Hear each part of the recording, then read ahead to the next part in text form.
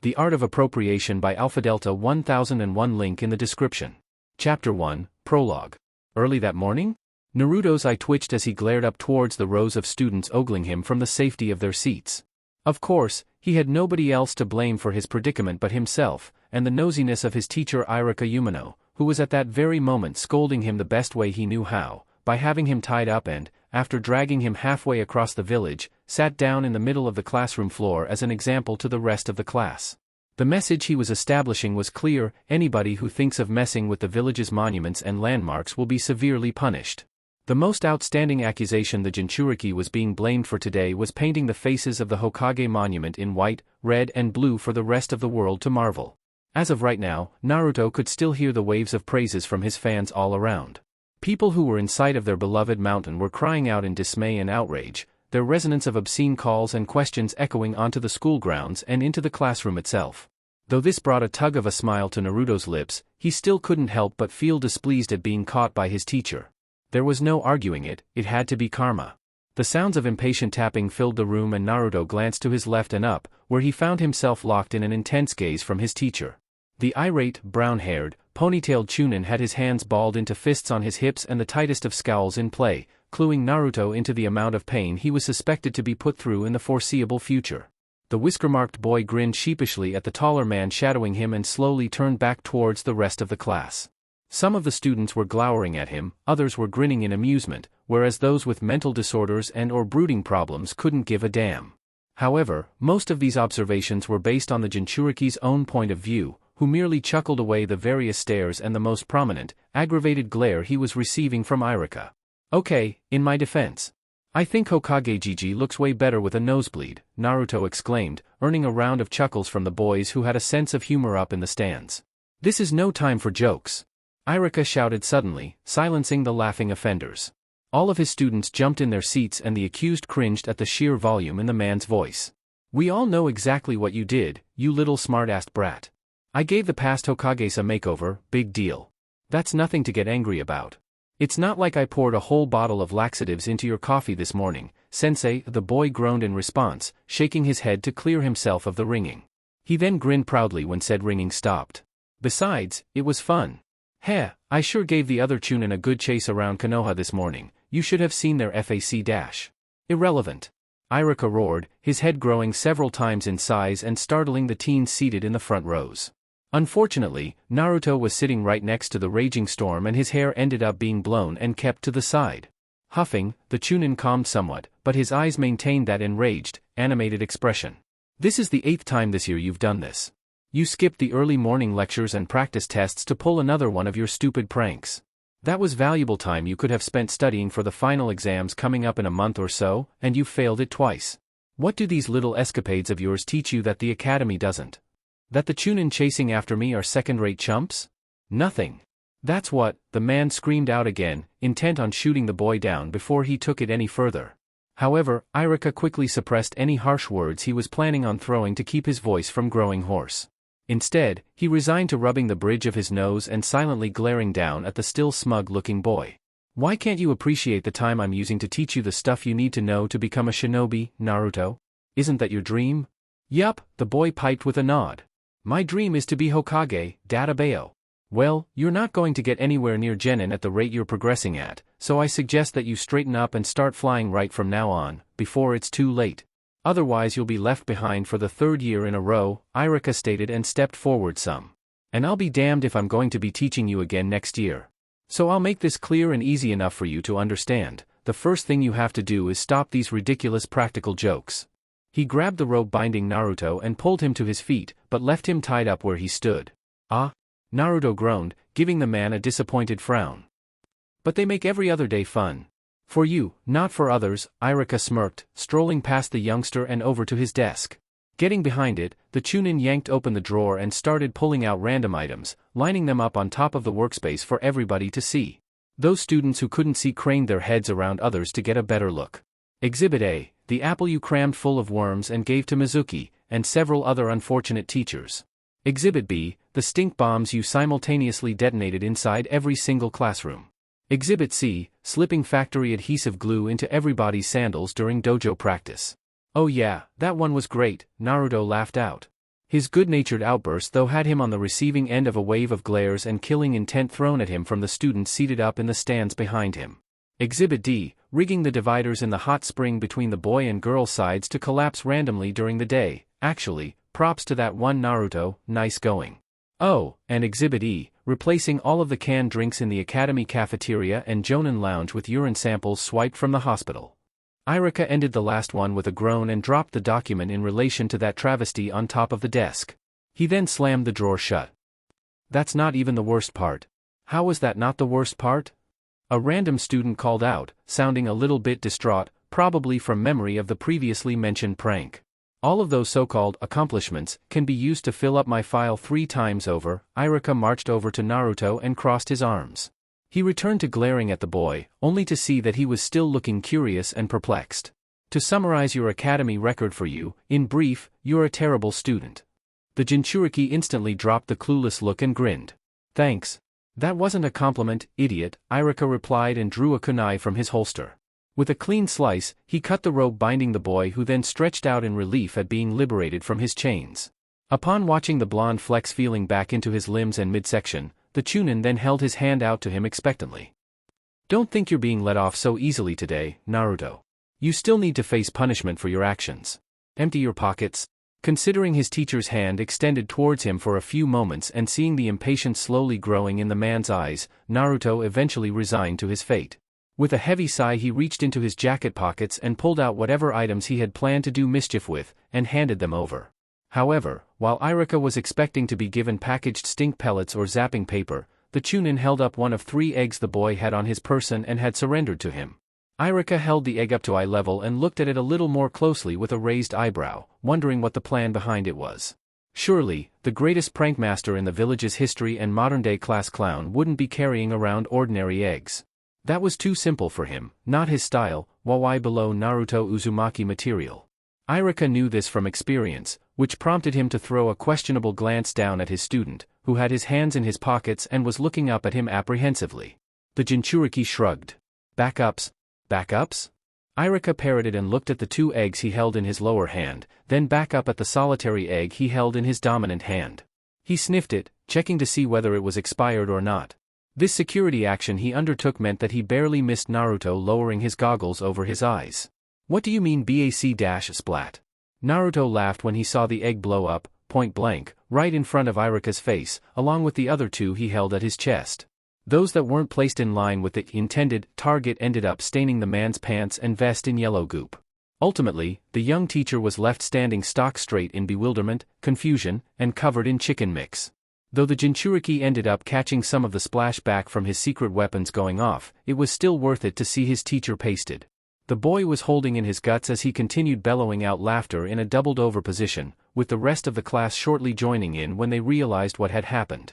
Irika, seeing both yellow and red, brushed his yolk-stained hands over his trouser legs and wherever there wasn't any egg, before wiping the gunk off of his face in one fluid movement. Eyes narrowed, he then glared angrily down at the offender responsible. The heat rising off of the teacher literally toasted whatever egg was still on his skin.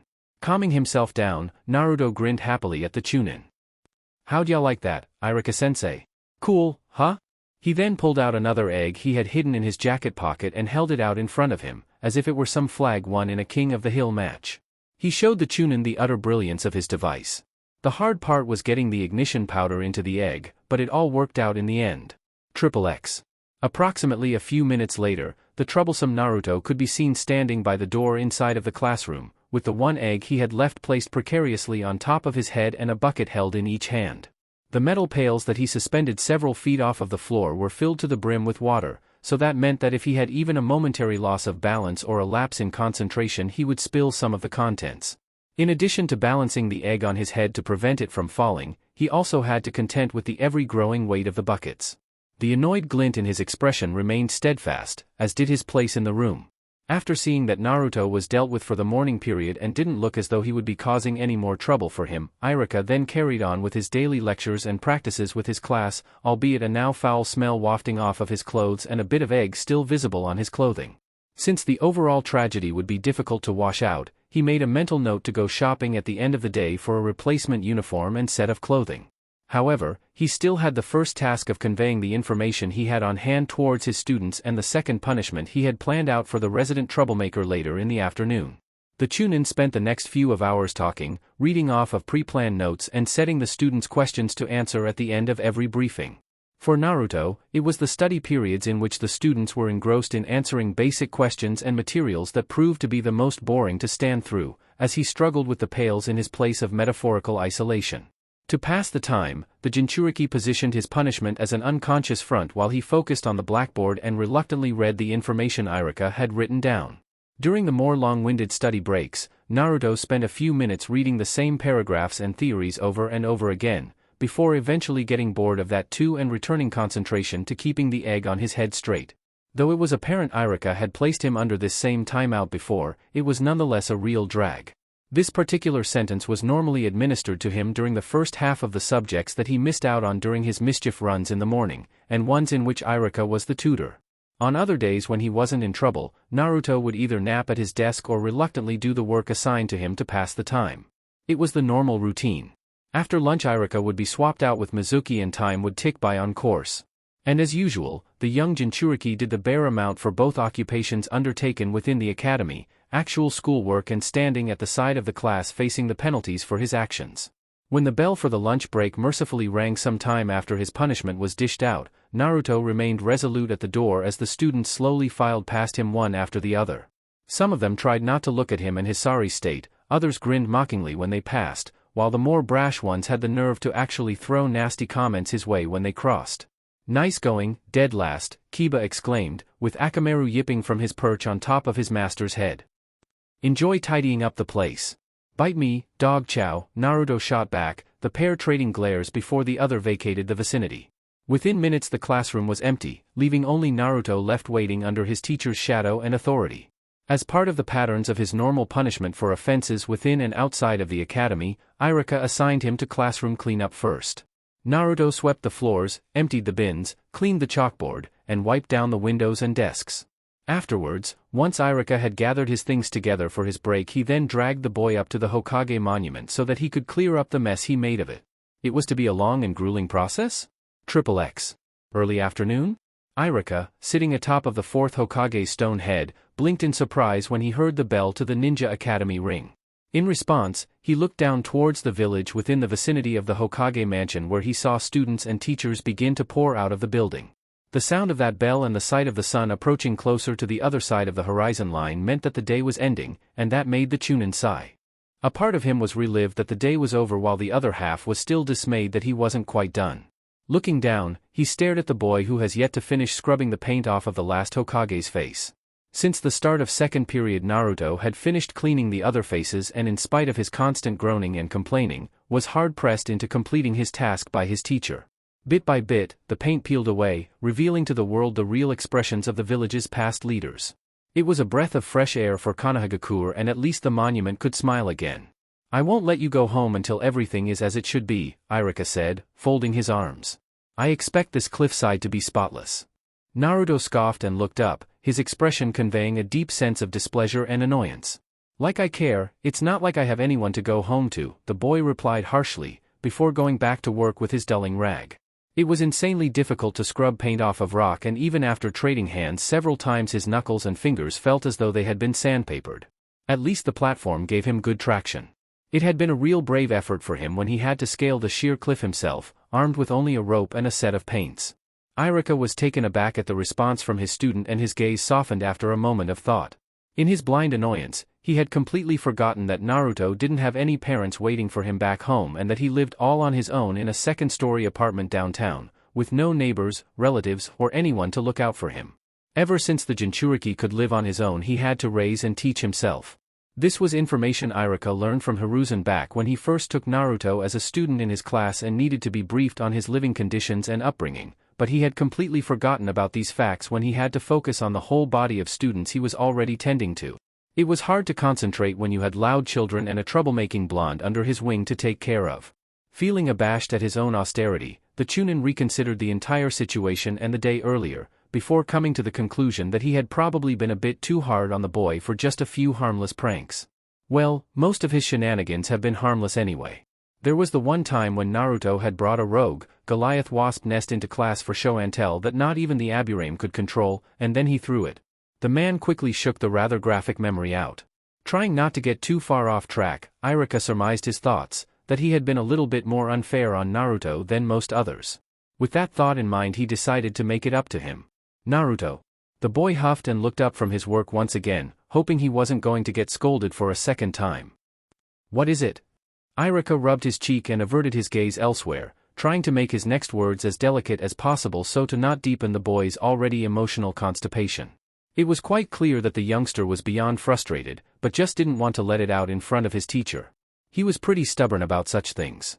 When you're done and everything is cleared up over here, I'll take you out for ramen tonight, the man exclaimed and smiled down at his student. I'll buy. The man immediately saw a major improvement in his academy student's mood, in which the boy's face brightened up and a smile returned to his lips. Goggles flashing, Naruto ducked back down and began scrubbing away again, this time with more intensity and passion in his movements. Okay. I'll work a lot harder. The scarred teacher chuckled. Good to see there's always a spark inside of him infinitely burning. Irika shook his head in amusement and rubbed a palm over his eye. Even though that spark often leads to a raging fire of mischief and practical jokes, he's still a good kid. XXX. Late afternoon. Why did you take me all the way out here, sensei? Naruto asked, carrying a couple of packaged cups of ramen in his arms as he was led up the stairs of some building somewhere on the edge of the village, just west of the Hokage mansion. The Chunin he was referring to smiled and looked down at the boy from the top of the stairs he had already climbed, and waited for the youngster to march the rest of the way up. I want to show you something, Naruto, something that might help you in your studies for the exams, Irika exclaimed. This earned a squint-eyed expression from the young blonde when he eventually reached his teacher's floor. Is this another boring lesson? Naruto asked, getting the Chunin to sweat drop and facepalm. School's finished for the day. What's the deal? Well, if you would just wait a few moments then maybe you'll find out, Irika sighed and shook his head. The boy was too impatient for his own good. He had to hammer that out of the way somehow before the testing periods. After shrugging off the premature words spoken out of term by the youngster, Irika continued leading the way forward. Come on, it's just over here. Naruto jogged down the walkway to catch up with the older man, and while he did so, he became aware of some strange but familiar noises coming from ahead. He slowed his pace and perked an ear to get a better link to the information, and attempted to figure out what the cause was. The nearer he drew the more prominent the sounds became until the echoing of clanging metal started coming in, accompanied by grunts and shouts. The blonde then stepped off of the walkway onto a low balcony. Perched at the very edge directly beneath the railing, Irika sat waiting for him, back turned and facing a wide, open field. He waved pleasantly for the jinchuriki to approach, and when the boy came to stand beside him, the blonde's eyes widened when his attention fell onto the field in question. A couple stories below, just over a steel-grated fence with razor wire lining the top, Naruto saw a wide, grassy pasture of some sorts littered with equipment, many of which he recognized from the academy. Training stumps, target dolls and regular targets, a kunai range and a weapons rack. What's more, the field was at least 3 times bigger than the clearing the academy students used, and despite the sun now starting to set over the horizon, it was still occupied. Well, to be more precise, it was full. Down on ground level within the clearing of the field, the boy saw shinobi of Konohagakure sparring it out. One pit had a couple of ninja clawing at each other with taijutsu, with a square-shaped ring of others kneeling on the sidelines and waiting for their turns. Another region saw lines of shinobi standing side by side with what looked to be a lead instructor, observing them as they went through the motions of some sort of style Naruto had never seen before. Furthermore, there were Chunin out on the side range away from the others throwing kunai, shuriken, and all sorts of other unique projectiles that had not been practiced at the academy, but reviewed previously in classes. Naruto nearly collapsed at the sights. What is this place? This is Training Field 2, the Chunin Field. This is where whole bodies of the Konoha forces come to train in order to hone their skills as a collective group of many shinobi from different clans and backgrounds.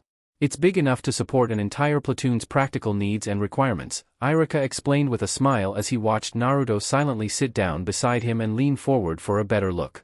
This is just one of the fields in the village where large groups of shinobi can train at once, and one of the only areas you are allowed to observe. The fields where Jonin and Anbu train, though, are observation restricted to everyone. Are really? Naruto gulped, watching the sparring Chunin in the ring area strike out at each other with a variety of different attacks and grapples.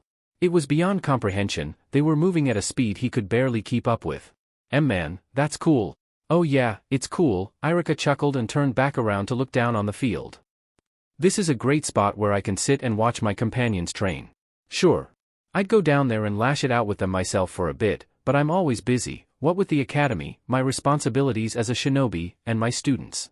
I've only been down there a couple of times. So, is it always like this? Naruto asked, looking over at Irika to see him nod his head affirmatively to his question. Our shinobi forces are always active. We stretch ourselves thin with the number of missions the village receives, but no matter how many shinobi are deployed, we always have reserves like these guys ready to be called up in case of emergencies, like for example, an invasion, the Chunin stated and nudged the boy in the side, pointing down towards the sparring pit. There, they saw the previous dueling ninja tag out and a new pair step in. Immediately after greeting each other they began to brawl, exchanging heavy and swift blows with one another that Naruto was sure he would be pulverized by if he took a clean hit himself. The standard teams for shinobi are teams of 3, but those teams are then assigned to platoons. These platoons are then given specific roles: attackers, defenders, support, ambush, specialist, all sorts. However, just in case you are wondering, there's always a platoon of shinobi down there training day in and day out. They even train throughout the night until morning to better adjust themselves to the conditions of fighting while it is pitch black. Okay. Naruto nodded and glanced up at his teacher, who pulled out the instant ramen cup he had brought with him. So, we have a standing body of armed forces, who are now active, and then these reserve forces assigned to other areas around the village. Yes. Good, Irika smiled and patted him on the back. Remember that one, Naruto, it will be in your final written exam. You have to know these things in order to graduate? And the jutsu as well? Naruto asked enthusiastically, receiving yet another nod of confirmation. Yup. The most basic of ninjutsu you must be able to perform are the bunshin, the kawarimi, and the henge no jutsu.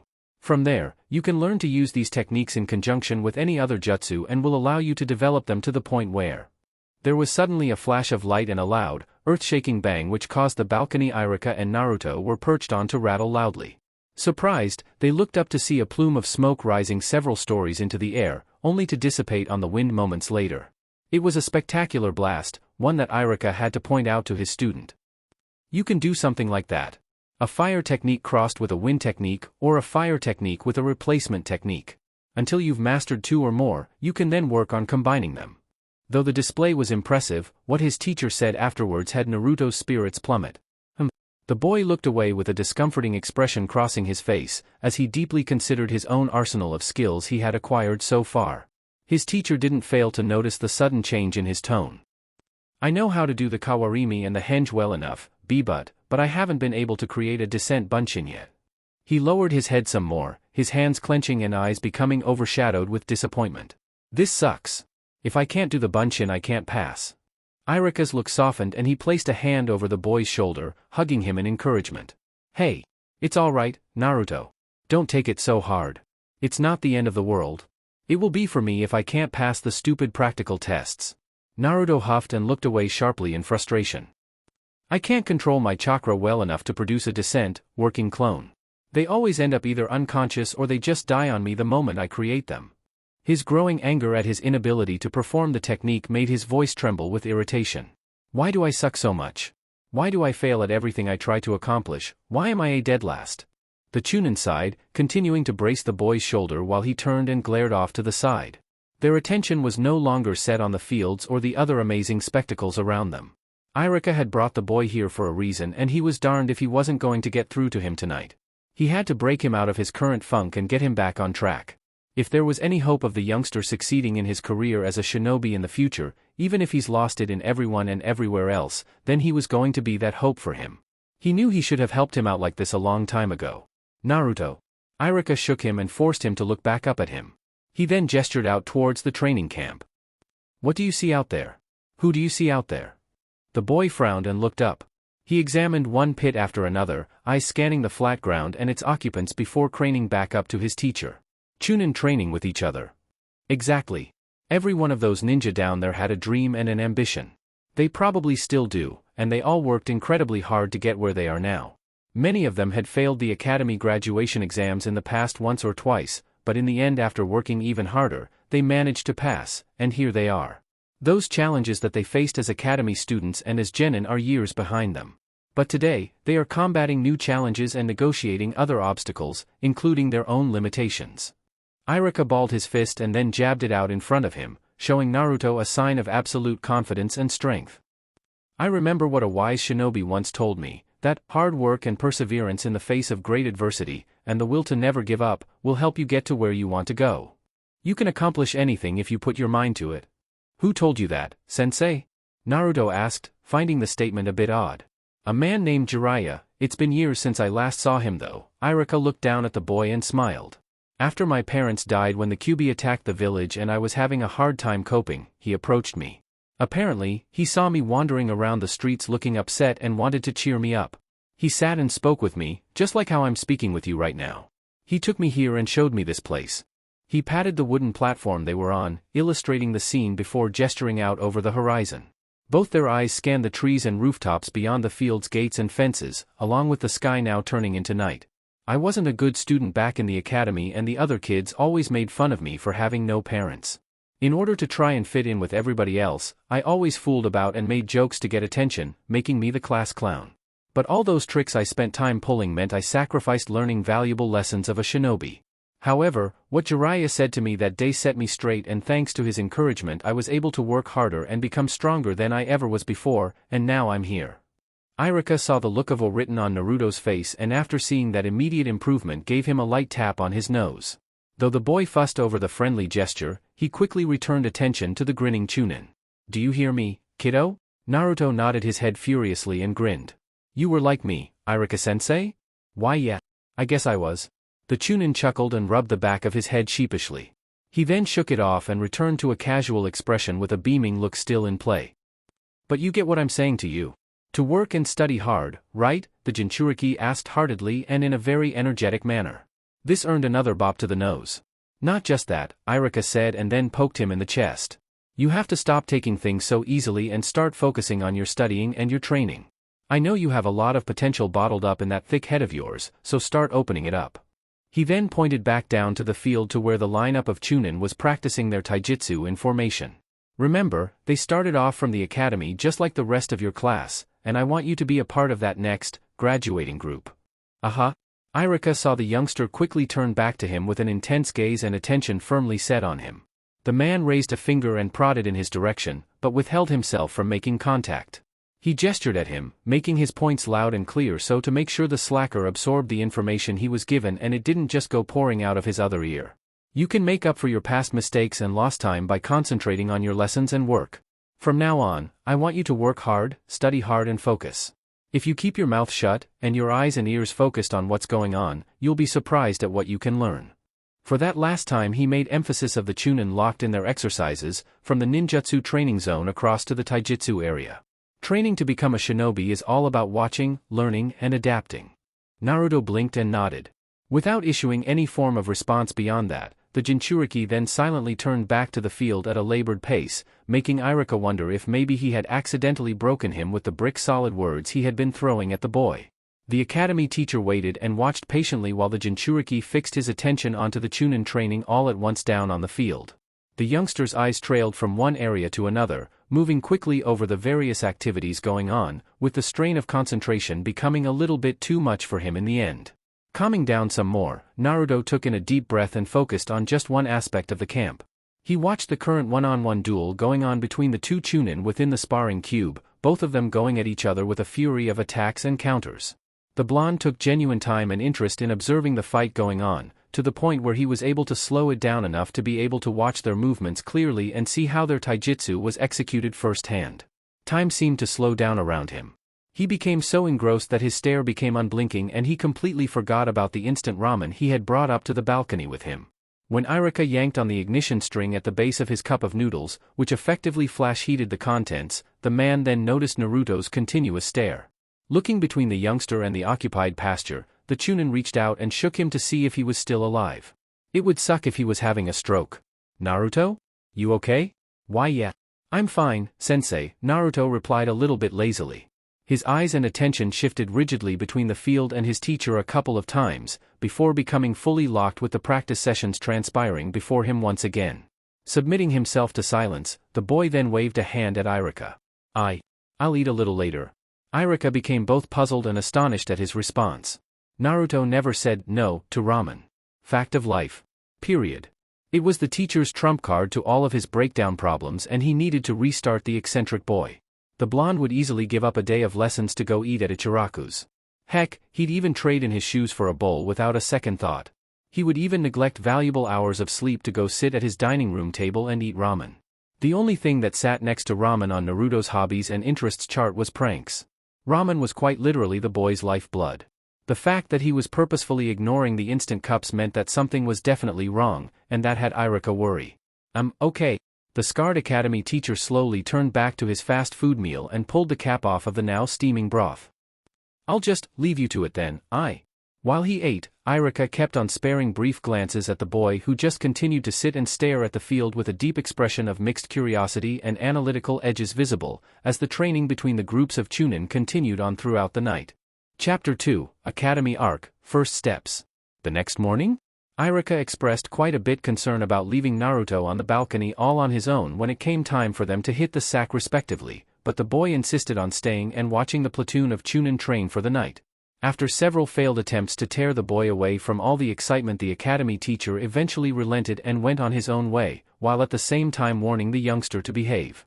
This left the jinchuriki all by himself and with whatever hours remained until daybreak to watch every individual shinobi work out down on the field. From the point when the sun completely set over the mountain tops to when it once again started to rise over the hills on the other side of the country, Naruto was certain that he had watched and effectively covered every single bout of every individual shinobi from the platoon to have stepped out onto the sparring square. Though there were other shinobi watching from the sidelines, mostly fellow Chunin and senior instructors in charge of them, Naruto was the only outsider to have observed all of the sparring sessions that went on that entire night. Those hours of keen observation had been a real brain kicker, as the academy student felt as though he'd been able to pick up on a lot of the things that had been thrown around out there. He had watched their techniques, watched how they moved and how they responded to each other's attacks. He saw how strong and fast the Chunin were, along with how nimble and agile they had to be in order to combat a shinobi of higher caliber. More significant areas of combat aside from the punching and kicking aspects were grappling, counters, and excessive use of dodging and evasion. Instead of taking the hits and walking right through them like Naruto normally did during the spars with his fellow students at the school, they moved out of the way. Having seen this performed more than once during each of the engagements gave the boy an even better idea of controlled combat, where intellect, reflex and speed all came into play. From analyzing the fights, the jinchuriki saw that it was better to avoid attacks that had a lot of power behind them and to react quickly to counter them.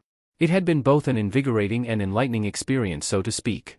Naruto became so engrossed in the spars he even watched the entire platoon switch out with the next one. He oversaw the entire procedure of the next team brushing up on their morning exercises for the harder trials ahead of them. Other areas of the mass formation of shinobi in training next to the taijutsu that had caught a great deal of his attention were, oddly enough, a couple of the training dummies used in the exercises. Naruto had never seen the types of dummies the Chunin were using around the academy before. They were obviously different from the stuffed bags of hay that the students practiced in both physical exercises and out on the throwing range. They were wooden dummies with straight arms sticking out from different sides, including what looked to be a makeshift extended leg for a lower striking point. They were fixed to the floor and didn't budge an inch, and judging from their design looked as though if a person hit them hard it would hurt the user.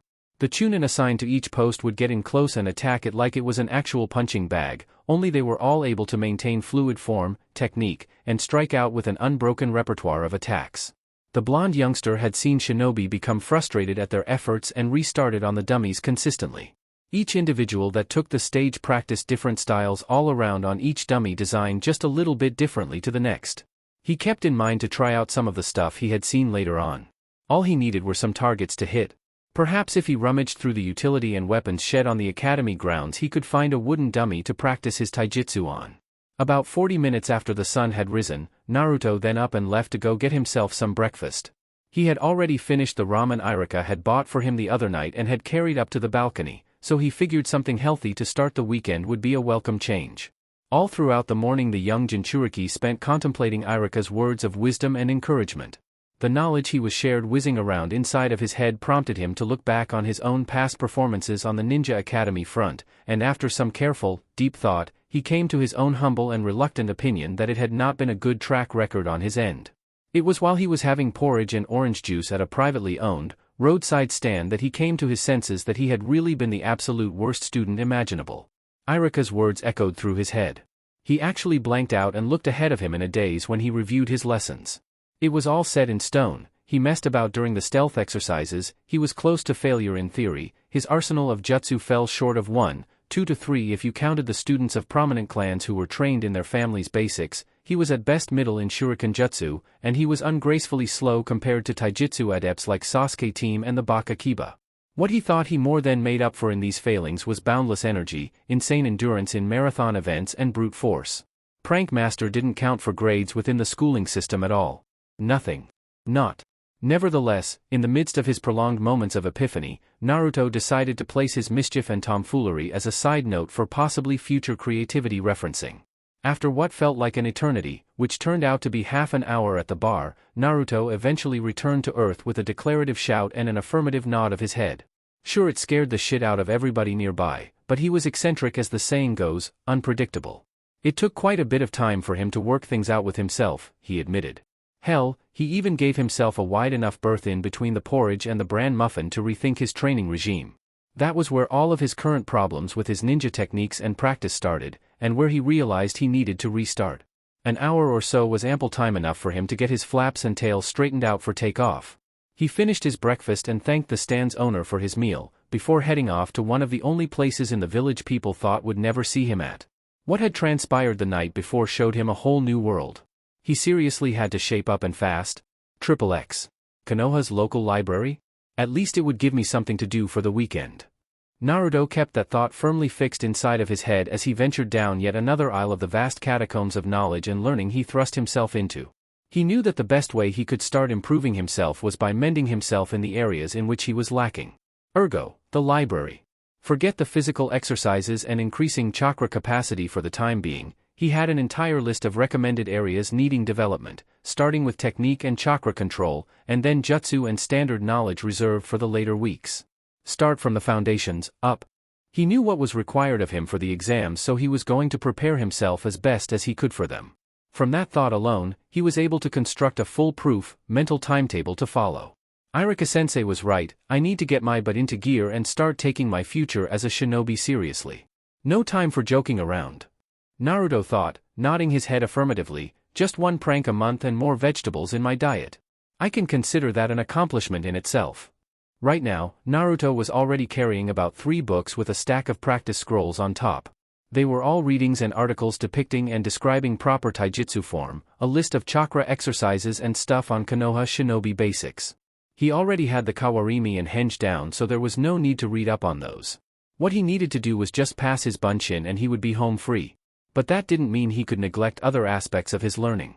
After all, his teacher expected him to improve himself everywhere else. The boy crinkled his head in conflict as he looked upon the shelves left and right. He spared a glance down at the list in his hand over the stack of reading material he was still carrying, before again looking up at the uncountable amounts before him. He signed in resignation, finding himself lost. Damn it, where the hell are the bunshin exercises? The blonde grumbled and continued walking. He was certain he hadn't yet passed the section in question. He had to be in the right area. There was a lot of stuff on ninjutsu in here, but not the stuff he was looking for. All of it was history and weapons, nothing really much practical like the articles he had already accumulated. The jinchuriki needed to have something he could work on, otherwise he was screwed. Why do I have to suck at the bunshin no jutsu to begin with? It's not like I'm getting the steps wrong. Or maybe I am, arg. He mentally slapped himself and marched on. However, the moment he restarted his journey and was about to become acquainted with yet another shelf of misleading articles, he was suddenly hit over the head by something square and heavy. The impact nearly had him black out. All the same, he was still knocked over by the force of whatever it was that hit him and fell flat forward, spilling everything he was carrying onto the floor. The blonde groaned and sat up quickly, head spinning and seeing 3 of everything. What in the world? He rubbed the back of his bruised noggin and picked up whatever it was that fell on top of him. Looking at it from back to front, it was a thick almanac on the art of making kunai and became even dizzier from just looking at the blurb. Kunai, Volume 1? How in? Perplexed, he shook his head and looked up in annoyance. In his vain attempts in finding anything of value on the bunshin no jutsu, he had become so distracted that he had failed to notice the library ladder he had passed right on by. It reached all the way to the top of the shelves, and standing on its highest steps with a stack of books in hand was a girl. She was wearing casual clothes, mostly red, with a white coat, had the Konoha shinobi headband around her waist, and slightly unkempt, blonde hair tied back into a ponytail with swirl-patterned sunglasses. The individual looked to be no older than Naruto, and from the current look on her face, was incredibly alarmed and panicky. The boy furrowed his brow while rubbing away the newly forming lump and shook the heavy weapon he had collected up at her. "What's the idea of chucking books at me? I am sorry. I'm sorry. I'm so sorry." The girl clumsily placed the books she was carrying onto the shelf level she was at and slid down the ladder in a heartbeat. She then hurriedly took the almanac out of Naruto's hands and pulled him to his feet, before bowing repeatedly. "The book slipped from my grip? I didn't know. I was very busy and, oh. I'm so sorry." That's okay," Naruto replied, quite taken aback from her incredibly rushed and energetic responses. Checking to see if there was any blood on his hands to confirm a rupture or not, he then swooped down and picked up the books he had dropped. "I guess it's my fault for not paying attention to where I was going. Heh. My head is up in the clouds as much as that idiot Shikamaru." No, the fault is mine," the girl replied. Desperate to make amends, she helped the jinchuriki out collecting his fallen goods. After piling up the scrolls, she handed them back to him. "Again. I'm terribly sorry. It's fine, really. No need to apologize so much. It's just another lump on my fat head to join the others." Naruto grinned back cheerfully, shrugging at the just and stacking the scrolls back on top of his pile. "Maybe this is a sign that I should really start knuckling down even harder and stop getting distracted from my stuff, huh?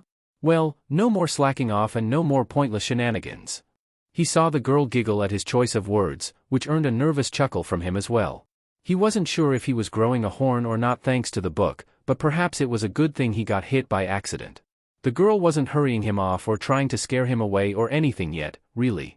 Tilting his head a little, he then looked around again, trying to figure out where he actually was in this maze of a building. "I got a little lost trying to find something in here. There are so many books."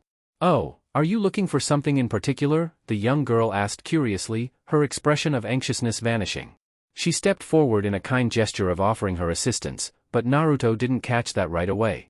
He simply shrugged back and looked up at the ladder the girl was previously on top of. "I'm looking for stuff on Bunshin that I can learn and practice with. You know, training scrolls or instruction books. But it's really hard trying to find things when they aren't arranged in the right order."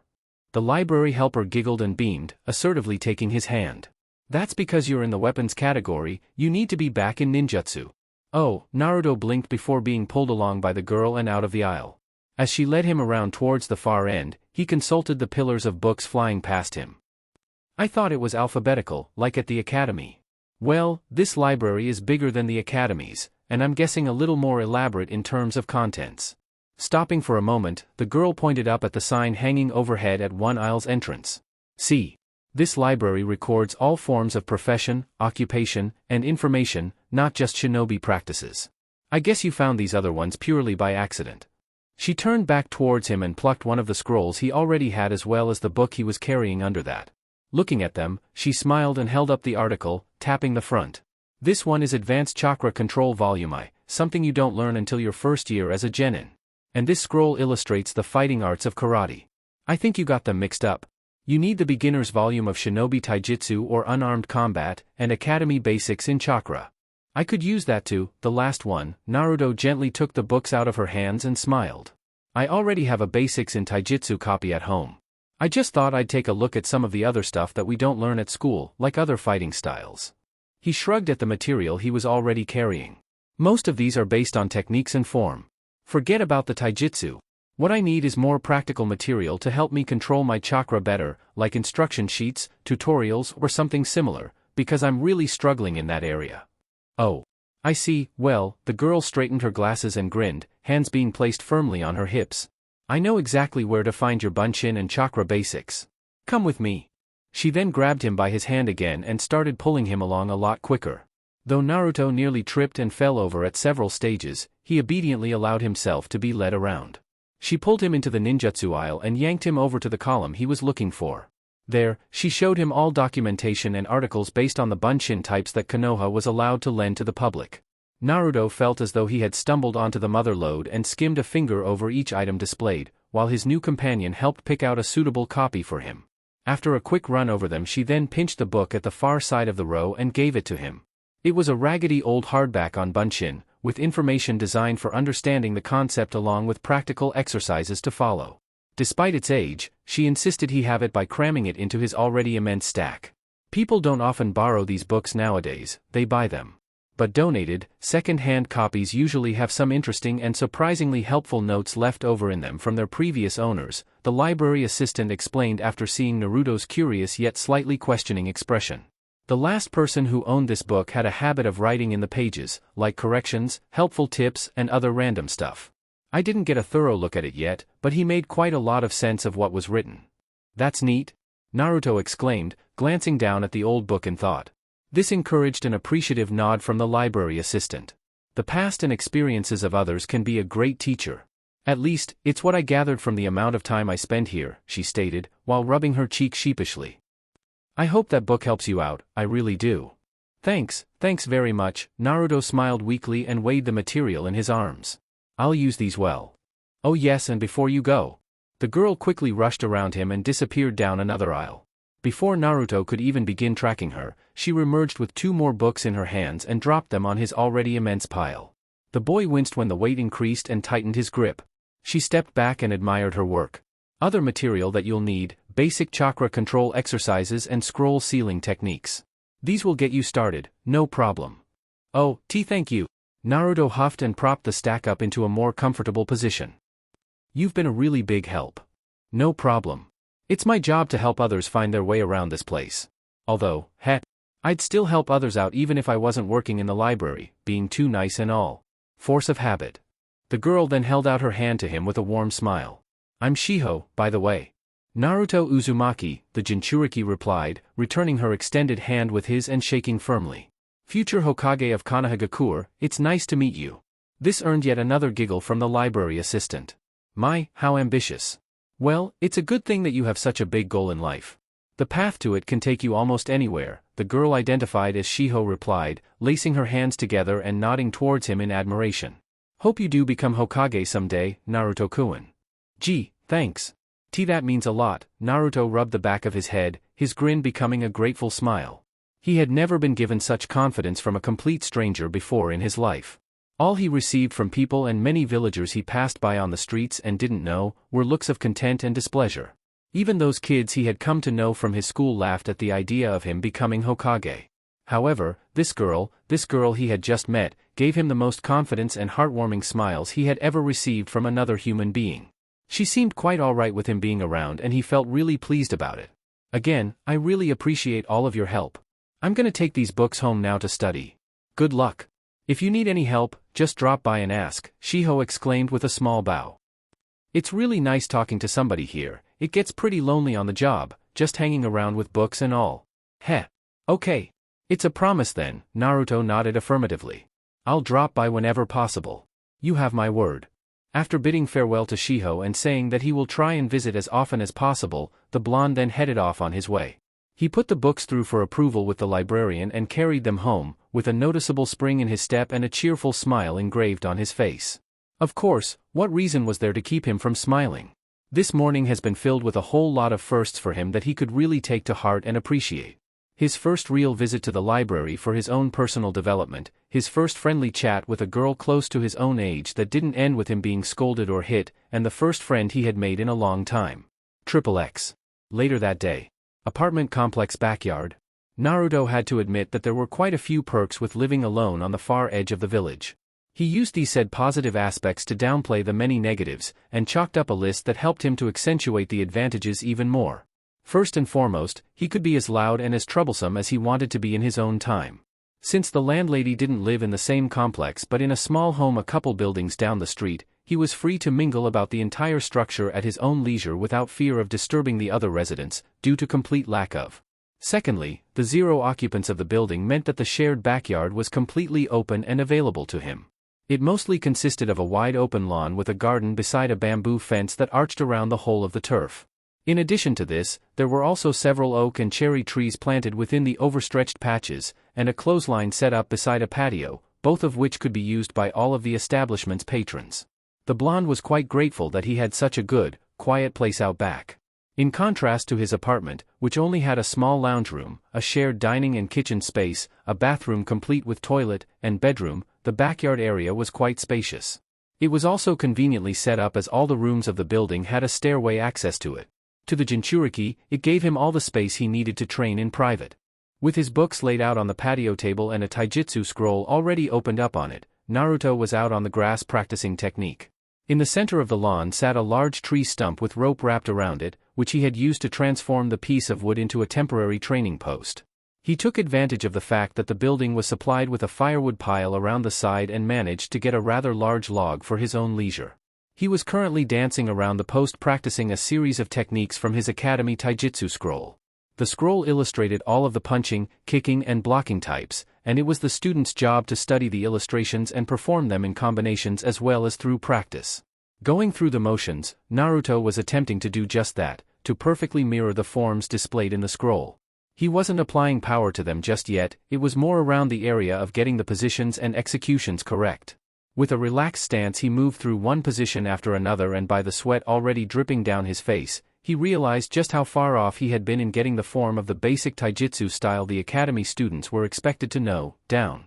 The teacher had gone through it with them many times in the past and everybody passed the tests he gave out quite well, save for him who just passed by the skin of his teeth. Needless to say, Naruto's academy fighting style wasn't clean. It lacked finesse.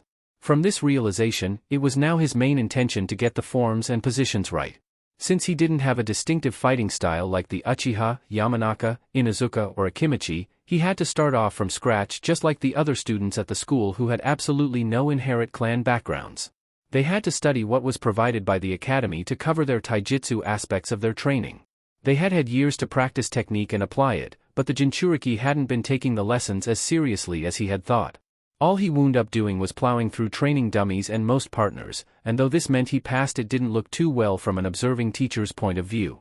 Naruto had several scrolls of different taijutsu styles to practice and an almanac complete with all known styles within and outside of the village throughout history, an encyclopedic tank of different forms from any place the compass could lead you, which he had found in the library. He wanted to get them all down. Naruto shouted with every punch and kick he threw, changing direction consistently and trying to keep the flow going. After a particular combination of attacks, he then finished with an extended fist and stopped himself. Panting from the effort, he pulled himself back into a normal standing position and wiped his brow. Removing his jacket, he waltzed back over to the table and looked down at the scroll. Taking note of the arm movements and hand forms, he attempted to imitate them while standing where he was, extended fist, hooking one and open palm. The part of the scroll he was looking at emphasized striking with both the upper body and legs. He then rolled it out some more and looked at the blocking techniques. Maintaining form is a lot harder than I thought. Naruto thought and rubbed the back of his head, feeling how damp he was with sweat. But I have to keep practicing so that it can occur naturally to me in the future. After that, I can then put power into the hits and apply these techniques to actual fighting. I just need to keep training till I get it all right. He then set himself on the patio, in the same spot he had stopped, and proceeded to follow through with the movements. At the same time, he set his feet into a comfortable, shoulder-width position and began mirroring the striking and blocking techniques displayed on the scroll. For the rest of that day in between breaks, he continued practicing his taijutsu over both the patio and the lawn. The next weekend? Sunday? Naruto furrowed his brow and looked about the backyard with a kunai in hand. Sliding into a firm stance, he kept his ears and eyes open for any sign of his opponent, hoping against everything for the barest of indications. If his opponent made even the slightest noise, he would be able to locate him and attack. He had been practicing for hours now, so this had to work. Marching back some, the jinchuriki slowly turned around, his eyes scanning the bushes and trees surrounding the yard for movement. However, the only movement came from the leaves and branches being rustled on a light breeze, causing the blonde to gulp. He already looked like he had taken a few hits, bruised, dirt-covered, and pants ripped. However, in spite of his condition, he was still fighting fit, not tired at all. But that didn't mean he couldn't be nervous. Sweat dripping down his face, he shifted positions, lowering his kunai with his hand bracing his dominant wrist, which held the knife tightly and at the defensive. However, just as he was backing up yet again to get a better position on the ground, he heard a sharp, irregular rush of wind and a light thud on the soft grass behind him. This prompted the blonde to quickly turn around and face his attacker attempting to get the drop on him, only to receive a nasty surprise in the form of a face full of kunai. They came from a second Naruto who had suddenly leapt down from a nearby tree.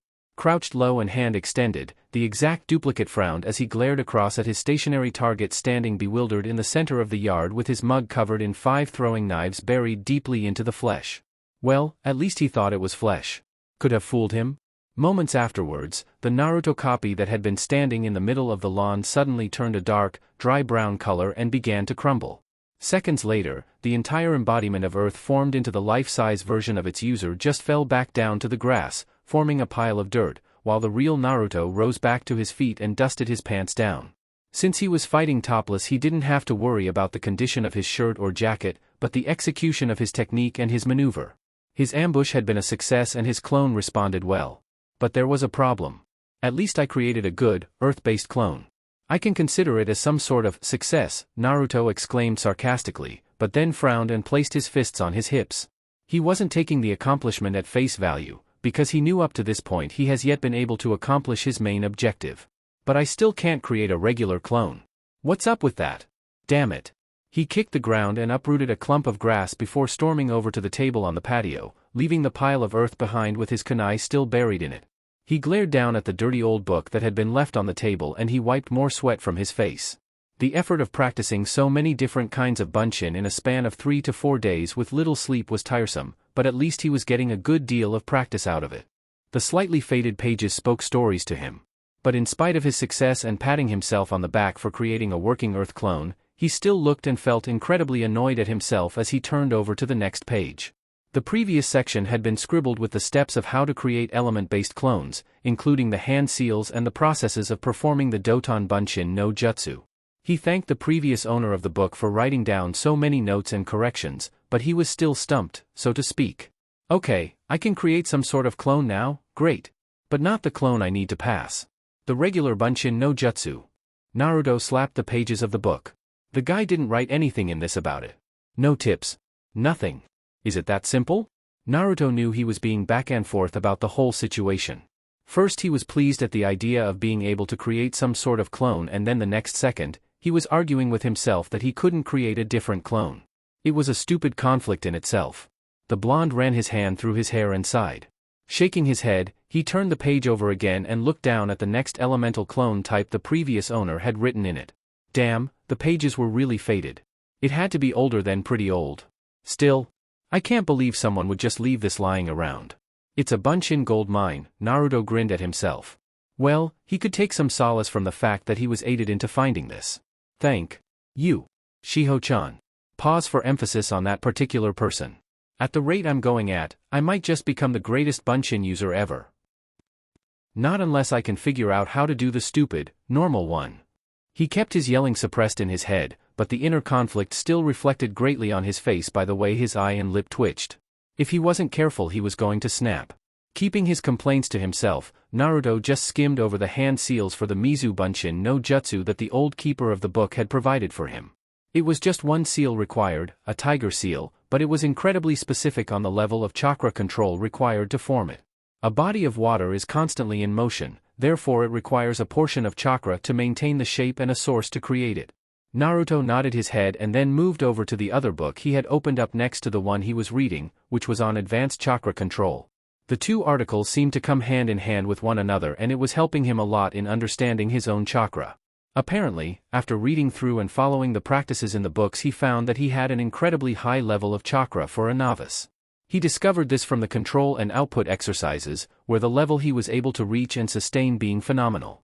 There was so much chakra coursing through his veins it actually became visible in the form of flaming, blue energy. He figured that it contributed somewhat to his physical performances, since people who practiced primarily with chakra looked on it as something of a lifeline in combat, and when exhausted, shinobi had more or less used up all of their chakra. However, looking back again, Naruto realized he had always been physically strong, even before he was able to completely grasp the concept of chakra. With that thought in mind, he concluded that he had an appropriate balance between immense physical prowess and a huge well of chakra he could use to perform ninjutsu. But this was where the main problem stemmed from. Because he had such huge reserves of chakra, he also deduced that it was incredibly difficult for him to create the conventional Bunshin no Jutsu and maintain it, due to it requiring a certain amount and control over his chakra. He needed to use the exact amount to produce a clone, otherwise it would become unstable and would either explode or end up dead the moment it was created. For Naruto, it was mostly the latter. With so much chakra being subconsciously pumped through his body, the act of creating a regular clone for him was like trying to produce a drop of water from a fully open, running tap. It was near impossible. However, he was determined to get it right no matter how long it took, even if it meant practicing using different types of bunshin. If he had only known he was pushing himself way beyond the prerequisites of the exercises leading up to the final exams. He could have stopped at Doton Bunshin no Jutsu, and that would have been fine. But, true to his character, it was in his nature to keep pushing himself further than the one. A competitive spirit can be a great motivator, but it can also be a great hazard in one's life, something he was also just starting to understand. Maybe I can make do with enough bunshin techniques to pass the final exams. If I can do that, it might just impress Iruka-sensei. Naruto shrugged in thought and hopped back into the middle of the lawn. Taking a position away from the pile of compost he had used to create his earth clone, he then assumed a stance and formed a technique-specific hand seal. Once he had done so, he began shaping and molding his chakra required to create his water clone. The next thing he knew, the birdbath at the side of the garden suddenly emptied itself when the water in its basin sprang into the air and began pouring onto the ground directly beside the blonde. Naruto looked to his left, and watched on in surprise and curiosity as the small amount of water expanded, grew upwards, and formed into the shape of a person roughly his size. However, in that instance of focus redirection, he lost concentration, and before any color or definition could be made to the mass of water, the bubble exploded right in his face. He ended up soaking wet as a result. Drenched and annoyed, he ran his hand over his face and wiped the residue off of his failure. "Let's try that again." Naruto formed the hand seal for a second time. This time, upon full concentration, the water previously used in his attempted technique sprang off of him and the ground, formed into a bubble, and began to manifest itself again. Without breaking his focus, Naruto willed the water to take shape, before eventually completing itself. In the end, the blonde found himself looking at a perfect duplicate of him made completely out of water. With the clone manifested, it turned towards its creator. They looked each other up and down, with the original propping himself into a thoughtful stance while he gazed at his water copy. Not bad at all, but... Naruto smirked and leapt back, taking a stance. "Let's see how well you do in a spar." The Naruto water clone smirked as well and assumed a stance. After staring each other down briefly, the original and the copy leapt at each other and locked fists. The user lashed out at his doppelganger using the style he had been practicing for the past few days to improve his taijutsu.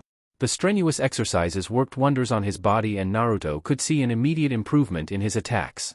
The water copy, looking slightly nervous and overstressed, backed away quickly as it blocked attacks from his opponent one after the other. It utilized blocking abilities picked up from the original's fighting style, before eventually countering with an assault of its own. However, when it switched to offense, it quickly had to revert back to defensive when the original pressed on, which seemed much quicker and stronger than the clones from an observer's point of view. Eventually, the water clone ended up with a kick to its chest and it hit the ground hard. The moment it was felled in combat, it exploded, reverting back to its original, watery form and forming a puddle on the patch of lawn. The original Naruto blinked and stood up, scratching his head in confusion. "That's odd. I thought the clone had a lot more chakra in it than that. I used the amount I was supposed to." Puzzled, Naruto marched back to the patio and looked down at the bunshin book. He carefully skimmed over the notes detailing the water technique and what the last owner of the book had written about it. When he looked over the properties, the jinchuriki was then hit with the realization of what had actually happened, and he straightened up. With a thoughtful expression and an affirmative nod, he turned around and looked down at the puddle quickly sinking into the soil. "I get it, each water clone created possesses only 1/10 of the user's full power, which was why I was able to beat it so easily," Naruto nodded. Choosing to set aside the current problem he was faced with for now, he then began thinking up several other possibilities behind the ability. "I can use the Mizu Bunshin no Jutsu with different liquids other than water. Maybe I can use it with tar, flammable oil, gum and stuff. It might come in handy to slow someone down in a fight." He kept that as a side note. On a more positive end though, creating the other elemental clones after reading about the processes was coming a lot easier to him. For most of the days prior, in between juggling academy hours and breaks, he had spent exercising and training himself in feeling and manipulating his chakra through his body. He read about the methods from the book on Academy Basics in Chakra, which was what everybody was expected to learn through practice. This allowed him to gain a better understanding of the shape, consistency and form of chakra he was able to control through the use of hand seals and without hand seals. This then allowed him to move on to the next step of practicing the Bunshin no Jutsu. Again, the later half of that week he spent trying to create the standard clone. It ended in disaster over and over again when his clones wound up either stone-cold unconscious or unconscious, before puffing out of existence. Naruto then grew frustrated over the task, and immediately following the fruitless practice of the regular clone technique, he then spent his time practicing and performing the other clone techniques listed in the book. So far, he had spent a couple of days learning how to perform the Doton Bunshin no Jutsu to the point he was able to create up to 4. This led to today's previous sparring session. He had it out with one solitary earth clone till he defeated it and willed it back into its former substance after he managed to ambush it. The next stages to the earth clone would enable him to gain control over its substance for a longer period of time even after it is hit, but those were complex exercises for another time. After that painstaking duel, he then practiced using the Mizu Bunshin no Jutsu, which came much quicker to him after he had learned how to create the rigid earth-based clones. For every exercise he did, the closer he came to his goal. Naruto figured his progress was going well now. This is actually fun. What other clone types has the guy written in here? The Jinchuriki moved back to his book and flipped through the pages. He saw all sorts, from leaf clones to fire clones, and clones that could be made out of or around certain materials. The guy must have been a really detail-oriented person, as well as well-versed in the art of creating clones, that he actually felt compelled to document so many clone techniques he must have learned into this book, which made Naruto even more excited at the prospects of what he could take from it. He reminded himself to thank Shiho greatly the next time he popped into the library. Eventually, Naruto flipped over to the end of the book to see if he could find the name of the person who previously owned the old almanac. When he arrived at the hard back cover, he blinked in surprise. The penmanship was hard to make out at first on the personal note of thanks left behind, but looking down he was able to see the name clearly inscribed under a ink painting of a man and a woman standing together. Hashirama Senju. Naruto's face scrunched up in confusion. He must have lived a long time ago. What a strange name, it sounds so familiar though. The boy looked up in thought, his eyes slowly craning over in the direction of the Hokage monument, which he could see over the rooftops in the distance. For some reason he felt compelled to focus his complete attention on the faces of the legendary Kages of old, but after some moments of deep meditation, he shrugged away his queries. I'll figure it out later. When he picked up the book and allowed the pages to roll between both the front and back cover so he could find a new Bunshin type to learn at random, a slip of paper fell out. He looked down when he spotted the part of the book that let go and shut it quickly so that it wouldn't fall apart. Setting it down, he then knelt and picked up the sheet that had been pressed flat within the pages of the article. Brushing off some of the dust, he stood up and looked at the text written on it. Kage Bunshin no Jutsu, Naruto read out loud and raised an eyebrow. Pulling up a chair, he sat down on it and held the paper close so that he could review it properly. This technique allows the user to create solid clones for the purpose of strategically outmaneuvering an opponent or overwhelming them in sheer numbers.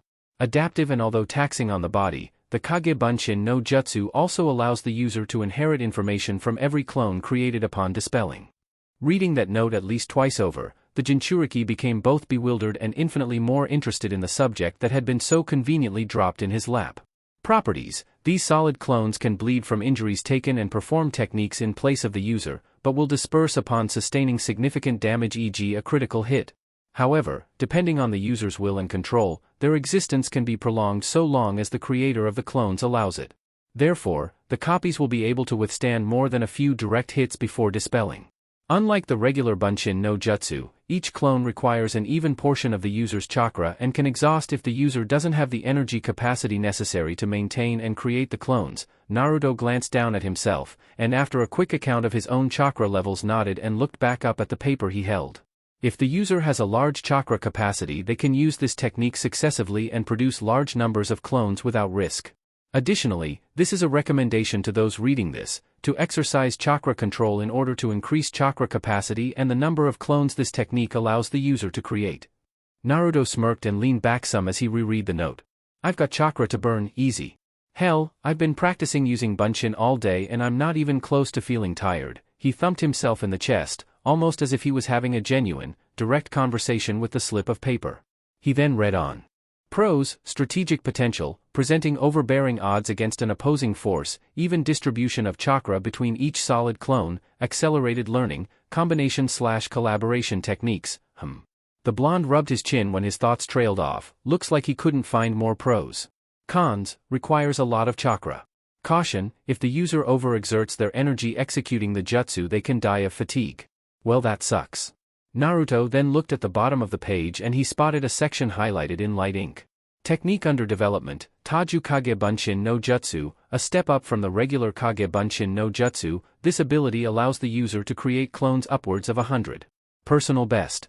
There were several numbers recorded, each one being crossed out with a date marked till it came to the latest number with a side warning. 865. Reaching this number nearly killed me. Conclusion, I don't have enough chakra to perform the technique perfectly. Here's an important piece of advice to anyone reading this: do not use this unless you are well versed in the parent jutsu. Reminder to. It just cut off from there. Though there was the warning, Naruto thought of it otherwise and gave the subject even more careful thought. The original owner, this person named Hashirama Senju, wouldn't have left this page in the book if he didn't have any intention of teaching the technique. He left it in there for the sake that somebody would eventually find it and learn it. This book was a part of his village's history and a part of a past ninja's life that made so many amazing discoveries. A small part inside of the jinchuriki told him that somebody may have already learned this technique, but had yet to push it to the extent that the author must have stretched it. This gave him more confidence in his ability to put it to good use. What harm was there through practice? If this was a technique he could effectively use in combat, then he was going to learn it. He needed to increase his arsenal anyway, and if this was another step for him in learning the regular Bunshin no Jutsu, then he was going to do it. After all, what was bad about adding solid clones to his list of techniques? After memorizing the hand seal and the procedure, he slipped the piece of paper back into the book and rose to his feet. He walked out into the middle of his lawn and, taking a stance just as he had done when he performed the water clone technique, he formed the trademark hand seal for his next jutsu for practice. Index and middle fingers extended, he crossed them at the center and shut his eyes, concentrating and molding his chakra in conjunction with the sign formed. His chakra gathered at the center and whipped around him. Kage Bunshin no Jutsu. Puffs of smoke exploded around him and Naruto stumbled back a little, looking around wildly in surprise. When he did, he saw that he was surrounded by 6 exact copies of himself, all of them turned to face him and smirking triumphantly upon their conception. It took a bit of time for the revelation to sink in, but then soon enough the blonde was grinning and laughing heartedly as he went about checking each individual copy. Wow! This technique is awesome, the blonde exclaimed, stopping in front of one of his duplicates and tapping it in the chest. Oi! Knock it off, the copy snapped and knocked the original's hand away, much to his surprise. I'm ticklish, you dumbass. Ha! They are solid clones. Naruto exclaimed happily and fist pumped. This is so cool, way better than the regular Bunshin. You're not made up of air, earth, water, or anything. You guys are just bodies of chakra, right? The original looked at all of them, waiting patiently and eagerly for a response. All he got in return were several blank expressions from his doppelgangers, all of whom glanced around at each other in confusion and began silently questioning themselves for the next several seconds. Scratching heads and shuffling a bit, they turned back to their creator and gave him undignified shrugs. I guess so, they all said in unison, with one of them lagging behind in the joint reply for comical effect. The one that spoke last had all heads surrounding him turn in his direction, with the original's excited look faltering. Hey man, that only works when there are more of us, one clone spoke up. Yeah. That was a little uncalled for. Come on. Can't you guys take a joke, the offending copy exclaimed nervously, meeting the other's scowls. I just couldn't help myself. Really? Yeah, well, help this. A clone next to the offender raised a fist and punched him across the face. That challenge was immediately taken up by the other shadow clone and all at once, they jumped at each other and started to brawl. The half a dozen Narutos roared and shouted angrily while they clashed in a dust cloud made up of flying fists, kicks, grapples and biting. The original stood outside of the cloud looking at them all with an annoyed mask, eyebrow twitching and posture slumped. The jinchuriki let out a sigh and face palmed when the entourage continued beating each other into bloody pulps. Though it said the clones would normally just dispel after taking critical damage, it didn't say anything about them being unable to dispel themselves when fighting themselves. It was confusing. Step 1 of the Kage Bunshin no Jutsu, establish yourself as the absolute, dominant force, Naruto muttered after some thinking. With that in mind, the original backed up a little and, calculating his trajectory, let out a warrior's yell and jumped directly into the middle of the fray. He began scuffling with his doppelgangers. XXX. Several minutes later, Naruto was panting heavily in a bruised and battered state, with his group of shadow clones also sporting wounds of their own and huffing out their exhaustion.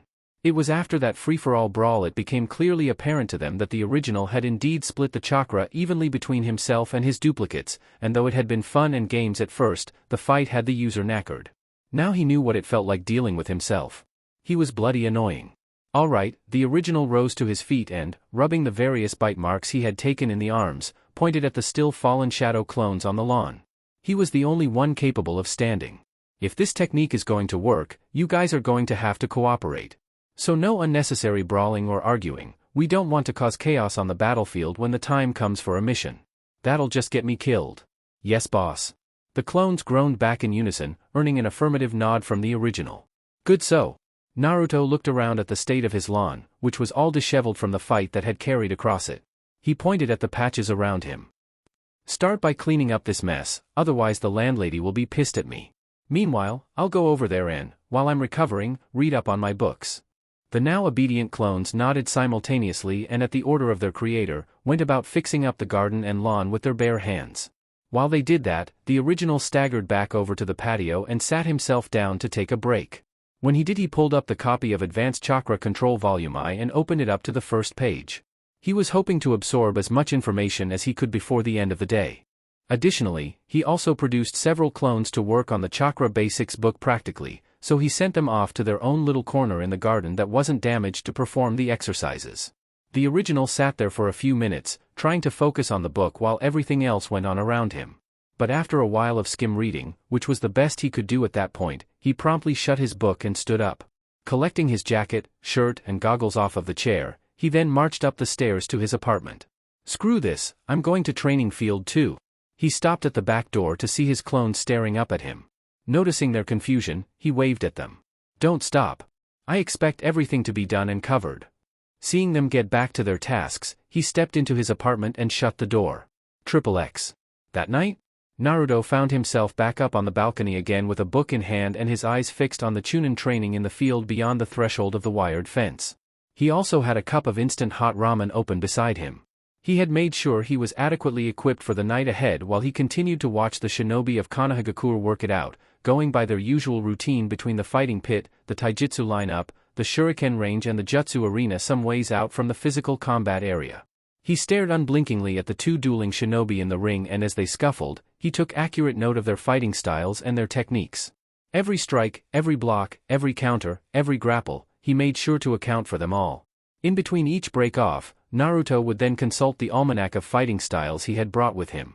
It was one he had managed to pinch from the library just before he left last week. It consisted of every known fighting style in history. How could he pass that up? Though it was brief in several aspects, the illustrations were incredibly detailed, allowing Naruto to make accurate accounts of every shinobi's particular taijutsu style. So far, the lineup had been very simple, consisting of fighting styles slightly more advanced than the academy style, probably practiced over years of experience as a shinobi of Konohagakure. However, there were several unique ones. Eyes switching between the book and the two shinobi, Naruto locked onto the brown, spiky-haired young male lashing out ferociously at his companion. With hands open-palmed but clawed, he grappled, twisted, and slashed out at the other man, who defended himself against it using a close-to-karate-style form of taijutsu.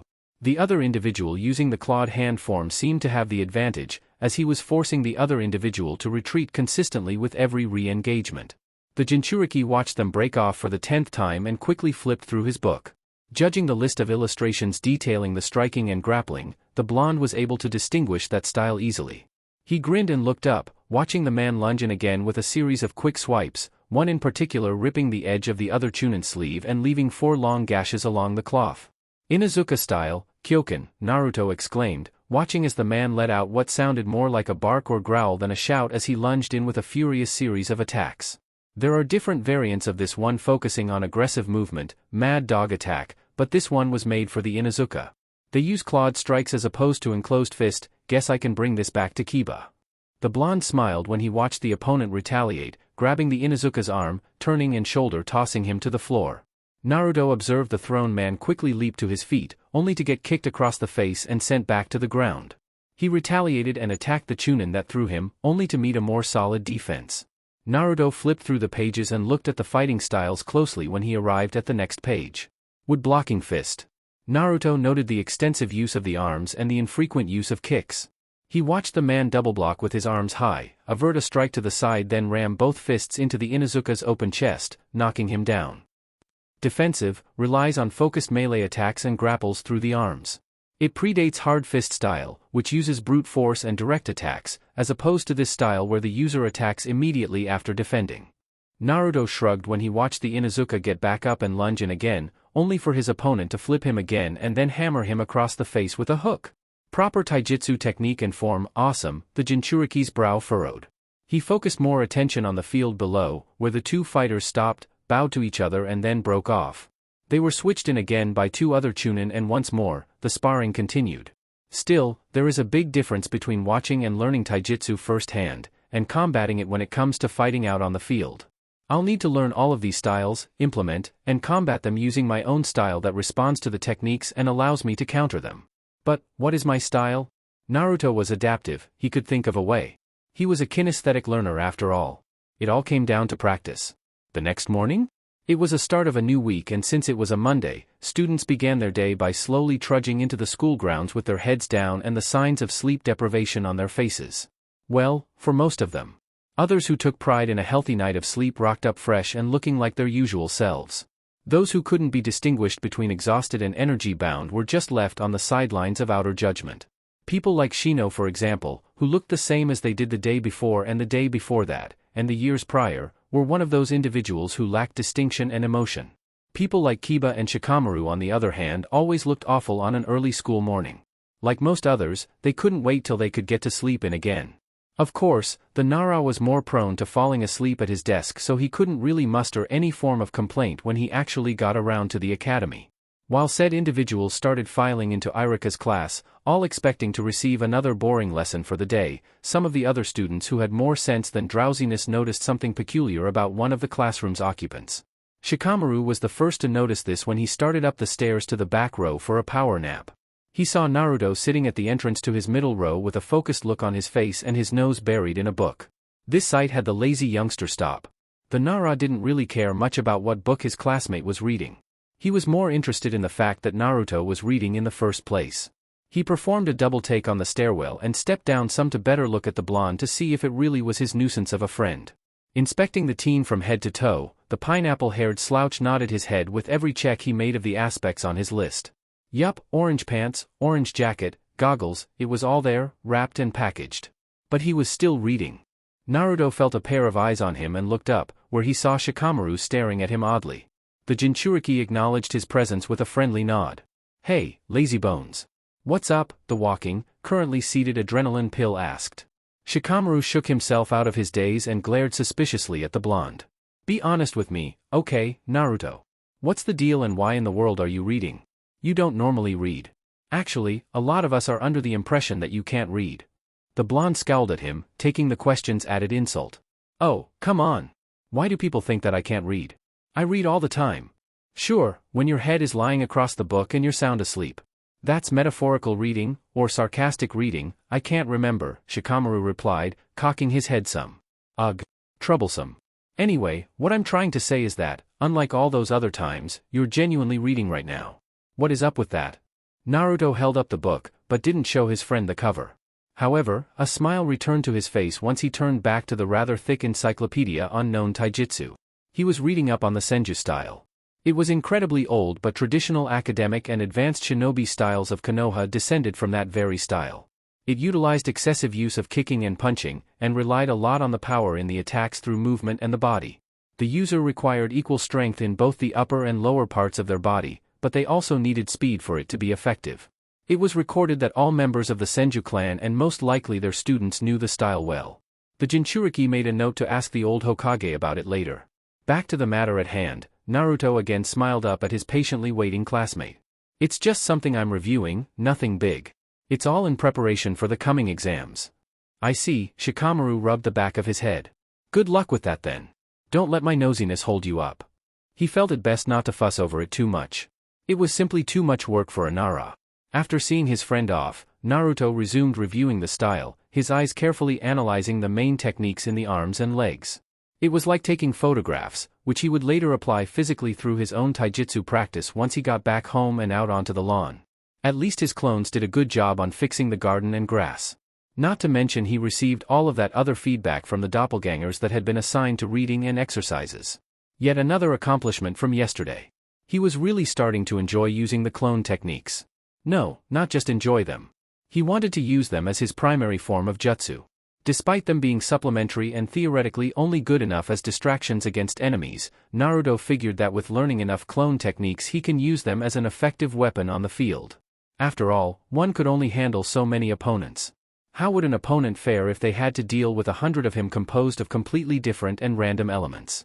The prospects had Naruto grin from ear to ear. "Hey loser, watch a reading," a familiar voice came in, bringing another scowl to Naruto's face. Eye twitching, the Jinchuriki glanced up to see Kiba grinning down at him with a content-looking Akamaru sitting on top of his head. The blonde didn't really feel like exchanging pleasantries with the Inuzuka this morning, but if it would get him off of his back. "Hey, Kiba Baka," the teen replied, lowering his book and turning it face down. "What do you want?" "Nothing really. I'm just here to take a few jabs at my favorite, class clown." He tried to ruffle his hair, but Naruto just swiped his arm away, getting the boy to waffle at his defensive action. "I didn't know that you could read, Naruto. Is this another one of your grand plans that's most likely gonna end with you standing by the wall with a bucket of water in each hand again?" "No, this is just a bit of a thing I picked up on recently," Naruto smirked back and patted his lowered book. "Light reading, ya no. I think I'll make it a new hobby." "Oh, so you're deciding to grow some brains inside of that big, empty melon of yours, aye?" Kiba exclaimed, straightening up and placing his fists on his hips. "I wonder if it will all stick with you this time and not go down the crapper as it normally does. I'm cultivating already existing information. Don't think I'm gonna forget any of it, dog boy. I'm learning quite a bit of new stuff, even vocabulary." Naruto shook his head and gestured up the stairway. "Why don't you go sit down somewhere? I'd rather have some peace and quiet while I'm reading." "Ah, come on. We just said hello and now you're saying goodbye." The feral teen tried to get Naruto to say more, but from the rather stoic expression he was getting in return it didn't look as though he was going to get anything else out of him without provocation. However, instead of wasting time jostling him around some more, the Inuzuka turned his attention to the book hard pressed under the boy's forearm. "At least tell me what you're trying to learn."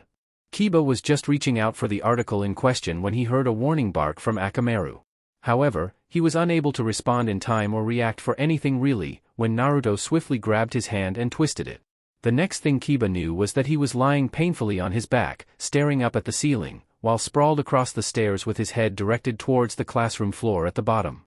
"Ow!" Kiba groaned and blinked away, the stars circling above him. The students who were already in the class and seated, were effectively silenced by the commotion and were staring down at the scene in surprise. Unfortunately, most of them had missed the spectacular flip Naruto performed on Kiba with just one arm, with the usually more responsive and resilient teen lying out across the jagged stairway.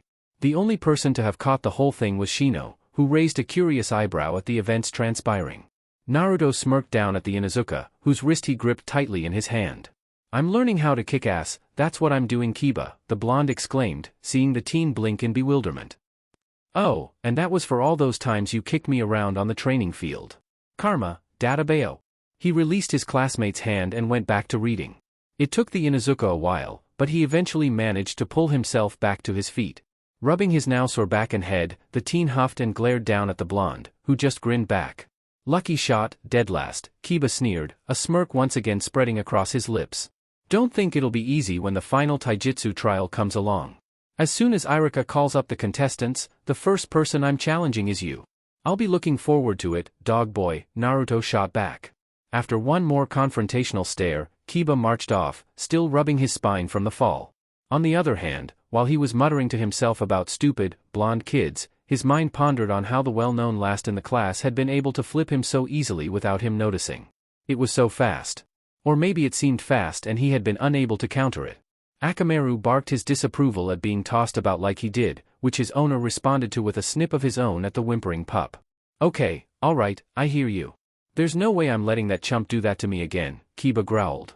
This only had Akamaru whimper back, the teen huffing in frustration. "Whatever. I totally saw that coming. Boy, was that a big fat lie." Chapter 3, Academy Arc, The Most Promising Disciple. A couple days into the week. Backyard. Naruto panted as he glared down at the fallen log from the top of the tree, which he had used to displace himself with. It had been a couple of days since the clone routines had started to progress forward for him, the successes of which gave him clearance enough to move on with the rest of his training. In his efforts to improve himself in the areas in which he lacked, he made sure not to forget to stay in fit, fighting form and shape by sticking to the old traditions of his exercises. Since he didn't want to become a slouch by neglecting his other material, he made the decision to input some practice with the kawarimi technique into his daily schedule. What he ultimately ended up achieving at this point was managing to swipe a log from around the other side of the building, while he was executing the jutsu in the backyard. During the switch, he was also able to slap several fake explosive tags onto the object in question and in the blink of an eye, managed to assume an elevated position above the ground.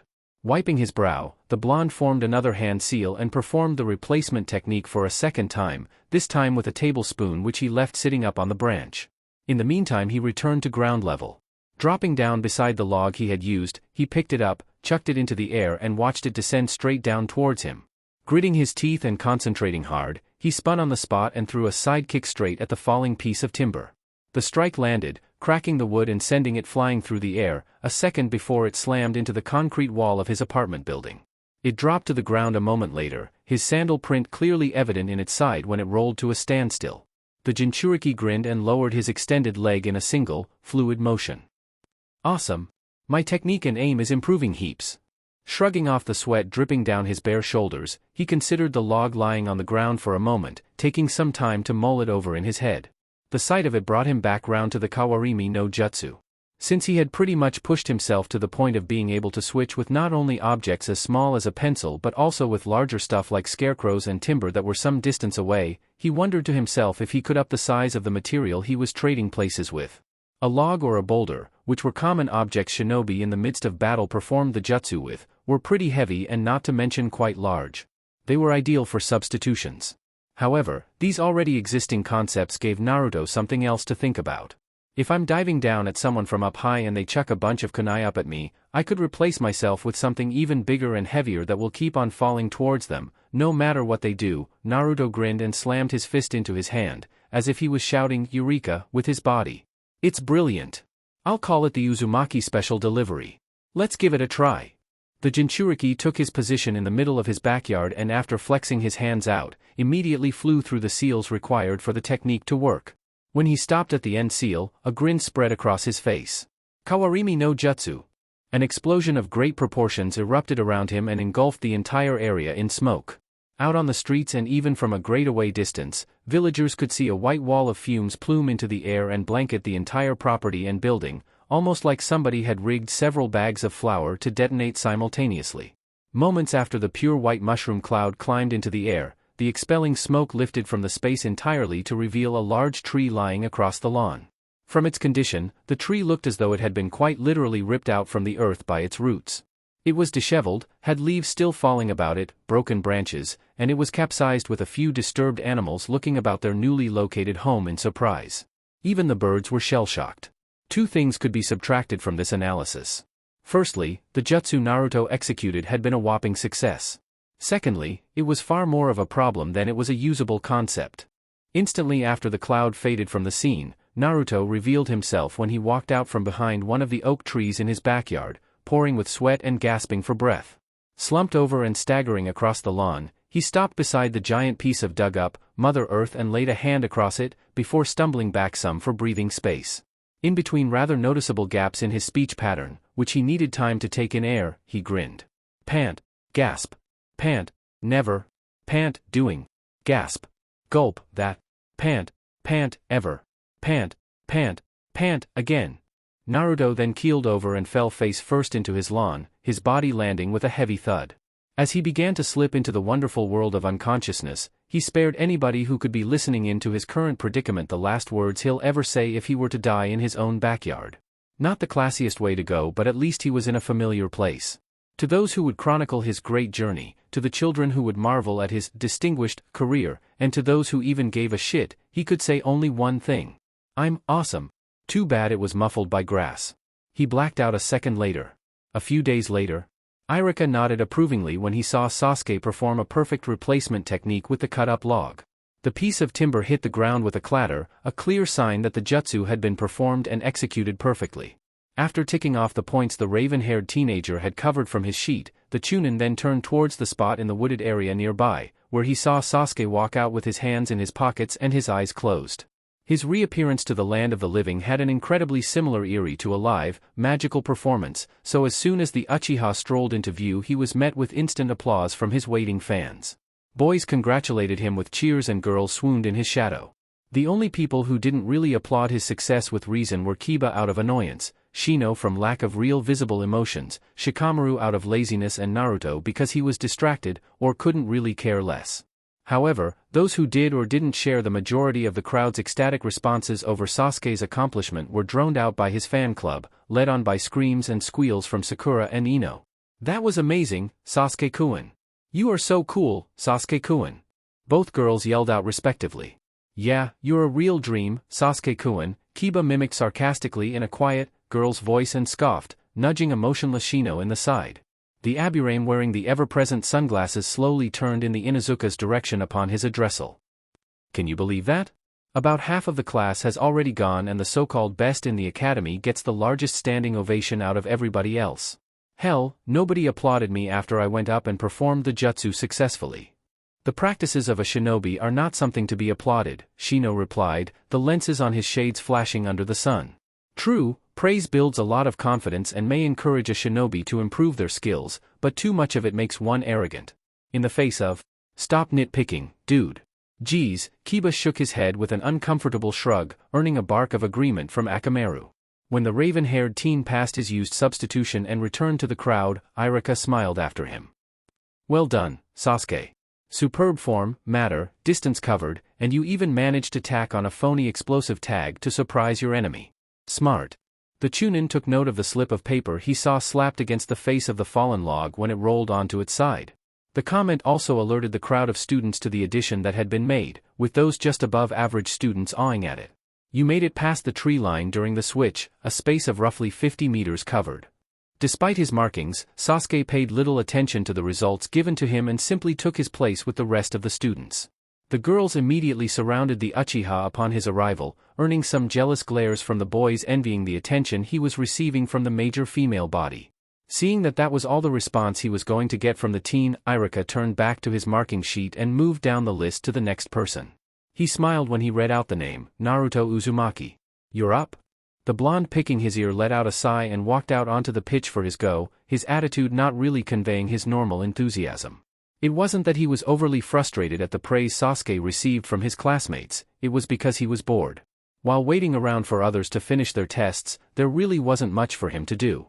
He wrote a memo down in his head to bring a magazine or something to the next procession or at least one of his books on chakra basics while he cooled off in the breaks between examinations. Irika moved the log that had been used in the previous switch out of the way so that Naruto could take his position on the circle. Once the youngster did so, he turned and faced his teacher with his hands at his sides and a quickly renewed, eager expression on his face, his mentality shaking off the boredom and kicking the rest of him into gear. The Chunin nodded to him. "Okay Naruto, go for it," the man said, pointing at him with his pen. "Remember to choose an object of adequate weight and form, something that is within range of your technique in order for the substitution to be made possible. You can select any material you wish, but understand that it must be able to take a certain amount of punishment, whether blunt or sharp." Naruto nodded his head and took his stance, quickly flipping through all 5 hand seals. Out of every other jutsu he knew, he was always passable in the body replacement technique. He just made a hash of it on purpose. But not today. With this being the final for the Kawarimi, he quickly thought up of a way that would have him go out on a high note for the day's exam. Concentrating and quickly finding the object he could make the switch with, he took aim and executed his technique. Kawarimi no Jutsu. In a burst of white smoke, his body was gone and in his place a log fell to the ground. It was slightly different from the one Sasuke had chosen, since the one he grabbed had a rope tied around it. It fell to the floor with a thud and left everybody in the area wondering how far Naruto had managed to go once the substitution was made. Irika smiled approvingly at seeing his troublesome student take the final Kawarimi test seriously for a change and checked off the points he was able to cover. So far, it was splendid.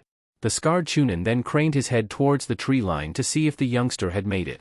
The entire class also turned and stared, their eyes attempting to seek him out amongst the shadows of the trees and shrubbery. They all waited patiently, with half of the children present expecting the slacker clown to trip at the finish line. Perhaps he had hit his head during the switch and was rolling around on the floor with a bruise or was unconscious. Who knew? The possibilities were astounding. The jinchuriki had a famed habit of doing something spectacular during his revision tests and examinations. This was made evident in the last practices when the boy replaced his body with a cupcake complete with a cherry on top. Choji had been rather surprised when his teeth unexpectedly discovered his snack missing in mid-bite, which Naruto returned to him later apologetically. Though that little instance didn't meet the requirements of the test and Irika did seem somewhat annoyed at the end of his exploit, the Chunin still had to admit it was a pretty underhanded move. After a few moments of more waiting, Naruto failed to appear. This had the teacher worry and the observing students look around in confusion. Where did he go? Where could he be? Was he stuck in a tree? Did he displace himself out of reality completely? They were all possibilities. Of course, the questions continued to circulate amongst the masses for some time after the initial inquiry had been made, a minute before everybody heard a familiar voice from above. Yo! Up here! Though it wasn't even close to Kami, it was still quite a surprise when all bodies turned and eyes craned to the roof of the academy building next to the field, where they saw Naruto sitting on the ledge overhead. Feet dangling over the side, the blonde grinned down at the crowd of 26 and his teacher. This is a really great view. I can see my apartment from up here. The students all stared up at him silently in spite of his comment, some of them even becoming perplexed and others wondering how the hell he got up there so quickly, while Irika simply grinned at him in amusement. Wrong way, Naruto, the man exclaimed while pointing towards the tree line in the opposite direction.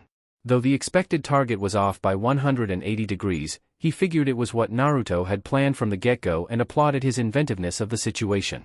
At least you got the distance covered. Well done. Sweet. The blonde swung his legs up and hopped down from his perch. Some of the onlookers freaked out when they suddenly saw him dangle off of the side of the structure, but after seeing him start clambering down the pipe of the building, those who conveyed concern calmed down. A few seconds later, Naruto was back on solid ground and jogging over to his teacher. When he rejoined the pack, the jinchuriki stood before the Chunin with an excited and expectant look on his face. So? How did I do? Really well. Your selection of material was swift, your hand seals were fluid, and you even applied great elevation to the distance you were able to cover. Irika smiled down at him at the end of his summary and nodded proudly. Good job. Thanks, Irika-sensei. Naruto exclaimed, inwardly relieved that he had managed to pull off a descent come about.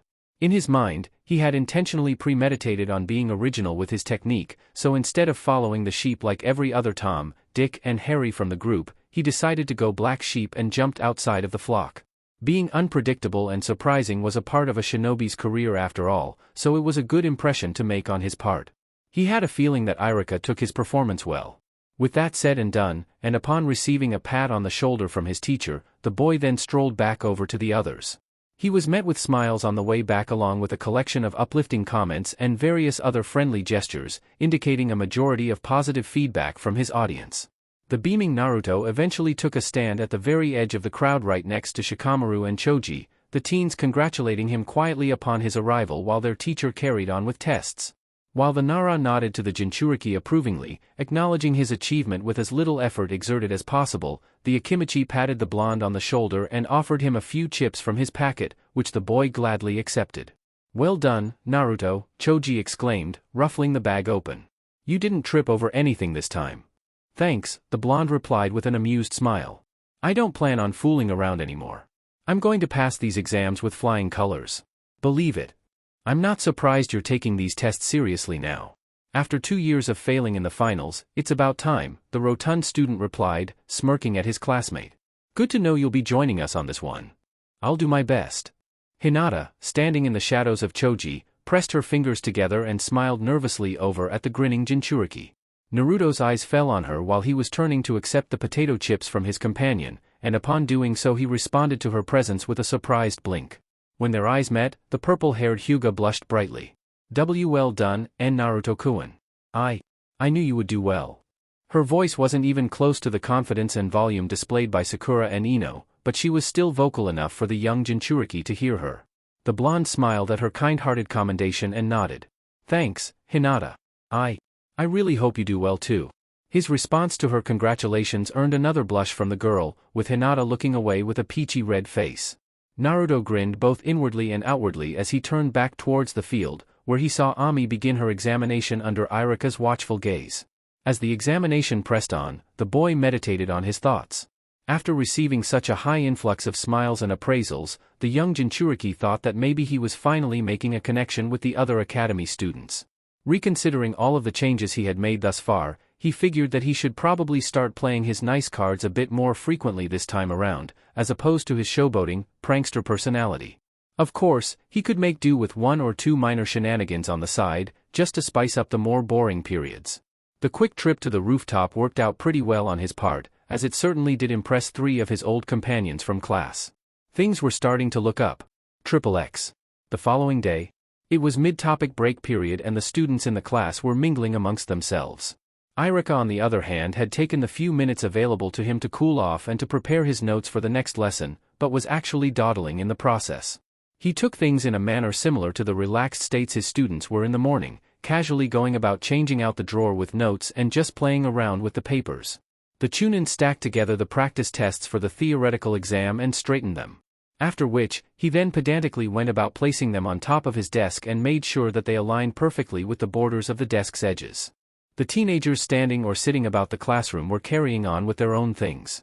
Sasuke was brooding in his corner while being ogled by Sakura, Ino, Ami and several other girls, all of whom were displaying enchanted expressions with love hearts fluttering about them. Kiba was chatting with a couple of his old mates while accompanied by his constant companion Akamaru, yipping comments every now and again in his conversation. Shikamaru was sleeping, as per the usual routine, while Choji was munching on a bag of chips and trying to think up some interesting recipes his dad usually made up on Friday night family meals. All in all, the classroom was filled with mixed groups of social animals and lone wolves. Shino was sitting quietly up in the top back row with his eyes set at the front of the classroom and was joined by Hinata sitting quietly beside him, twiddling her fingers and staring down at her crush closer to the front rows. Speaking of which, as opposed to everybody else, Naruto was occupying his time with something more constructive. Actually, his activities were slowly becoming a little bit distractive amidst the chatter filling the room. A series of loud poofs filled the air, the atmosphere becoming somewhat cloudy. Actually, the clouds were consistently being created and blown away with every explosion that occurred, but it was so repetitive that it caught more than the attention of a few students sitting nearby. Almost everybody turned their heads to look down at Naruto situated in the middle row of the class. The boy was sitting cross-legged on top of his desk with his hands formed into a hand seal and his eyes tightly shut. Even Irika had to look up when he heard the continuous sounds of a rather hefty, inflated bag being popped over and over again. When everyone glanced in the direction of the sounds, they saw that Naruto wasn't really, well, Naruto. He was actually being several different people again and again and again. He was perched on his desk going through drills. Focused and calm, his body looked as though it was continuously combusting at an insane rate as he performed the Henge no Jutsu repeatedly, utilizing different subjects and becoming a completely different person with each transformation. Nobody knew what he was actually doing, save for the fact that he was becoming somebody else every 2 seconds. Anything else beyond that knowledge, bupkis. First he became Irika, then Sasuke, then Irika again, then Sakura, the third Hokage, Tuchi, Ayam, Shino, a statue of David, an unnamed Anbu, Mizuki, Ami, and several other characters that were pretty much an out-of-movie experience, e.g. Luffy, Goku and Ichigo, before he started going through the students in the class again. There was a brief interval of breathing space between each transformation, a trend which lasted for about a minute before he began combusting at such a speed that it became a half-second interval between each transformation. All the while he wore a focused yet annoyed expression in his continued flashing through various people, and then animals, and then people again. "What in God's name are you doing, Naruto?" Irika asked curiously, finally deciding to be vocal on the question that was on everybody else's minds.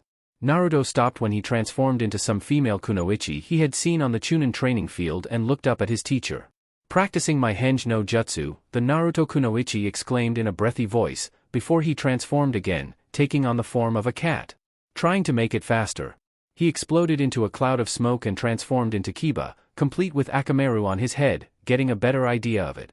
He combusted for a third time, taking on the appearance of his teacher, and trying to get the appearances perfect, damn it. This routine went on for the next few seconds, with Naruto switching between several other interesting characters from whom Irika recognized as Asuma to random people the jinchuriki had seen out on the streets. He even transformed into different versions of the Hokage, except changed the color of the things he was wearing several times, like a chameleon with a cold. It was only after about a dozen more henges the teacher got a little tired of the show and glared at the boy. "If I give you a pass for your henge test, would you please stop?" Irika asked in an annoyed tone of voice. Naruto ended his chain of transformations as a fox, which swished its tail happily and stood up on all fours, ecstatic. The transformed youngster seemed happy at first. However, upon getting a closer look at his teacher's face and a quick doubleback on the tone the Chunin used in conveying his message, the boy's delight quickly ebbed away. Years of being scolded by Irika gave him enough practice to be able to recognize certain, distinctive emotions and expression patterns exerted by him on sight.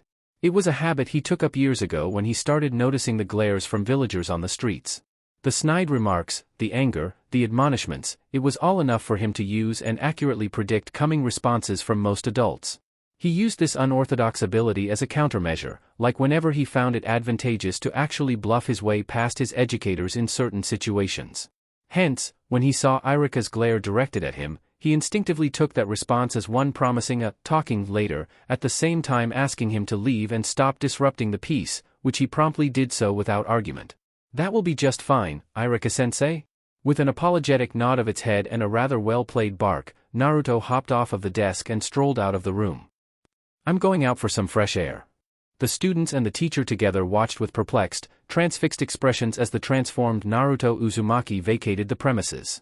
He departed with a brief glance back, a huff and a wag of his tail. It was once the orange critter disappeared out the door and out into the corridor that white noise returned to the classroom. Ino blinked and looked over at Sakura, who was still staring after the Naruto fox with an incredulous look on her face. "Well, that was one of the top 10 weirdest things I've ever seen in this classroom." Everyone else around her within earshot nodded in agreement. So far, Naruto held about 5 of the top 10 places. XXX. Out on the streets. Entertainment district. Humph, that went well, Naruto grumbled sarcastically with his hands in his pockets as he marched down the streets, looking around at the buildings absently. He knew full well that Irika had gotten incredibly annoyed at his activities and would have scolded him further had he stayed, and that was something he wasn't really in the mood for. At least, it was a pending situation he gambled on.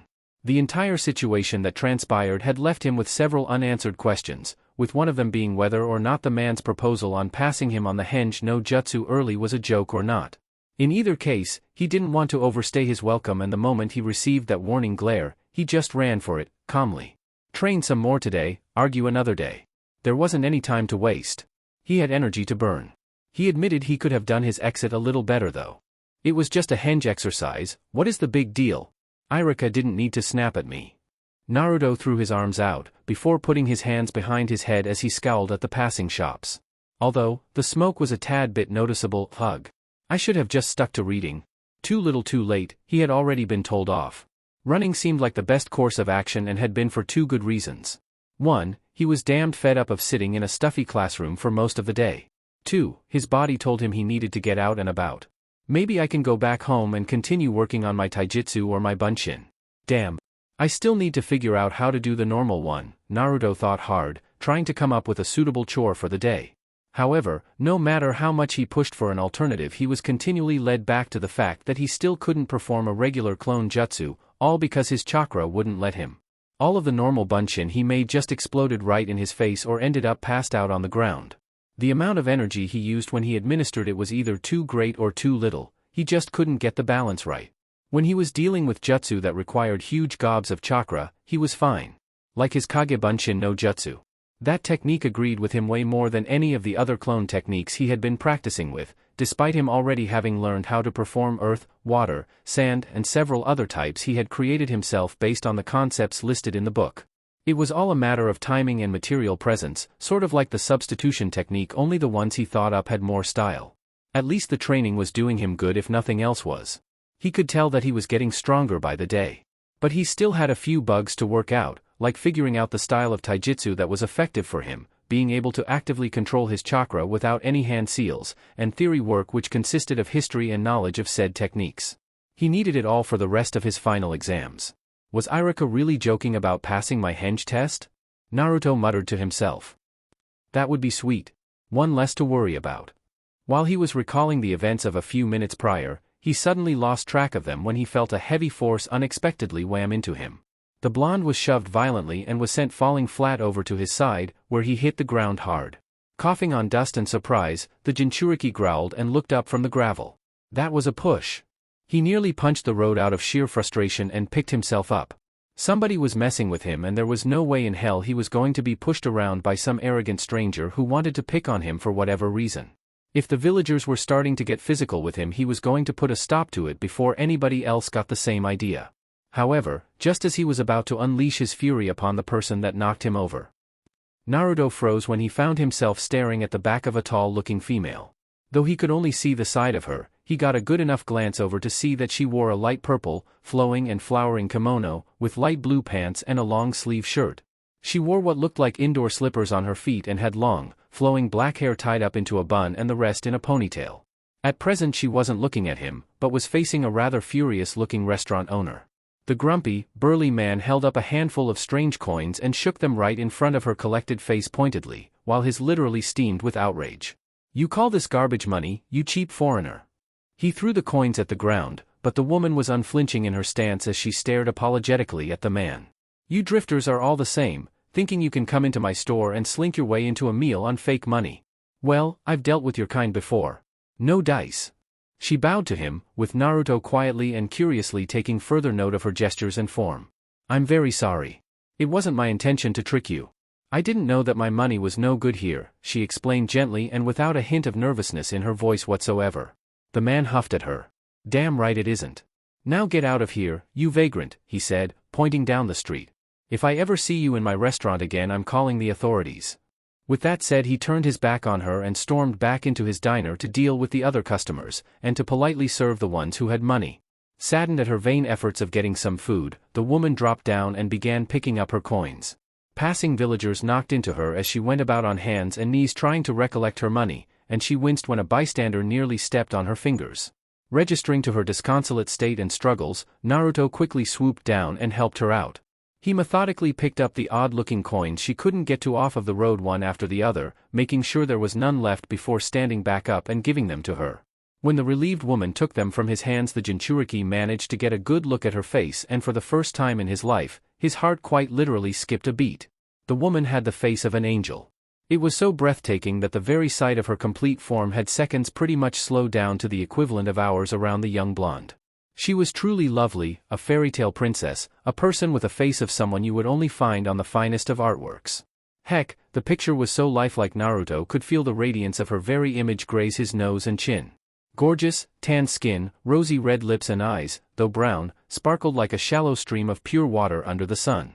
Her hair framed her face perfectly, and the wind that blew by and caressed her features completed the enchanting vision before him. Naruto smiled admirably. The jinchuriki was at a loss for words. Recomposing himself, he gulped and attempted to articulate an intelligent reply that would impress the angel and earn a smile in return. Hi. If anyone could see inside of Naruto's mind at that very moment, they could see him performing seppuku. Nevertheless, in spite of what he may have been thinking, the young lady before him did indeed smile. That smile was then accompanied by a giggle, one which made the jinchuriki's heart flutter. The coins she reacquired from him were pocketed, and once they were safely tucked away, she bowed to him in gratitude. "Thank you very much," she exclaimed, her voice soft yet carrying a sense of elegance and respect. "There are not many people in this country that would do what you just did." "That's okay, really. Nothing to it," Naruto grinned, his voice a bit rushed and bearing a very uncharacteristic squeak at the end. Damn it. He tries to come off charming, but ends up becoming an even goofier version of himself. What was wrong with him and girls? Clearing his throat, he continued on as best as he could while recovering from his precarious dismount. "You see, I saw that you needed help after that man yelled at you and threw your coins at the ground, so I helped, heh. I see," the woman smiled down at him with a nod. "Well, whatever your reasons for helping, it was very kind of you." Naruto chuckled and rubbed the back of his head sheepishly. "Come on man, pull yourself together. Look presentable." Straightening up his jacket, the blonde resumed smiling. He tried not to stare at her too hard, otherwise it would have looked strange. "Do you really need a reason to help somebody out? I mean, I help because I want to and because I don't like seeing other people upset. People who hurt others for no real reason are just awful." The woman's smile faded upon listening to his reasoning. Naruto shuffled on the spot and kicked at his feet, as if finding the next things he was going to say difficult. "A lot of people have been picking on me for as long as I can remember. It isn't fair or kind at all. That's why all I want to do is keep others from getting hurt and keep them happy. I guess I don't like the idea of something that's already happened to me happening to somebody else." The woman blinked at him and gave him a very considerate stare as she looked him over. She quickly began taking more interest in him with the sentences he was opening up with. This boy, he may be just a child, but he has a strong sense of kindness. The villagers bully you? Not in the way you may be thinking. People just stay away and stare at me with this look in their eyes that is just. I don't know. Naruto looked up at her with a half-smile. It just hurts, you know. Raising an eyebrow, the traveler then looked about her at the surrounding villagers. Those who had witnessed the commotion moments prior had sauntered on with their previous tasks, while those who were just arriving to the scene were staying well away from them. It was in her observations she noticed some of the adults throwing dirty glances at the blonde standing in front of her. When she got a good look into one of the passers' eyes, she saw something she found rather unpleasant and magnified the crowd as a whole. In their eyes, she saw a reflection distinctly resembling extreme hatred and displeasure. The way it seemed to cast a shadow over the faces of those who shared that same look and directed at the boy meant that the feeling was genuine, and that they were all over the exact same thing. It was a sight that had her frown deeply at, and she looked back down at the teen she was associating with, wondering what could have prompted such confronting gazes. Why do they stare at you like they do? Your appearance is nothing to be spiteful of, nor does your character bear any malicious intent whatsoever. She smiled warmly at him. You don't seem dangerous or unappealing. To me, you're just a child with a good heart. Well, at least you can see past what they see. Naruto gestured towards the rest of the world and kept his hands in his pockets. I live here like everybody else, but they shun me like some enemy or outsider. I just don't understand. His expression then became curious and he gave her a very long, thoughtful stare of his own. It was after a prolonged period of consideration he decided to speak out on a keen observation he had made of the pretty young lady. That man yelling at you said you weren't from this village, that you were a foreigner. Is that true? The woman gave him a kind look and cocked her head to the side ever so slightly, a gesture towards the boy that told him to take a good, longer look at her. Well, what do you think? Naruto smiled and shook his head. You don't look like an unordinary person to me. I can tell that you are very kind and that you don't like talking down or back to others when you're upset. As long as you are a nice person, that's good enough for me. She giggled at that. I see that you can look beyond other people's differences on the outside to see the true character of that person underneath. You're someone who can get close to others by connecting to their hearts and their souls. You don't worry about appearances at all, do you? Naruto lightly chortled at that comment. Though he was flattered by her kind words about him, he still found the subject matter to be questionable. Appearances can be deceiving. Ordinary people choose to look at you in different ways, but deception is a big part of a ninja's career. I mean, I look weird. He threw his arms out with a grin. But I can be really nice too. If you are happy and that is how you choose to view yourself, then I cannot argue. But I can still see things differently about you, the woman exclaimed and leaned in towards him. You're young, but you have incredible ideas. Ideas? Like, smart, or intelligence? Well, I haven't gotten to know you well enough to make that kind of judgment yet, the woman straightened up. But from what I have seen so far, you have good character. Naruto grinned at this. Boy, this lady was making him feel a million times better about himself than anyone else he had met or spoken to before. Not even Irika was this deep. Everything that was coming from her was incredibly pleasant and he was hoping he could hang around with her for a little bit longer. What village do you come from anyway? Somewhere far away, like, the Land of Wind? I'm afraid it's further than that. I come from a land far to the west of this nation and across the seas. It is a place very few people from this country have visited. She said this with great confidence and grace laced in her voice. It was this unique aspect about her character that assured Naruto that a person like her wouldn't lie so easily about their country of origins. Though she didn't look unordinary, her mannerisms and personality definitely didn't originate from some common place. She was somebody else entirely. So you're, like a real foreigner? Naruto exclaimed, throwing his arms out. The way he described her far-off place of birth induced another giggle from the woman. Let's just say I live far enough away from this village. She then looked around her inquisitively. It's quite a long journey from my homeland to this place. One can only imagine the sheer length this expedition has taken me so far. It is such a strange continent. Strange as in, the culture? Yes, but this land is a lot lengthier than I first expected. This was fact, something Naruto found quite hard to grasp. He had only seen the Land of Fire on a map, as well as several of the other nations. Based on the information he already knew, it was quite impossible for him to put things exactly to scale, so all he could do at this point was take her words to heart. What she said without any hint of regret or surprise. In fact, her smile seemed to brighten even more at the prospects of continued travel. To be honest, it's been quite a long walk for me to get to this village. But nevertheless, my journey has been quite fruitful. Why are you traveling so far, anyway? Naruto asked, tilting his head curiously. You must have come all this way for something important. Don't you miss your home? The young woman merely shrugged back at him while her eyes once again surveyed her surroundings in interest. At the same time she tried to come up with a suitable answer for the teenager. I came to this continent to explore, to learn, and to soak in the different cultures. My goal here is to learn as much as I can about the world before I eventually settle down back in my country and start a new life. She looked the youngster up and down analytically, and after a few more seconds of thought she unexpectedly gave him an approving nod. I've learned many things on my journey so far. For example, I've noticed your youth and the people of this country have interesting choices of clothing. Naruto realized she was talking about his orange jumpsuit and merely shrugged away any accusing thoughts. So what if people thought his outfit was peculiar? He loved orange. People wore orange. It wasn't uncommon. Or maybe it was. Well, in either case he had nothing to say about her uniform since she looked lovely no matter which way you sliced it. I haven't really been outside of Konohagakure yet, but I guess people dress differently in here because this is a shinobi village. I'm going to become a shinobi someday as well. Naruto grinned proudly and thumbed himself in the chest. We can dress however we want as long as we represent our village with dignity. I can see that you are making an excellent presentation of yourself. You are representing your village well as both a kind and respectable gentleman. The raven-haired woman bowed to him, still smiling. My name is Yim Wing-chun. Naruto Uzumaki, the boy exclaimed happily and saluted in his characteristic manner. It is nice to meet you. And it is a pleasure to meet you in kind. Fortune has smiled upon me today, the girl now identified as Wing-chun exclaimed, and straightened herself up. Now, if you will excuse me, I shall be on my way.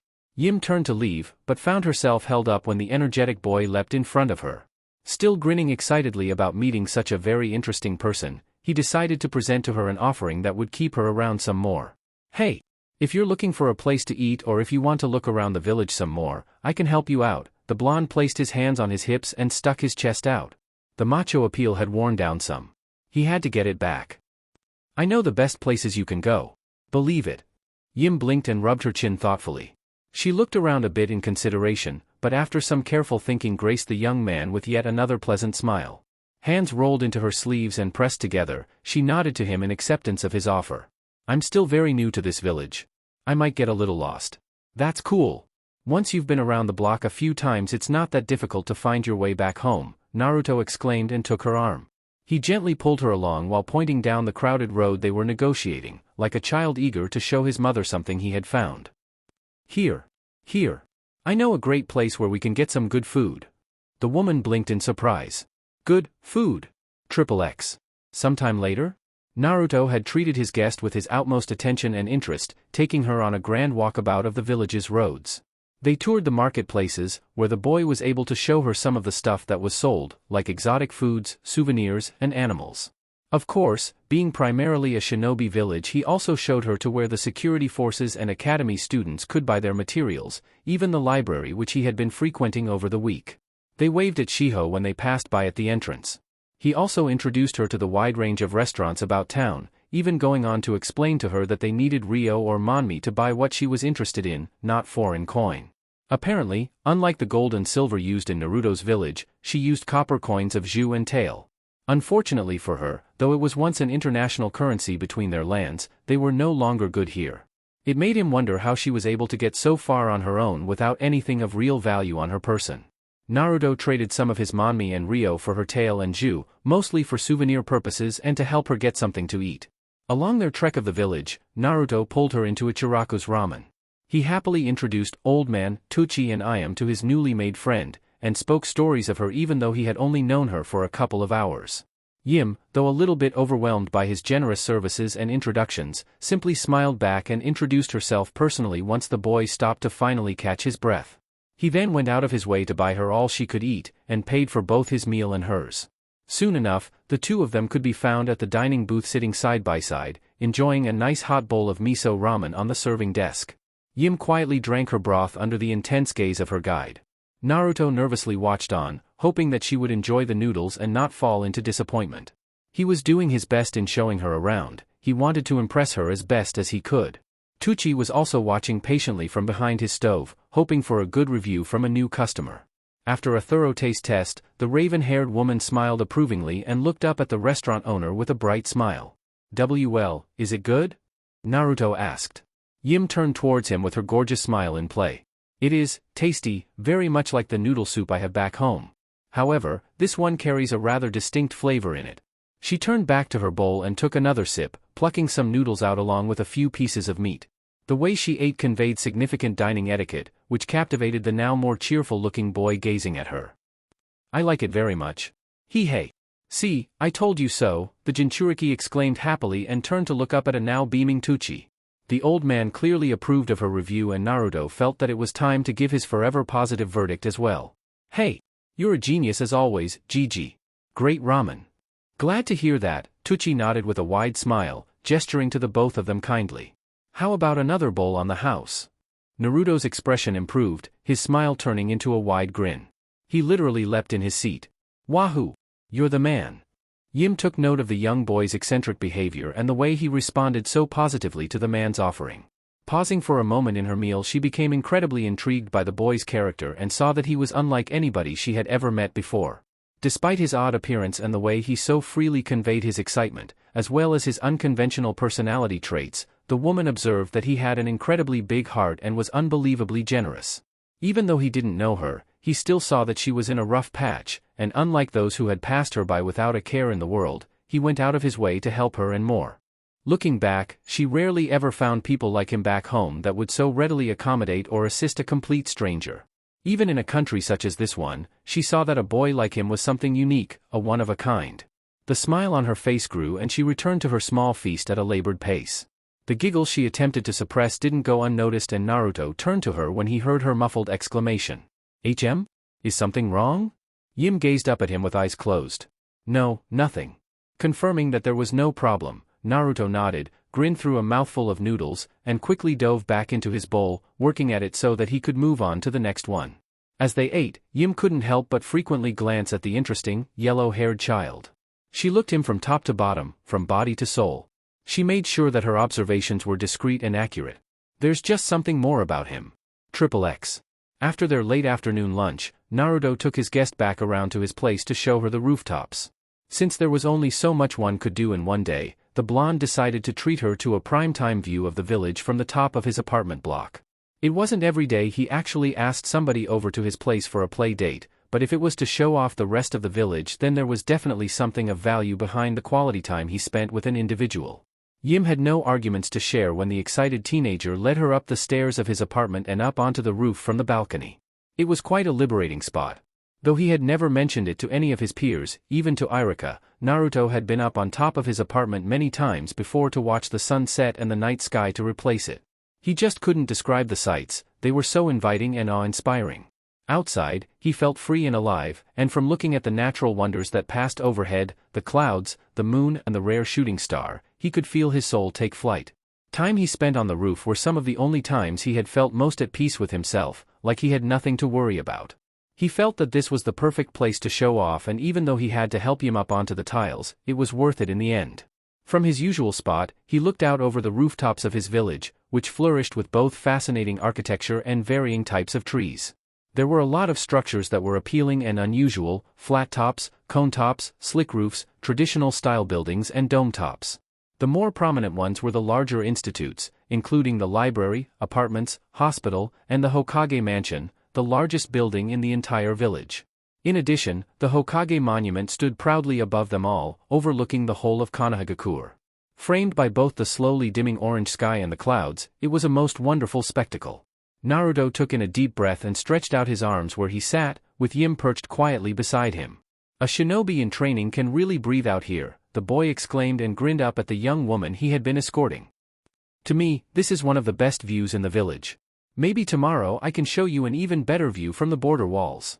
Expecting a reply, the jinchuriki became a bit taken aback when he received none after a while of waiting. She just stared. Nothing more. Expression vacant and eyes glazed over. This either meant she was distracted or couldn't care less about her surroundings. At least, that was what Naruto first thought. Don't tell me she's not impressed. Why is she being so quiet all of a sudden? The jinchuriki became worried when the thought that his guest was getting annoyed crossed his mind. He didn't want that. Not at all. Blinking, Yim turned back to the boy.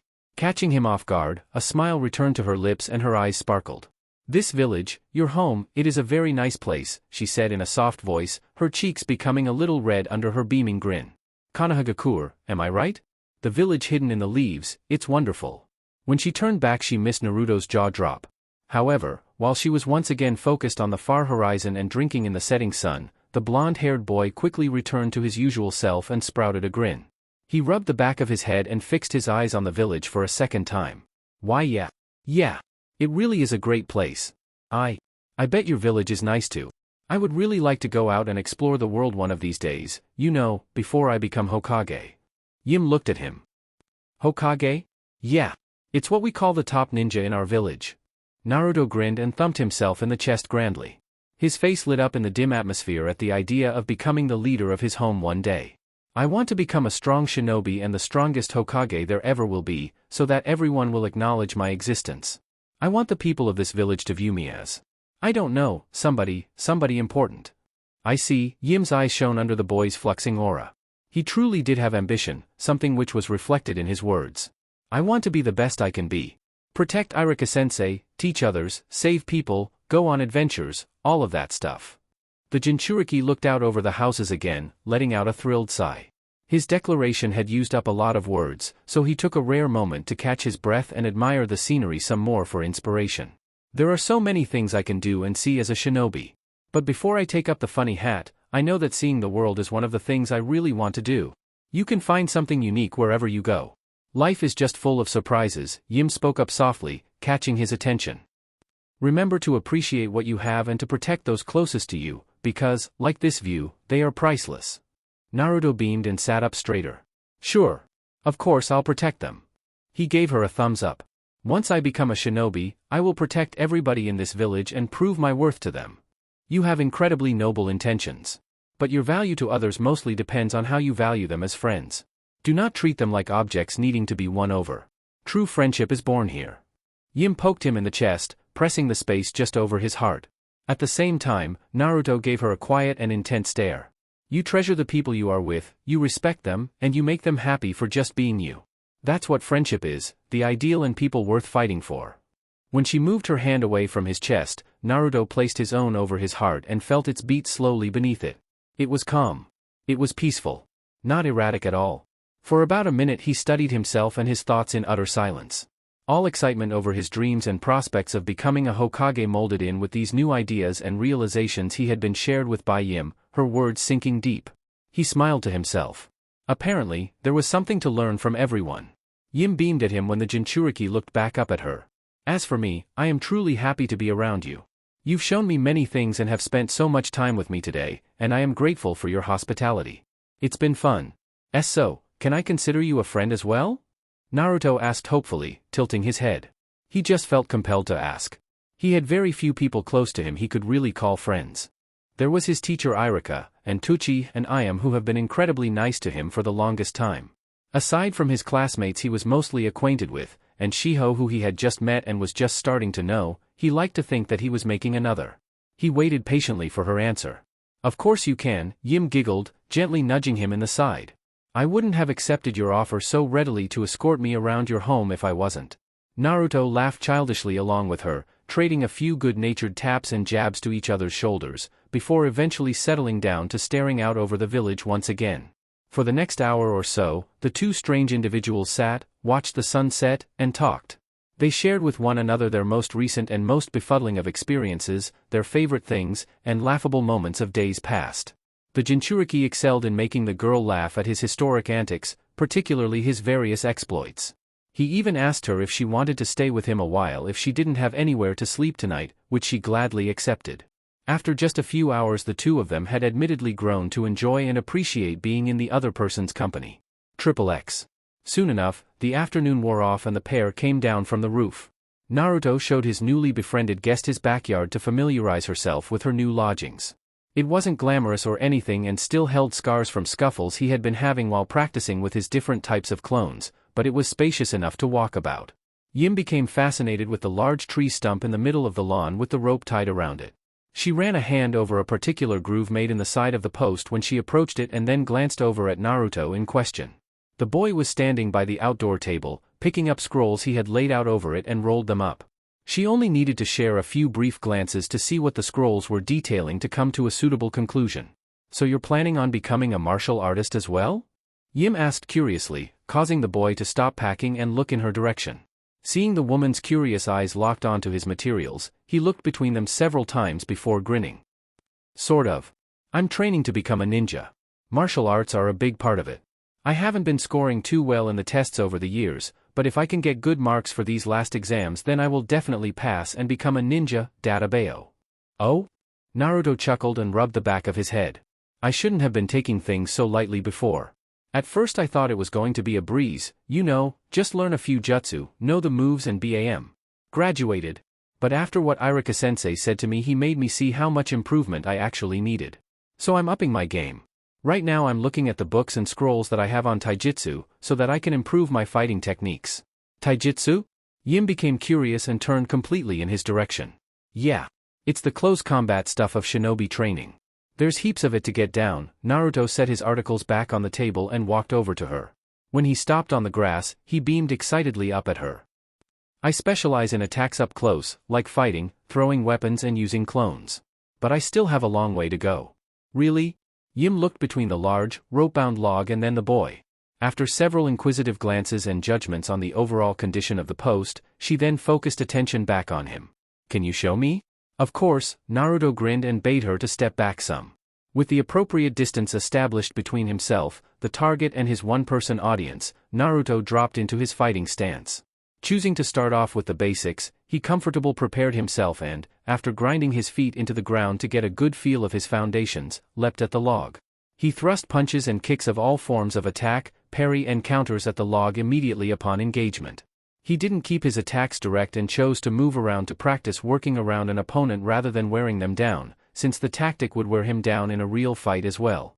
Shouting and grunting with every blow he managed to land, he attacked the stump with utmost focus and consistency. Yim watched on intently as the youngster maneuvered around the stump, performing a flurry of strikes which he unleashed upon his stationary opponent. At first she recognized his style to be very simple, combining power and technique appropriately. However, after going at it for about a minute or so, she watched him step back some and take a defensive stance. Taking a deep breath, Naruto then did something unexpected and switched styles.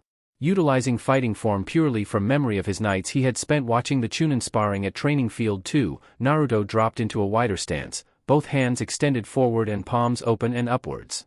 Breathing out, he lunged in and began attacking the stump with open-palmed strikes. These attacks were more fluent and had smoother motions as opposed to the rigid, straight-out attacks from his previous academy-style taijutsu. He had perfected the former, but this one seemed to just fly out of nowhere. It only took a few seconds, but he began to get more used to it, and his forms and movement improved drastically. It was this sight that Yim raised an eyebrow at in surprise. Finishing with a flick kick and side kick, both aimed at the upper and lower parts of the training stump, Naruto hopped back to gain distance. When it looked as though he was about to start again with a different fighting style, he was stopped by Een walking up to him. She stood in front of him and gave him a considerate stare. "Where did you learn those fighting styles?" the woman asked, having noticed that they were remarkably familiar in contrast to the ones she had knowledge of. This realization became even more pronounced to her when she recapped on the last one. "That style resembled the Bagwazung form practiced in my country." "How strange." Naruto saw her intense and highly curious expression locked onto him. Running a hand through his hair, he took a short breather before straightening himself back up into a proper standing position. Patting the side of the stump, he smiled up at the raven-haired woman. "I learned the first one at school and the other one from watching some shinobi fight.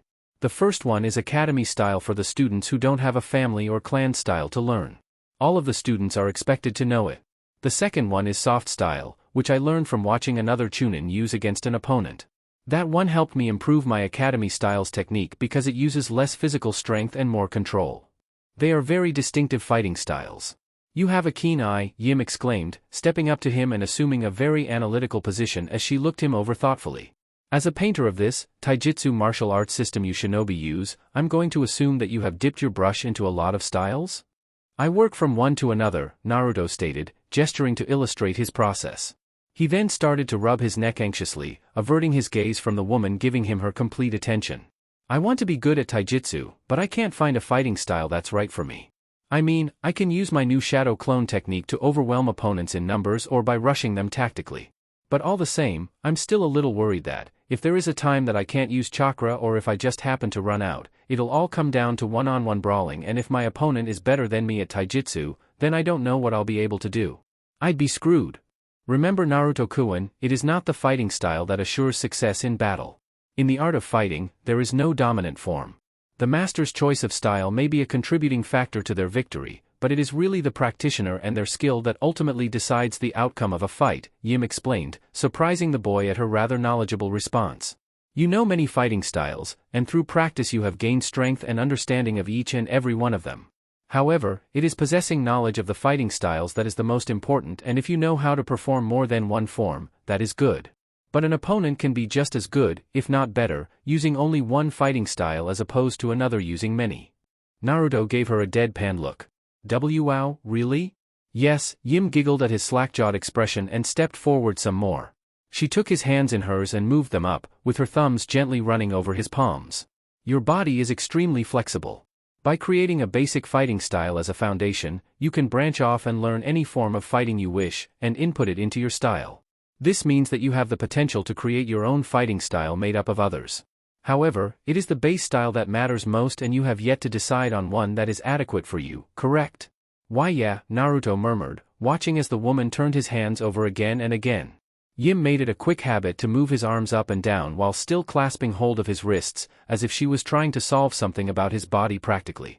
It seemed to work well for her, as she nodded her head affirmatively at each individual inspection. What should I do? Well, Yim smiled and released his hands. She took a few paces back and set a reasonable distance between them. Her right foot slid across the ground in front of her while her body rested into a relaxed stance. Palms open, she extended her right arm and left, the left palm hovering around the elbow of her extended right arm. Naruto watched her finish with a nod.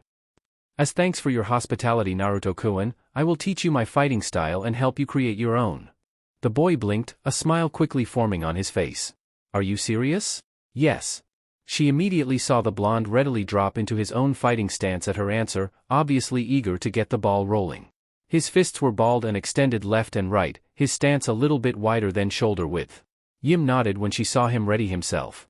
Unlike your shinobi taijutsu, I practice kung fu, so it is highly unlikely that you will know this style. Okay, Naruto nodded, raising his fists and rocking in his stance, warming himself up. Is this kung fu good?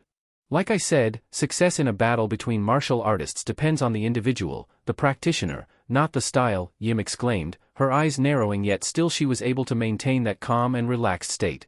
It is also common practice amongst martial artists to greet each other before every engagement. The Jinchuriki smirked and nodded to her. Naruto Uzumaki, future Hokage of Konoha. Yim Wing-chun, Fist of Eternal Spring. Naruto nodded and approached her slowly. A little bit weary due to the strange stance she had assumed, he shuffled forward. Bringing his body closer, the Jinchuriki then decided to test her first by throwing a feigned punch that was barely outside of her reach. She didn't react or anything and just stood there. Of course, being at least half his body taller than him, just a little below Irika's height, Naruto had a little bit of difficulty coming up against someone that just towered over him. Nevertheless, an opponent was an opponent. With a smirk, he leapt forward and started his assault with a flurry of punches. What he meant with each punch he unleashed was a series of hand movements from the woman in kind. Naruto tried not to blink, but the blocks and parries from his opponent that negated his direct attacks had him flinch in shock. A quick leap back and forward, the Jinchuriki roundhouse kicked at her, only for her foot to suddenly come out and just knock his barely opening leg back. Skidding across the grass, Naruto gritted his teeth and lunged again, starting off with a hook. He began hammering attacks away at her again, both of them remaining stationary as one opponent lashed out whereas the other deflected the incoming strikes one after the other with ease. Yim's hands did most of the work, literally weaving in and around his approaching fists and knocking them away or completely stopping them at every juncture. The woman's arms blocked his executed punches and worked around the ones that didn't even have a chance to start, knocking his straight punches downwards to negate the energy behind them. She even came uncomfortably close and locked his neck around with her arms and elbows, immediately after his last attacks were rendered useless. When his head became trapped in her arms, Naruto attempted to body shot her, but she nudged him away with her elbow and his fist sailed past her. The Jinchuriki staggered away, blinking in alarm. He watched Yim as she lowered her hands in front of her, a smile still worn on her face. At that moment, the blonde was at a loss for questions and words. He had no idea what was going on. All he knew was that his taijutsu was effectively being stopped at every single strike and he was going all out. She looked as though she hadn't done anything and just standing there normally. Scrunching his face up, he took a different stance. Fists raised, he approached her with a series of skittish foot maneuvers. He weaved left and right on his advance, his eyes locked onto her when he lashed out with a side kick. Once again her leg shot out of nowhere and kicked his out of the way, forcing him to continue the attack with a straight punch. However, both her hands came out and lightly slammed themselves into his shoulders and face, pushing him away. Naruto hurriedly retreated in surprise, and with a growl he came back in with an open palm strike. 1-2 attacks, that was all he got in before Yim retaliated with a series of flashy hand movements that seemed to come out of nowhere and everywhere. Naruto felt her fists lightly tap his chest, where he literally lost count at the number of times she struck him, before he eventually tried desperately to counter. But his attacks barely got executed when they were stopped, and the energy behind them was negated as he was forced back step by step.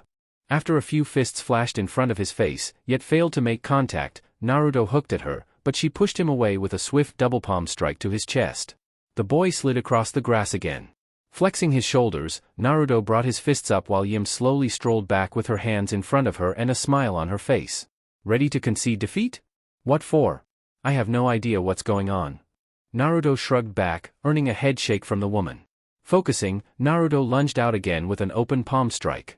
In the blink of an eye, his palm made contact, but as a result he was unexpectedly slammed in the face by something heavy. Eyes shut and head cocked back, the boy staggered away while seeing stars flashing around him. Yim giggled when she watched the youngster put a good distance between them. Naruto groaned lowly when he lowered his head and ran his hand over his nose, assessing the damage. Looking down at his fingers a moment later, he saw that he was bleeding, and when he looked back up, he saw that her fist was still extended. A straight, unloaded punch, just in case you didn't catch it. She lowered her hands in front of her, expecting him to be done. However, far from giving up, Naruto yelled and leapt at her, sending a series of spin kicks. Just before his first foot made contact, her foot came up and struck him in the chest, which resulted in his body slamming into the training log of his front lawn. Collapsing to the ground, Naruto quickly got back up and lashed out with a series of clawed strikes, but again his opponent blocked them, effectively hammering him with light blows, before grabbing him by the arm, tripping him and sending him to the ground. She then lightly jabbed at his body, and repeatedly at his head before pressing her knuckle against his cheek. It's interesting fighting other practitioners, isn't it? Yim asked happily. Naruto blinked in shock as he was gently pulled to his feet and uprighted. The woman dusted his clothes down while he processed the events that had flashed past him in his mind. It took him several seconds before he realized what had happened. After shaking his head several times and slapping himself in the cheek repeatedly, ensuring that he wasn't asleep, he looked up at the raven-haired woman in bewilderment. "Why, you're so fast, Yim-chan," Naruto exclaimed in awe. "How? I didn't. I couldn't even follow your attacks at all. They were so fast. Speed and precision are key aspects to my style, while relying very little on power. It's much like the soft style that you showed me. To be honest with you, I was purposely holding back a great portion of my strength. I wasn't even trying." She saw him blink again in shock. "I was simply demonstrating to you the speed and power you can achieve through practice. I downplayed the effort exerted to light taps and nudges, because I didn't want to seriously injure you," Yim explained, briefly establishing herself as a level-headed teacher for the boy to look up to. "This fighting style was taught to me by Grand Master Mui, one of 5 elders of the Shaolin Temple. The focus of the style is primarily striking and trapping, where the techniques can be adopted for defense and attack depending on your approach. It takes years of practice to get to the level I'm at. See, could you teach me, please?" Naruto asked excitedly, jogging up to her and hopping on the spot with a pleading look on his face. "I'd really like to learn all that I can about taijutsu. Please." Yim giggled and nodded to him. "I said that I would. Didn't I?" The blonde's head nodded feverishly, earning a headshake from the gracious young lady at the incredible fuss he was making. "My, you really are energetic, Naruto-kun. Very well then." She placed her hands behind her back and bowed lightly to him. "From this day forward, I will train you in the Fist of Eternal Spring. I want to see how strong you can really become." The following day, Irika was up at the front of the classroom giving his scheduled review session on correct weapons handling, storage, and cleaning. He was making sure he covered all of the material required by shinobi, to give his students a better idea of what they needed to do when the necessary times came in. A lot of the students were writing notes, while some of the others were more or less drifting in and out of sleep or paying attention. After the first couple of hours, the teacher's voice sort of just droned on, with any distinction into the subjects he was talking about just blurring out. It was all static now. Everyone was currently in class, including Naruto. At least, everybody thought it was Naruto. Sitting in the middle row with his hands laced together, He was listening and watching the teacher with utmost concentration, and had been since he walked in. It was almost like he was a shell of his former self. Not the Naruto everybody knew all too well. It was quite a shock to those people sitting next to him. Kiba, still pissed off at the blonde for tossing him over a few days ago, was glaring at the runt from his seat up in the back row, to the left, right next to the window. His fists balled and creaked under pressure, earning a curious glance from his classmate Hinata. What's wrong, Kiba-kun? The purple-haired Hyuga asked, noticing his slowly foaming anger. The feral-looking teen spat and continued to scowl spitefully at the jinchuriki. It's Naruto. Since when did he start trying to act so cool? The boy folded his arms tightly and huffed. Look at him. He's just sitting there in silence doing nothing but listening and learning. No jokes. No pranks. Just white noise. It's like he's becoming Sasuke from this angle of light and shadow. It's pissing me off. I don't see any difference in Naruto-kun's behavior, Hinata murmured, looking curiously down at the boy in question. He looks the same to me. Yeah. To you he's your sweet, charming and strong Naruto-kun, Kiba sighed and threw his hands behind his head. I bet I can down him in 5 seconds flat if I was serious. What about when he flipped you over on Monday, Kiba? You had plenty of time to react to that? Hinata replied in defense of her crush, only to shrink away when she spotted the annoyed tick mark forming over the other boy's head. The aggravated teen grumbled and looked away, glancing down at the training field directly outside of the classroom window next to him, trying to distract himself from the embarrassment. He just got lucky. That's all. Kiba growled, his eye twitching and Akamaru barking quietly. Bah, why in the world am I this worried about the dead last? So he got a tad bit faster. Big deal. Things will be different when the taijutsu final comes around. We'll see who's lying on whose back when I call him into the ring. Just as he was about to go on about how he was going to clobber the troublesome class clown, the Inuzuka then noticed something peculiar going on outside. Blinking in surprise, he took a closer look down at the range. A couple of stories below, he saw a familiar orange-clad figure carrying what looked to be a wooden training dummy from the supply shed out back, the door to it having been jarred open by force. Arms wrapped around the large item securely, the shifty individual tried to look as inconspicuous as possible as he tiptoed out of the shadows of the area. He visibly looked around him several times more, scanning for any signs of nearby guards, before slowly beginning to stroll out of the vicinity casually like his actions were a normal thing to be seen. However, a few seconds later, the blonde-haired thief then let out a surprised yelp and legged it. Kiba then saw a couple of Chunin leap out of the shadows and pursue him, their yells of outrage filling the air. The Inuzuka shook his head in disbelief as he watched Naruto vacate the boundaries of the school. Once he had gone, along with the many tuition officers patrolling the grounds, the teen then looked back down to the middle row to make sure he wasn't tripping out. Yup. Naruto was still there, sitting in his seat, straightened up and conveying the sense that he was the head of the pack, completely engrossed in Irika's lecture. It wasn't a fake or a dummy, it was the real deal. It took a few blinks and glances to confirm the boy's suspicions. After which Kiba then growled and leaned back in his chair again. His actions earned yet another curious stare from the girl sitting quietly next to him. Must be my imagination, the disgruntled teen breathed, with Akamaru yipping from atop of his head in agreement. No way, there's 2 Narutos running around the village, that's impossible. Chapter 4, Academy Arc, I am Uzumaki. 3 weeks later. Naruto was sweating bullets and panting like he had just run a marathon thrice over and then some, his body hunched over and looking ragged. Bringing his hand up, he ran it through his wet hair and glared across at the woman he was currently having it out with. By association, she was also the one responsible for his present state and appearance. So far, his long-winded training regime with his newly made friend had taken on many surprising turns. Over the past few days he had been put through a series of drills and challenges by his teacher. The raven-haired martial arts master made sure she was absolutely thorough in her approach, instructing him on the techniques and form of the style she used and expected him to learn. This style combines both defense and attack. You attack and fight to defeat your opponent as quickly as possible. Simultaneous defense and attack. This was all a part of the first lecture Naruto was given before he was immediately put through hands-on material of the arts. He didn't have any books to follow on, save for the illustrations and poses his teacher used through her body. She showed him exactly what techniques were involved and gently instructed him to apply it. The first step he had to perform was to set aside everything he already knew about martial arts and start from scratch, practicing the types of punches and kicks that were associated with the spring chant. For example, the basic jab that was adopted for the style was quite unconventional, nothing like the loaded punches he used for the taijutsu he already knew about. No. It was straight-out attacks from the guard position for the quick uncorking and execution of each strike. The form and basic stance was also much different from the soft style and internal style he had seen in action.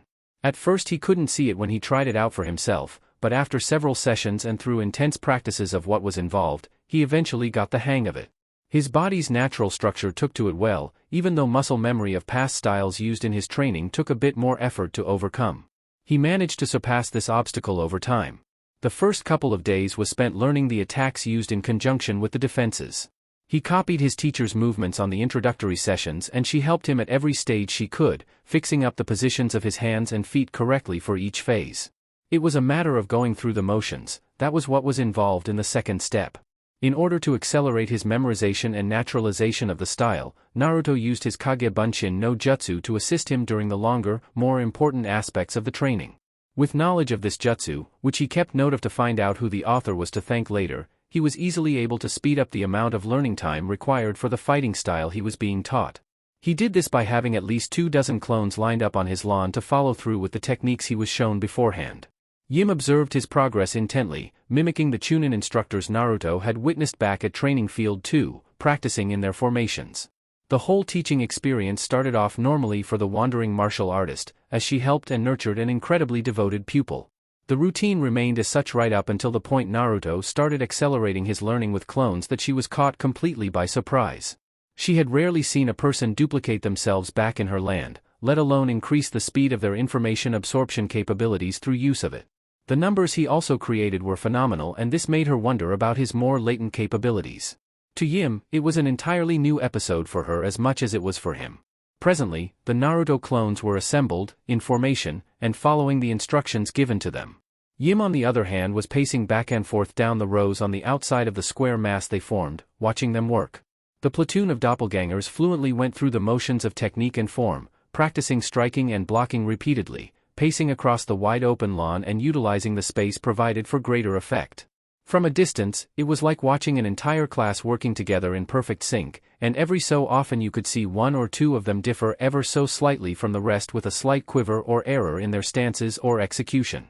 Though in reality Yim was really training only one student, she treated the multitude of one person as a group made up of completely different individuals. Each clone was a part of the original and each of them had a particular slice of his personality. Though they were exact doubles, there was always that one tiny aspect that made them slightly different from the others, ultimately defining the identity of the original. Hands behind her back and a focused stare in play, the teacher kept careful watch of everyone, noting the minor lapses in timing and concentration in the particulars. After seeing them reverse, proceed down a different line, and restart the patterns, she swiftly raised a hand. This cue was enough to have the entire platoon stop dead in their tracks. As soon as the shadow clones froze, Yim weaved her way through the group of youngsters to the one she had singled out in the middle of the pack. Looking over his form once, the raven-haired woman then physically, but gently, adjusted his position, bringing his arm up because it was set too low and nudging one foot back to better balance his stance. Through these simple actions, she effortlessly fixed the noticeable error in his style. Smiling at the correction, Yim nodded and stepped back. "Continue.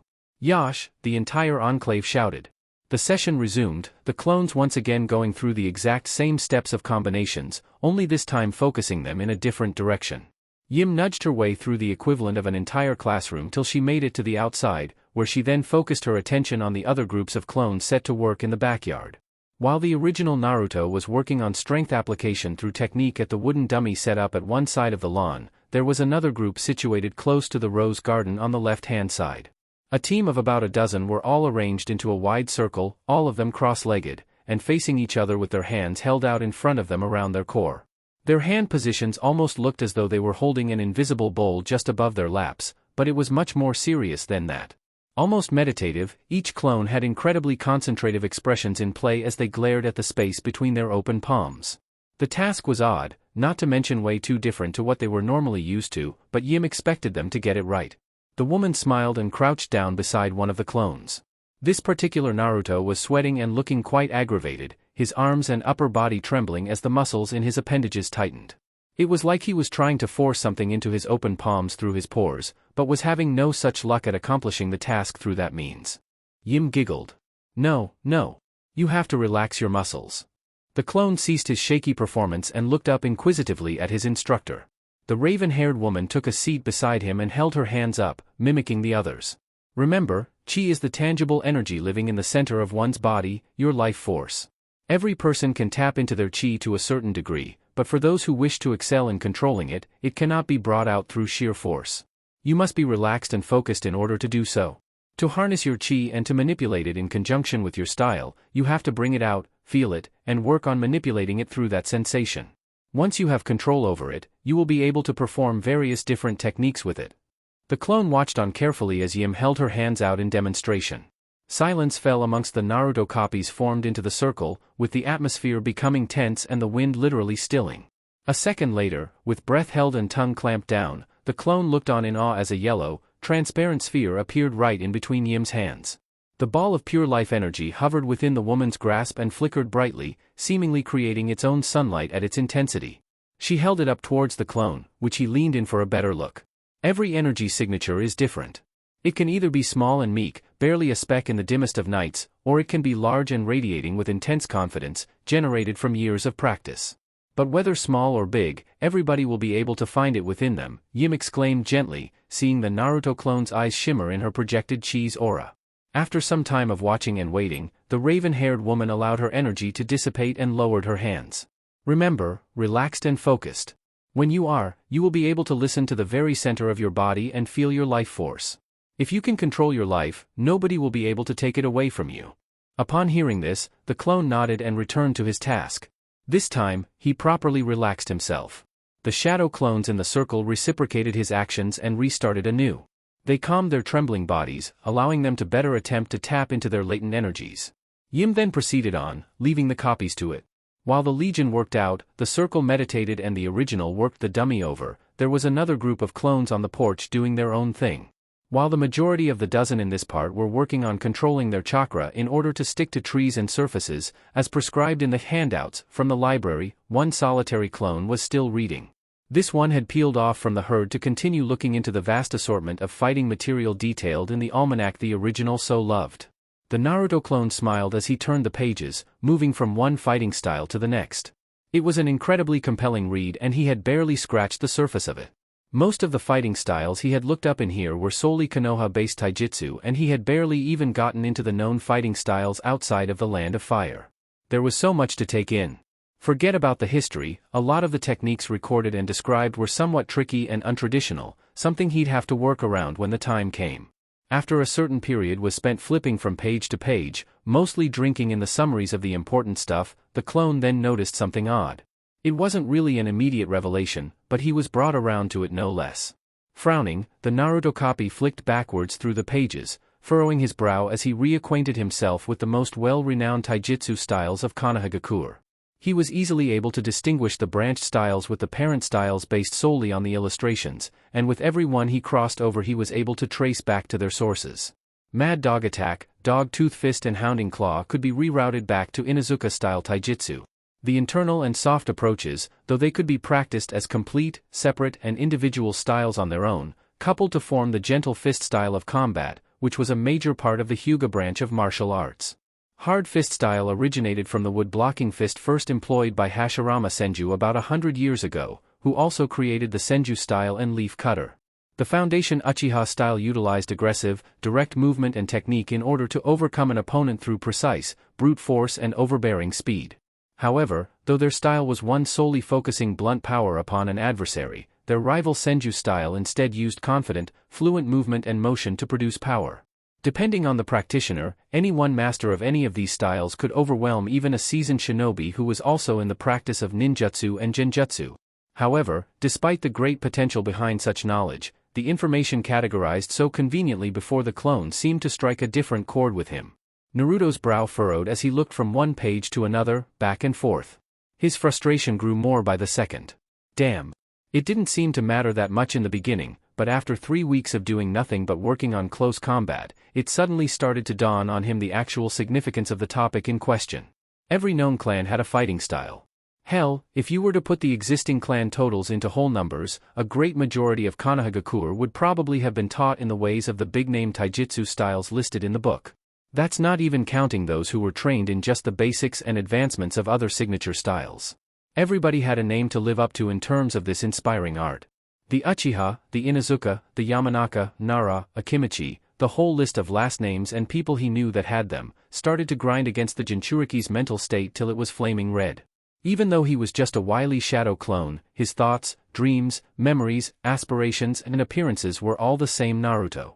So it made perfect sense that he acted and took to the information in the same way the original would if he were in the same position. They are all famous, everybody knows them, all because of their last names. The Naruto clone blinked and scowled at the next page. Do I belong to a famous name? He tried searching for any signs of Uzumaki within the book, turning to the index to narrow down his search. However, to his dismay, no matter what parent style he pursued, no matter what branch he referenced, he could not find a single style bearing his name. Frowning some more, he then shut the book and turned it over to the spine. Continental Martial Arts Dictionary Volume 3. It was thick. Like, several hundred pages thick. Despite of this, it was pocket edition. Even though it weighed like a son of a bitch, it still said pocket edition at the very top of the front cover. So much for light reading material. Nevertheless, despite its vast collection of documented fighting styles of the period, Naruto was still left utterly baffled. There were no signs of his last name anywhere to be seen.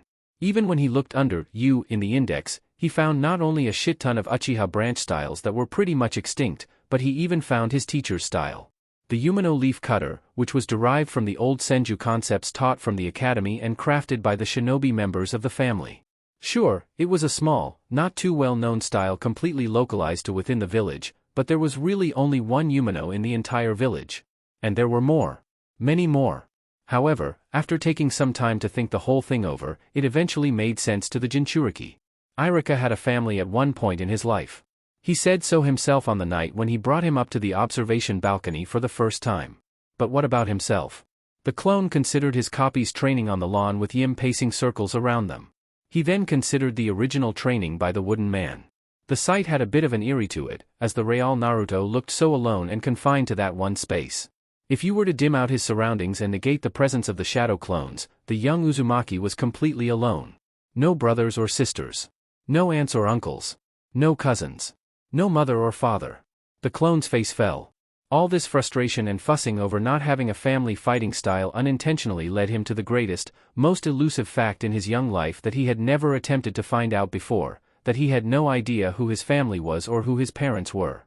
All his time spent trying to become a shinobi, working hard towards his dream of becoming Hokage, overcoming the various hardships and heartbreaks of his loneliness, and his segregation from society by the greater populace, completely eclipsed the fact that he had nobody waiting at home for him at the end of each day. That realization cut him deeper than any kunai ever could. Quickly considering the opportunity presented to him, the solitary clone made up its mind and, setting the almanac down on the table, leapt to his feet and soundlessly dashed out of the backyard. He literally hurtled over the fences dividing the property from its surrounding neighbors, leaving the makeshift training field to its current occupants. The Naruto clone was safe for sure. The original would not dismiss his technique till the end of the day. XXX. I'll drop in to see Shiho-chan. Maybe she can help me, the shadow clone exclaimed in his head as he dashed down the road. He was extremely careful to avoid hitting people and obstacles in his way. One careless move and he would be dispelled before he could even get to the heart of the matter at hand. Shadow clones were independent spirits of their own after all. He had a sense not to interrupt the original from his training till the very end. After ducking and dodging crossroad traffic and alike, the rogue Naruto doppelganger used the engraved map inside of his head to help navigate himself through the village. He wasn't going to waste valuable time discovering new shortcuts or taking to the rooftops to cover more ground. Those routes of thinking would attract trouble he was certain he was not in any condition to fight off. The clone was aware that he had to keep his life extended for as long as he could. However, while he was jogging down one of the main roads he knew ran right by the dango shop en route to the library, he stopped in his tracks when he noticed something peculiar going on right in the middle of the boulevard. Villagers were paying little attention to the obstruction laid out in their path and simply sauntered on by it, ignoring what looked to be a grown man lying sprawled out in the center of the dusty street. A blink later and a gradual approach towards the hindrance quickly confirmed the Naruto clone's suspicions that a person was, in other words, passed out on the footpath. It was also quite obscene from his point of view. Out of the dozens of people that were marching past the unfortunate soul, only one person had taken genuine interest and concern in the fallen civilian's predicament. That added some comfort to Naruto's conscience that there was at least one other person out there other than Irika, Tuchi, Iam, the third and himself that cared. The doppelganger marched to a stop a couple of feet away, from where he was able to make out the person squatting right beside the unconscious stranger and was gently trying to shake them away. The Good Samaritan turned out to be a girl roughly around his age and a shinobi from the looks of it, if the hitayate she wore around her forehead was any inclination. She had brown hair tied up into buns, some of which hung over her headband in a fringe, and was wearing a pink, sleeveless blouse and dark green pants. The girl was looking quite worried for the safety and well-being of the individual as she tried shaking him again, this time with a bit more effort. Sir? Are you okay? Sir? The kunoichi huffed when she got no answer. Begrudgingly, she placed her elbow on her thigh and propped her chin on her hand, giving the body a quirked stare. Geez, he's not getting up, is he? Are you all right? Naruto asked, approaching with an inquisitive and apprehensive expression of his own.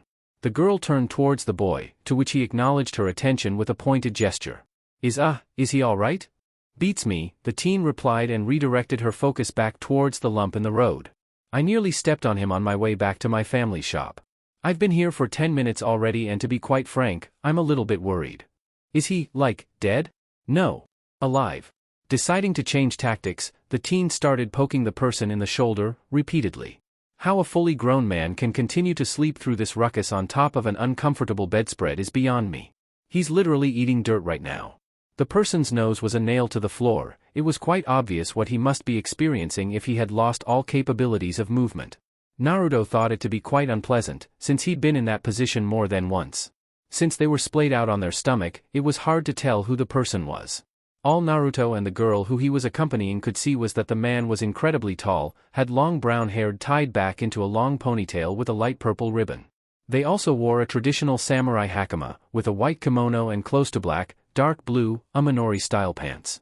The man also wore a pair of tabi and traveling sandals. There was also something else that caught Naruto's eyes. Hey, the guy has a sword with him. The young girl, being brought about from her patient state and uneasy stare, glanced over the torso of the unconscious traveler to see a katana sheathed in a red scabbard at the person's belt. The sight only meant one thing to her. Oh. He's a samurai. Don't samurai have two swords or something? The Naruto clone asked curiously, rubbing the back of his head. Traditionally, a yes. But this guy only has one weapon. The teen smiled up at the blonde, who stood attentively beside her. That means he's either an armed traveler or a samurai who's pretty much lost his way, so to speak. You would think for an adventurer they would come more prepared, but instead they end up passed out from whatever, in the middle of a busy highway and in our village no less. The girl was both amused and doubtful, mostly towards the individual's supposed life skills that were meant to be a sole part of a samurai's development. Maybe it was just for show. What a way to go, Naruto exclaimed. Maud Mao Mice Mum MMM. Huh? Both Naruto and company blinked in surprise when they heard the sounds of mumbling emitted from the person. Glancing at one another, they both then knelt down and leaned forward, ear first, just so to confirm their suspicions. Sir? Could you repeat that? Mister? Naruto murmured, placing a hand on the person's back and shaking them gently. This last gesture seemed to coax whatever life was left swimming inside the stranger's body out of them, whose head rolled over to the side and allowed the curious duo a glance of the person's eyes glaring up at them. Covered in dirt and dust, the uncharacteristically gentle face of a warrior took in the troublesome brats fretting over her corpse. I said, would you guys shut up? The stranger replied in a weak, annoyed tone. Can't you see that I'm trying to die here? At least send me off peacefully. Naruto and his temporary companion stared back at the reawakened traveler. They took their time processing the information being addressed to them from the stranger and blinked several times at his tonnage. They gave him a once-over from head to toe, before refocusing their attention on his face. It was peculiar. A traveling samurai, dressed in traditional samurai robes, but bearing only one sword. Surprisingly long, silky smooth hair. A gentle face with more prominent eyes and eyelashes than most. Very pronounced facial definitions, almost close to that of an angel if you concentrated hard. Inu. Holy crap, you're a woman. Naruto leapt away in shock, only to fall onto his backside. The revelation also startled the girl next to him. It didn't occur to either of them that they were prodding a woman samurai, let alone one at all. She didn't look it from her angle to them, but after looking past her condition and the dust smeared across her face, she was actually quite pretty. This had the blonde blush a bit at his bluntness on the situation and made a note to himself to check before assuming next time. Clearing his throat and recomposing himself, Naruto got back up onto his knees and crawled over, looking down at the barely conscious traveler. Why are you bothering me again? The samurai murmured questioningly. The bun-haired girl smiled weakly in return. You're lying in the middle of the road, miss. You're disrupting some of the local traffic. Though people didn't seem to really care, her presence did drive something of a grove in between the flowing stream of villagers. It was quite noticeable from a bird's eye view. The woman stared back at the girl talking to her for a little while longer, expression blank and eyes slightly glazed. However, after taking in the teen's overall appearance and attitude, the samurai furrowed her brow. Meow, is that you? Huh? You changed your outfit, not much of an improvement there, but I like your hair. Keep the sideburns. A little bit out of it, the woman's eyes fluttered shut a moment after her admirable comment. The genin scowled and placed her hands over her ears. Though the words from the samurai did assure her she would live, the teenager was still quite taken aback by how the woman so freely and openly commented on her appearance. The Naruto clone was promptly looking at the flustered girl with inquisitiveness upon hearing the samurai woman's words of wisdom. What is she talking about? I don't have sideburns. The girl turned to the blonde nearby, showing him the side of her head and raising her fringe. Do I? Naruto tilted his head and rubbed his chin in thought. Though he didn't normally judge a person based on their hair, he had to admit that the girl in front of him had exceptionally excellent locks. No. Your hair looks really nice to me. He saw her breathe a sigh of relief and smile kindly at him. Thanks. Just as the pair were about to inquire more into the traveler, just to make sure she didn't go wandering off into the land of surrealism again, the sound of a low, hollow growl filled the air. The noise caught the pair completely off guard, who looked around momentarily before narrowing the fading grumblings and complaints down to the stomach of the person lying on the ground before them. The samurai woman, close to unconsciousness, cracked an eye and stared up at them. So, hungry. The growling got a little louder. Silly tummy, you're the stomach of a samurai, you must be vigilant? Oh. So that's it? Naruto exclaimed, clapping his hands together. The two girls looked in his direction, one in surprise, the other one lazily. The chipper blonde grinned down at the traveler, being quite abrupt and forward in his presentation. I know just what you need. XXX. Half an hour later? Naruto and the young kunoichi he had come to associate with, watched on in bewilderment as the samurai woman they were assisting sat beside them on the bench just outside of the dango shop, devouring what they calculated to be her 20th plate of dango, along with her 3rd bottle of sake. One by one the kebabs became empty skewers on an ever-growing stack of plates, with the waitress of the store frequently running back and forth between the counter and the table to restock on the woman's orders. Unlike every other day, the servicewoman had never had to work so hard in her life, which was saying a lot about the wanderer's eating habits. Swallowing another mouthful, the samurai sighed excitedly. Delicious. I haven't had dango like this in ages. She spun around and waved towards the service counter in sight of the trio, where both the chef and the exasperated waitress stood, gawking at her. Yo! 5 more plates and 2 more bottles of your finest sake, please. Why, yes, ma'am. Oh, so good. The happy traveler plucked another dango from her dish. Holding it at a good angle, she took yet another bite out of it and devoured all 3 dumplings in one go. She chewed, giggled in delight and swallowed with much satisfaction to be expressed, simply exquisite. Holy hell, how much of that stuff can you put away? The bun-haired girl asked, seeing yet another order placed before her, which the samurai immediately became acquainted to. When the woman started drinking the bottle of sake like it was a bottle of water, instead of taking it in shots, the girl raised an eyebrow. We did say that the food was on us, but there's no need to go all gung-ho on it. Show a little restraint, why don't you? Well, you see, I haven't eaten for quite a while, about 3 days to be exact, and I was truly dying of starvation. I only wish to eat my fill, express my sincerest thanks and delight for the meal, and be on my way, if that is okay with the two of you, the woman replied happily, pausing long enough in her gorging of the food next to her to speak eye to eye with them. As a beautiful, honorable drifter, I am simply taking you guys up on your generous offer. But the girl attempted to interject. And do not worry. I always make good on my debts, even to people who I have only known for the briefest of moments in my life. I will pay you back as soon as I am able, but I cannot say for sure when that will be. For now, I will convey my utmost gratitude to the both of you as best as I can. She tipped her bottle to the youngsters and downed the whole of its alcoholic contents. As soon as she did so, she lowered it, let out an appreciative gasp of delight and smiled at the ones paying on her behalf. While the girl seemed a tad bit irked, not to mention astounded at her ability to consume so much sake and not even feel a little bit tipsy, the blonde-haired boy on the other hand was still staring at her in great interest. When she locked on to the children for a second time, the samurai bowed to them gratefully, setting aside her empty bottle of sake to acknowledge the kindness they have given her properly. You two saved my life today. Thank you. Naruto smiled at her and nodded, deciding to speak up now then never. That's okay. I understand where you're coming from. When you gotta eat, you gotta eat. It's something that a person has to do. Of course. The samurai smiled more widely at the boy, taking some interest in him. You are very perceptive and welcoming, a character who acts on good intentions. Really? The boy grinned sheepishly. Nah, I'm not. I just like helping people who are in trouble. It's no biggie. The kunoichi next to him looked at him with a smile. She nudged him in the side in a good-natured gesture. She's still thanking you, dummy. Just accept her appreciation. The boy looked at the genin addressing him, his eyes shifting between them. Oh, okay. Do you really mean that, miss? It's the truth. You went out of your way to pay for a meal for a complete, unfortunate stranger, even going so far as to run all the way back home to get money. To some, your actions may make you seem too trusting of others that they may take advantage of you. Not to mention that they may trick you into misconduct. But you are indeed selfless and kind, the samurai exclaimed, nodding to him and then looking at the girl. You may only be children, but you are both compassionate and considerate. Please, tell me your name so that I may remember you. Naruto, the clone stated, thumping himself in the chest. Tenten, the girl with the buns in her hair replied, giving the woman a small smile and running a hand over her ear to brush some stray hair away. What's your name? Me, the samurai replied while picking up the last bottle of sake from the bench. She pulled out a flask from pocket and began filling it up. I'm merely just a beautiful drifter, who lives for the joys, pleasures and tastes of good sake. Unfortunately, I have long since forgotten my real name. Once the flask was full, she tied it up and put it away. When she looked back at the two teenagers, she saw them staring at her oddly, which prompted yet another smile from her. You may call me Ran.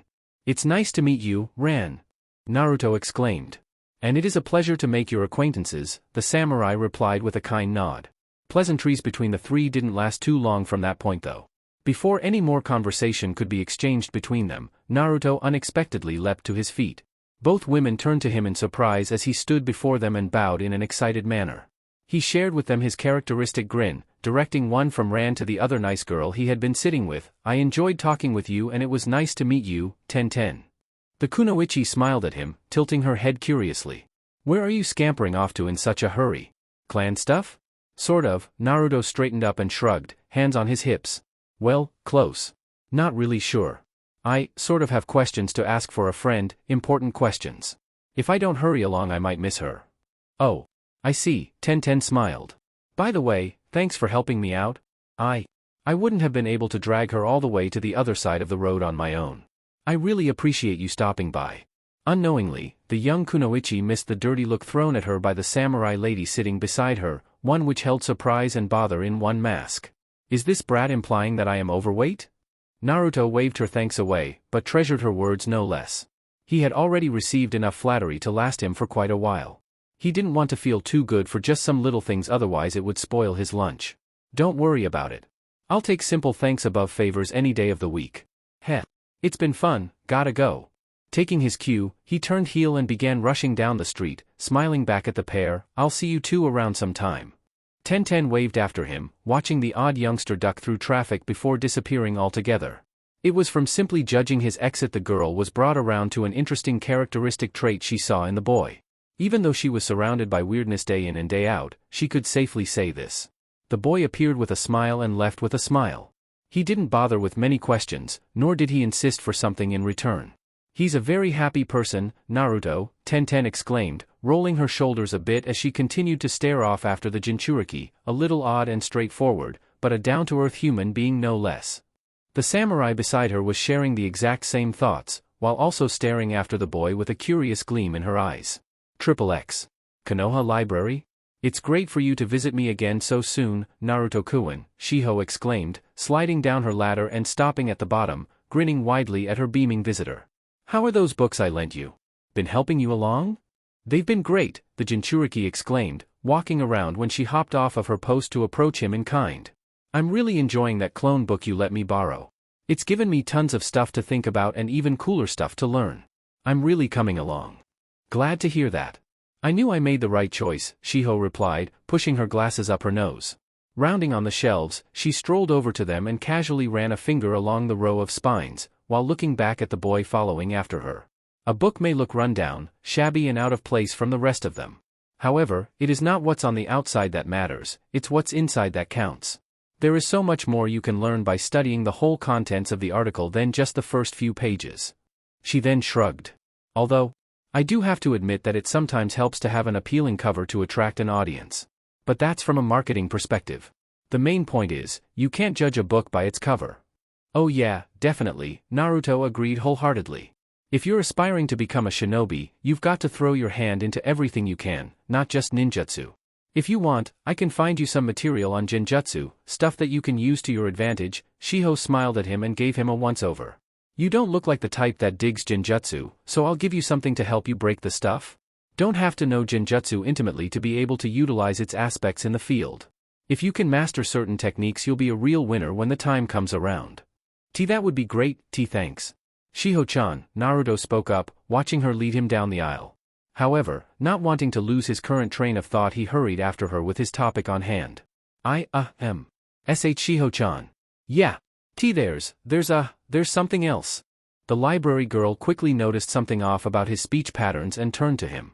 When she did, she saw a look of anxiousness on his face and blinked in surprise. If Naruto could see behind her glasses, he would be able to tell how concerned she looked right at that moment. What is it? It's something important, Naruto fidgeted. He shuffled on the spot a few times, shrugged his shoulders, doing whatever he could to bottle the nerves. It's about the book on taijutsu? Is there something wrong with it? Shiho asked, stepping towards him and gesturing over her shoulder.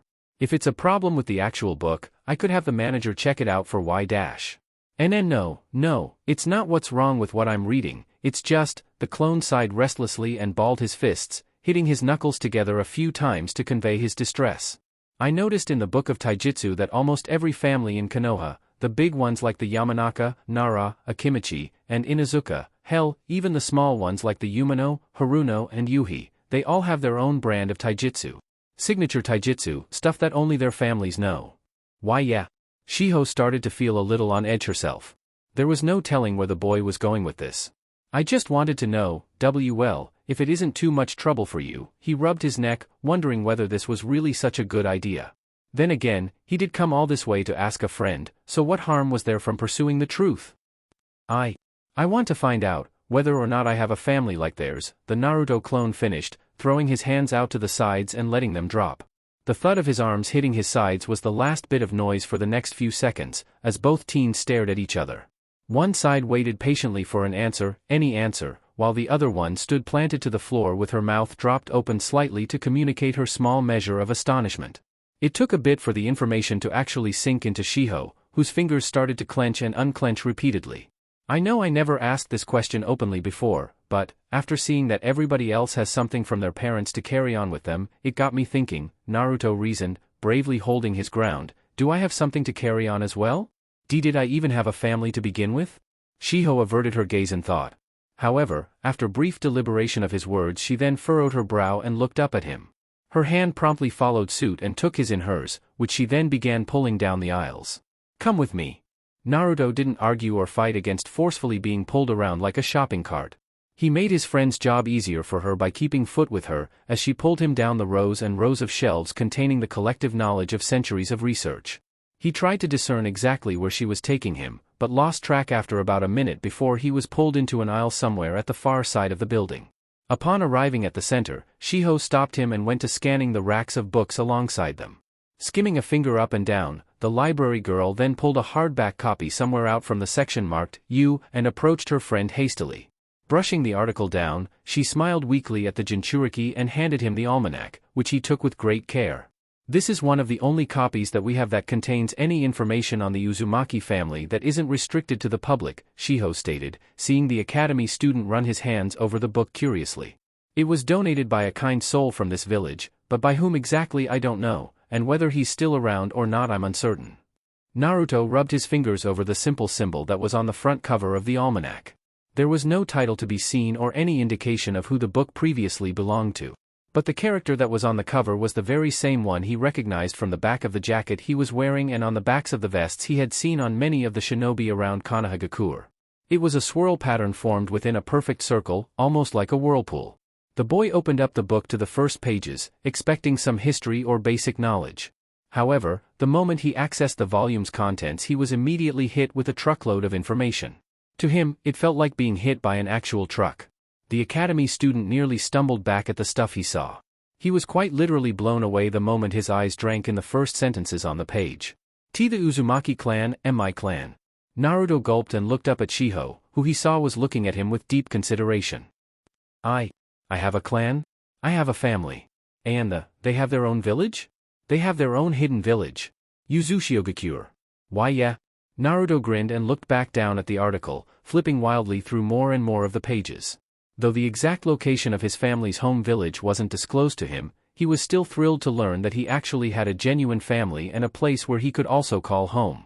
However, this information still wasn't enough for him to settle his excitement as he hurried through more pages, at the same time backing up until he hit one of the shelves behind him. He leaned against it for support, turning another page. Look at this. This is amazing, Shiho-chan." The boy animatedly held up the double-page spread and showed her a photograph on the page, pointing at the men standing side by side under two different banners. "A lot of these guys have the same hair color as me. Golden blonde. My hair color. Well, not just blonde, but red hair as well, and their outfits are awesome.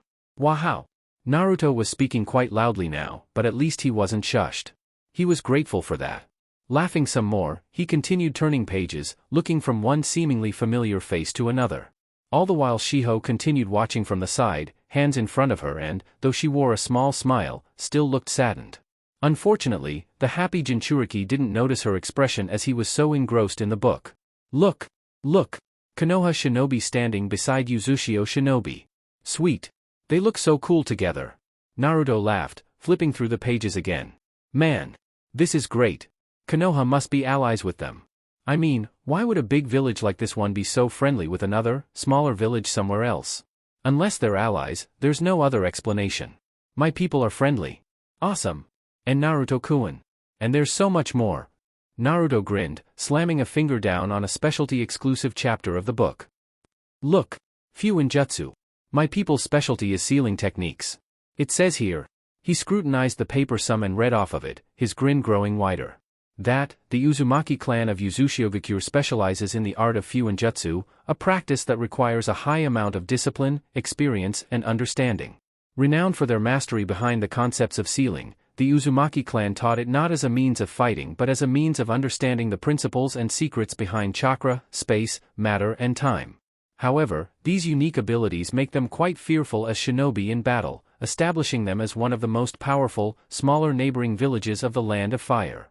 The boy giggled happily and looked up at the girl. I can't believe it. Not only do I have my own clan, I have my own clan symbol, my own village, and my own brand of fighting feared by everybody else. This is. He noticed Shiho was giving him a very grave look, making him confused and suppressing his mirth. Looking between the book and his friend a couple of times, he wondered what could be earning such a downhearted stare. The Jinchuriki stepped towards her. What's wrong? Shiho-chan? And Naruto-kun. The library girl shuffled uncomfortably on the spot, not sure what to say to him to answer his question. However, since he was already in possession of the book, the chances were that he was bound to find out sooner or later, so in an effort to help him along as best as she could, Shiho nodded towards the article in his hand. Find the last page. Blinking in confusion, Naruto did as he was asked and turned back to the almanac, turning the pages over till arriving at what he immediately deduced was the end. Before the book's contents even reached the very end of the book, which was its back cover, there were several pages left blank and unfilled. The academy student became bewildered at the sight and moved through the end pages that still had writing on it. He found a whole lot less here than what he had been previously delving through beforehand, which was surprising considering the amount of depth the book had covered on the Uzumaki clan at the beginning. When arriving at the last page of the very last chapter, he flipped the page over several times, noticing that the writing stopped a little bit over on the other side. He looked up in question. I don't understand. Read it. Shiho persisted, mostly for the boy's own betterment. If he was to discover the truth that was slowly approaching him, then he needed to face it himself. The Jinchuriki looked back at the last recorded pages in the book. He read through them slowly, making sure to drink in every word. As much as it had been a compelling read for him in the opening, the rest of the book was nothing compared to what came up next. It didn't take the clone long to get to the end of the final statements and notes written down, by which time he suddenly stepped back and collapsed to the floor, using the shelves behind him to slide down. Bringing his legs up to his chest, he dropped the book and looked down at it sadly. His response was immediate. The look he wore greatly resembled the exact same expression he wore back in the days when he was upset and would sit on the swing behind the academy for hours on end. As of that moment, he couldn't completely describe what he was feeling. All he knew was that he felt more alone now than ever before. "They're gone," Naruto murmured and shut his eyes. "The village, my clan, all of it, there's nothing left." Shiho swooped down in an effort to console him, wrapping her arms around his shoulders and holding him close to her. She felt the jinchuriki respond to her reassuring gesture by leaning into her hug, but was unwilling to do anything beyond that. All energy in him seemed to just vanish. "I'm sorry." Her embrace did the upset clone some comfort and he was grateful for it. Of course, being the stubborn brat that he was, he didn't cry. Your clan. Sigh? Shiho hesitated. She didn't know what to say to him. She had no idea what the boy could possibly be feeling, knowing that the people who were pretty much his brethren and blood, the people who he belonged to, were wiped off of the face of the earth before he even knew he belonged to them. It's alright." Naruto wiped his eye against his shoulder and jacket, before looking up at Shiho with a small smile. "It may not be what I was expecting to find here today, but at least I now know that I did have a clan, a family. An honest-to-goodness family. Just like Shikamaru's, that Bakakiba's and even Sasuke's. It's even better than what I was hoping for." Shiho gave him a weak smile and returned before picking up the book he had dropped, sliding it into his lap. "You were hoping to find something else?" "Yeah, something about my parents," Naruto sniffed, wiping his tearless eyes out of reflex for a second time. "But the writing in the book stops at a date years before I was even born. It's like, the person who wrote it was actually there, right at the time when the village came to its end." He planned to continue, to express his deep interest and the significance of the book's contents and its value to him. However, there was a sudden moment of pause in his sentences, which left him staring at the book's cover in his lap. The emergence of the topic he had consciously brought up got the boy pondering over the blanks in that area. It just occurred to him that it didn't appear at the end of the chapter he had quickly run through, and there certainly was no mention of a final conflict whatsoever. After some careful consideration, he looked back up at the girl with an inquisitive look on his face. "How did Uzushiogakure fall? What happened to it?" Shiho left the almanac in his hands and moved away an inch. She withdrew her arms and folded them over her knees when she brought them up to her chest. That particular question was quite the troublesome one. What happened to Uzushiogakure? From her understanding of shinobi history, there were many periods in the past that the village could have been classified as deserted or uninhabited. The Third Great Shinobi War, unaccountable or possible civil wars that had been waged secretly within the village's walls, foreign invaders from the western countries carting off the village's resources, or even invaders from the neighboring shinobi nations, they were all possibilities. Even plagues or famine could have been contributing factors to the village's disappearance from the map. However, after culminating everything she did know into one logical explanation, she was able to place the time of Uzushiogakures' ultimate destruction between some 20 or so years ago to today. "I don't really know, Naruto-kun. There were very turbulent times back then.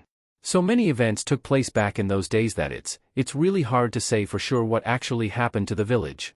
A lot of the stories nowadays are told differently by anyone who knows anything about Uzushiogakure, and even then they are mostly mere tales based off of myths and legends."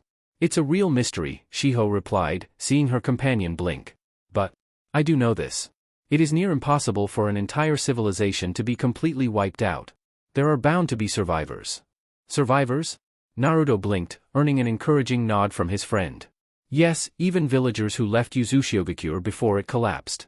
Who knows, maybe a lot of your people scattered themselves all across the mainland when they moved out or migrated across the seas. There is even a high possibility that descendants of your clan are still around today, maybe even hidden here in Konoha." Though this was just a blind assumption, she didn't regret it. It was a big village and an even bigger world out there. She was sure she was right. "Why yeah." Naruto grinned up at her, happiness slowly returning to him at the uplifting words Shiho was sharing with him. "Why you're right. They couldn't have all been killed. There are always survivors. Otherwise, who would be left to tell the tales of what happened inside the village? This is proof." The blonde held up the closed book and jabbed at its cover. "Their history is in here, history other people should be allowed to recognize and know. I just can't let that all disappear, not now. I can't let my clan's name be forgotten. I have to do something about it." "Really?" Shiho's smile reappeared at his steadily growing excitement. She was glad to see him beaming again. "What are you going to do?" "Well, become Hokage of course." Naruto grinned and thumped himself in the chest. Same course of action, it all pretty much tied together. Things were bound to happen on this journey. He knew that as fact. By becoming the leader of Konoha, I'll get people to acknowledge not just my name, but the name Uzumaki.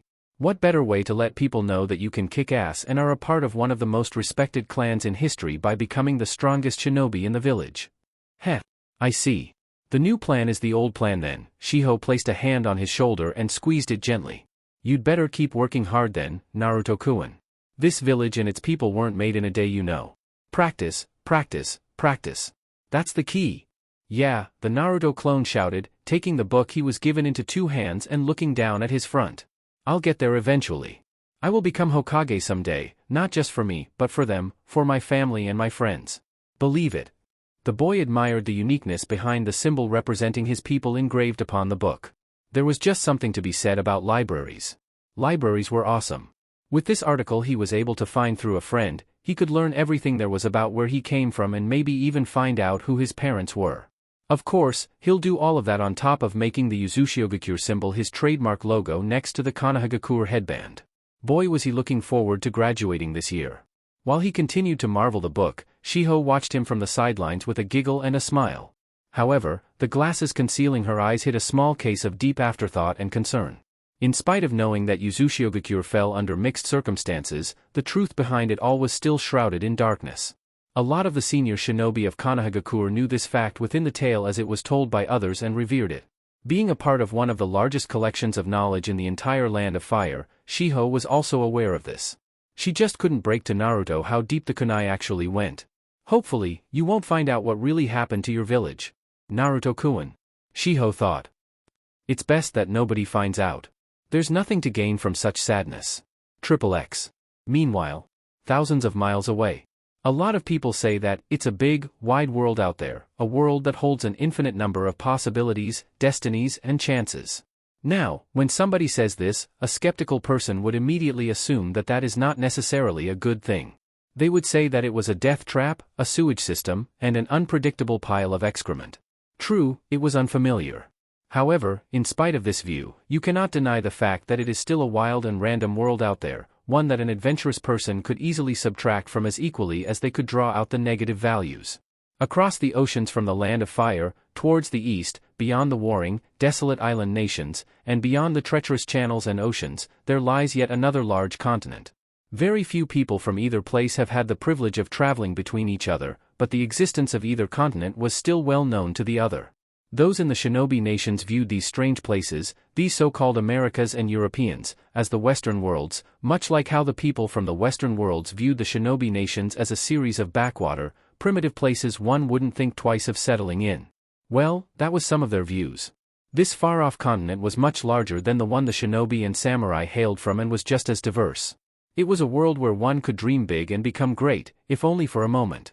Vast megacities, advanced villages and towns built upon sophisticated building materials, unique wildlife and habitats, and infinite numbers of social groups. It was a very strange world indeed. Within one of the larger cities established along the coast, there sat a popular port town used as a medium between the different worlds. The port was set up close to the mouth of a wide canal, complete with suspension bridges, architecturally sound buildings made of brick, skyscrapers, ships constructed of iron and wood, and was bustling with hundreds of civilians. Rich and poor, old and young, clean and dirty, it was quite literally a place where cultures clashed and engaged with each other. Rich came in on either mechanized contraptions run on coal, horse-drawn carriages, or elegant ocean liners sailing in from distant countries. The poor and middle class worked for these aristocrats and masters of the world, operating the machines, offloading or loading up the cargo, and serving the patrons at the various stores and restaurants lining the pier. The sounds of seagulls cackled incessantly, horns of ships blared, and people were rambling and shouting among moving crowds. Overall, the entire atmosphere reeked of oil, smog and ocean, but damn it, in spite of it being the armpit of the Western world, it was still home to those who lived and breathed here. At the far end of the large port closest to the entrance there sat a large, steel monstrosity of grand proportions. It was a ship, enormous compared to a lot of the other vessels within its presence, a pre-dreadnought-class battleship with masts, central structures, funnels and guns fixed, but muffled for import checking and safety. Judging from the number of crew already strafing the decks, with the resupplying of the vessel by cranes and hands nearing completion, she was just about seaworthy. There was still the matter of handling the clients and traders seeking transport to the other world who needed to be tended to. Ships rarely visited the shinobi worlds from this continent due to the sheer length of the journey, so people were literally jumping at any chance they could to get there. The name of the presently docked vessel was written at both sides at the bow end. Mikasa. Not a normal name to give to a ship, but suitable nonetheless. Naval personnel were hurrying about their duties and assignments, mingling and mixing in with the passengers already present on deck. Those who weren't crew were situated at the railings and sides of the ship with their baggage in hand, scattered and tending to their own devices. While the ship's staff hustled along and got everything organized, the commander of the freelance military group also occupying the vessel was firmly set at his station at the base of the boarding ramp, overseeing the final preparations. Arms folded, the man kept his eyes on the pier, watching the last of the supplies get moved on by able men and cranes. This commander, in contrast to the rest of the battleship's crew in view, wore a bright red military uniform with golden epaulets, buttons fastening the top together, and decorated with all sorts of white and golden trim, distinguishing him as an officer. He wore white pants, brown, knee-high boots and a bandolier, but instead of a sidearm had fingerless gloves with brass knuckles fixed to them at his side. His physical appearance was that of a large, muscular man with a chiseled jaw, a very serious glare adorned as a casual expression, and slicked back, dark brown hair. He stood steadfast alongside his lieutenant, a young woman with light brown hair tied into two braided pigtails, had soft brown eyes, and was wearing a similar uniform to her superiors, only with a red beret and less noticeable traits on her uniform. In addition to her outfit, she also wore strange, black gloves with thick, high-impact gauntlets around the armbands. They pretty much stuck out from the beige crowd, which continued to pass them by without notice. This was military business, nothing for the commoners to get all excited about, in spite of the glances people were giving the ship. Above the bustling of the port, the officer in charge of the proceedings sighed and looked up towards the deck of the vessel behind him. From his angle he was able to get a good view of the entire length of the ship and its armaments. "Captain." "Yes, sir?" A man dressed in a white, naval officer's uniform, complete with hat and brown beard, replied. The individual leant over the railings and down towards the docks, giving the utmost attention to the man who had called for him. "How soon till we are able?" "Approximately 1 hour, Colonel Corbett. I'd recommend that you call your men into formation for a head count soon, before we set off." The captain tipped his hat to the officer below before disappearing back over the side, probably to continue attending to the comings and goings aboard his ship. His news, however, drew a rather disgruntled groan from the commander. "An hour. Brilliant." The colonel turned back around and, pulling a brass box out from his pocket, drew a cigarette. Lighting the death sticks, he breathed it in deeply and exhaled a plume of smoke, before glancing up towards the city in front of him. His lieutenant looked over at him in response to the small efforts he took to relax himself. "Our client is expecting us at the port within a week, and at the rate we're going, we'll be lucky to make it there in 2. A voyage such as this one requires a certain amount of time and preparation, sir," the other officer replied, earning a hard yet curious stare from her taller superior. "From what I've heard, these distant shinobi countries are home to large populations of dangerous warriors, hideous creatures, and enormous beasts and alike, a society that is just as well versed in the ways of war as us." "And, what else?" the colonel murmured with a raised eyebrow. "Tactics? Weaponry? Underdeveloped and local, sir. They are much like the Far East countries, trained in the disciplines of close combat and martial arts," the lieutenant replied, her expression unchanging. "People who have originated from these lands have even said that their shinobi's combat prowess far exceeds the talent of experienced fighters such as us." "PFT. I'll be the judge of that," Colonel Corbett scoffed, looking away in disbelief while slipping his right hand into his pocket. He removed his cigarette from his mouth and blew out another ring of smoke. "Nevertheless, if what you say is true, that a great majority of their population is comprised of highly skilled warriors, then it is understandable why the head of Gato Shipping and Transport himself requested our services. He's so concerned about the presence of these shinobi that he even went so far as to buy out a whole battleship, complete with crew, from the Royal Navy and commission an entire company of soldiers to protect his shipping lanes in." James Corbett paused in mid-sentence when his memories left him prematurely. After a few moments of muttering, during which time his mind was unable to recall the more important details of the mission specs, he looked down at his right-hand man. "What did he call this country?" "The Land of Waves, sir." "Right. Land of Waves," the colonel sighed and ran a hand over his face. "Why did I ever agree to this assignment? I could be going for the heavyweight championships in Britannia this year." Seeing the man leer behind his palm, the lieutenant smiled softly and placed a hand on his shoulder, getting him to look down at her again. The head of an international corporation asked for the two of us personally to strong-arm his forces at this country. After this job is done, you and I won't have to work ever again. We will be able to concentrate on our fighting careers." Blinking, the officer considered his companion's reasoning. He responded to it quite well. So well in fact, that he actually spared her a rare smile. But then he returned to his usual, stoic self and shrugged away her grip. "At ease, Lieutenant Fairclough. Just because we are kindred spirits doesn't mean we can break routine." The woman smirked at him and reassumed her normal standing position, feet spread at shoulder width and hands behind her back. "Whatever you say, darling." The tonnage was sarcastic. While the colonel was offering his lieutenant a cigarette, he suddenly noticed a strangely dressed person appear from out of the crowds in front of him and paused. The two soldiers looked up to see an individual dressed in outlandish, dark robes marching towards them with a sack tied to an enormous scroll on his back, and a straw hat worn over his head. He also had two swords at his side, which the pair recognized distinctly as katana. Flipping his lighter shut, the colonel stepped forward and stopped before the shadowy stranger, who also stopped before him at his gesture. "Passenger?"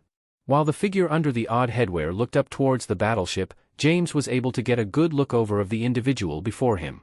The equally tall man wore dark blue kimono robes and dark gray baggy pants, complete with a red sash. On the front of his kimono written in white was the name Sengo. Though his face was mostly hidden by the straw hat, Corbett saw a thin jawline with matching mouth and a piece of straw wedged between the lips. He certainly didn't carry much weight, just the swords and his peculiar backpack.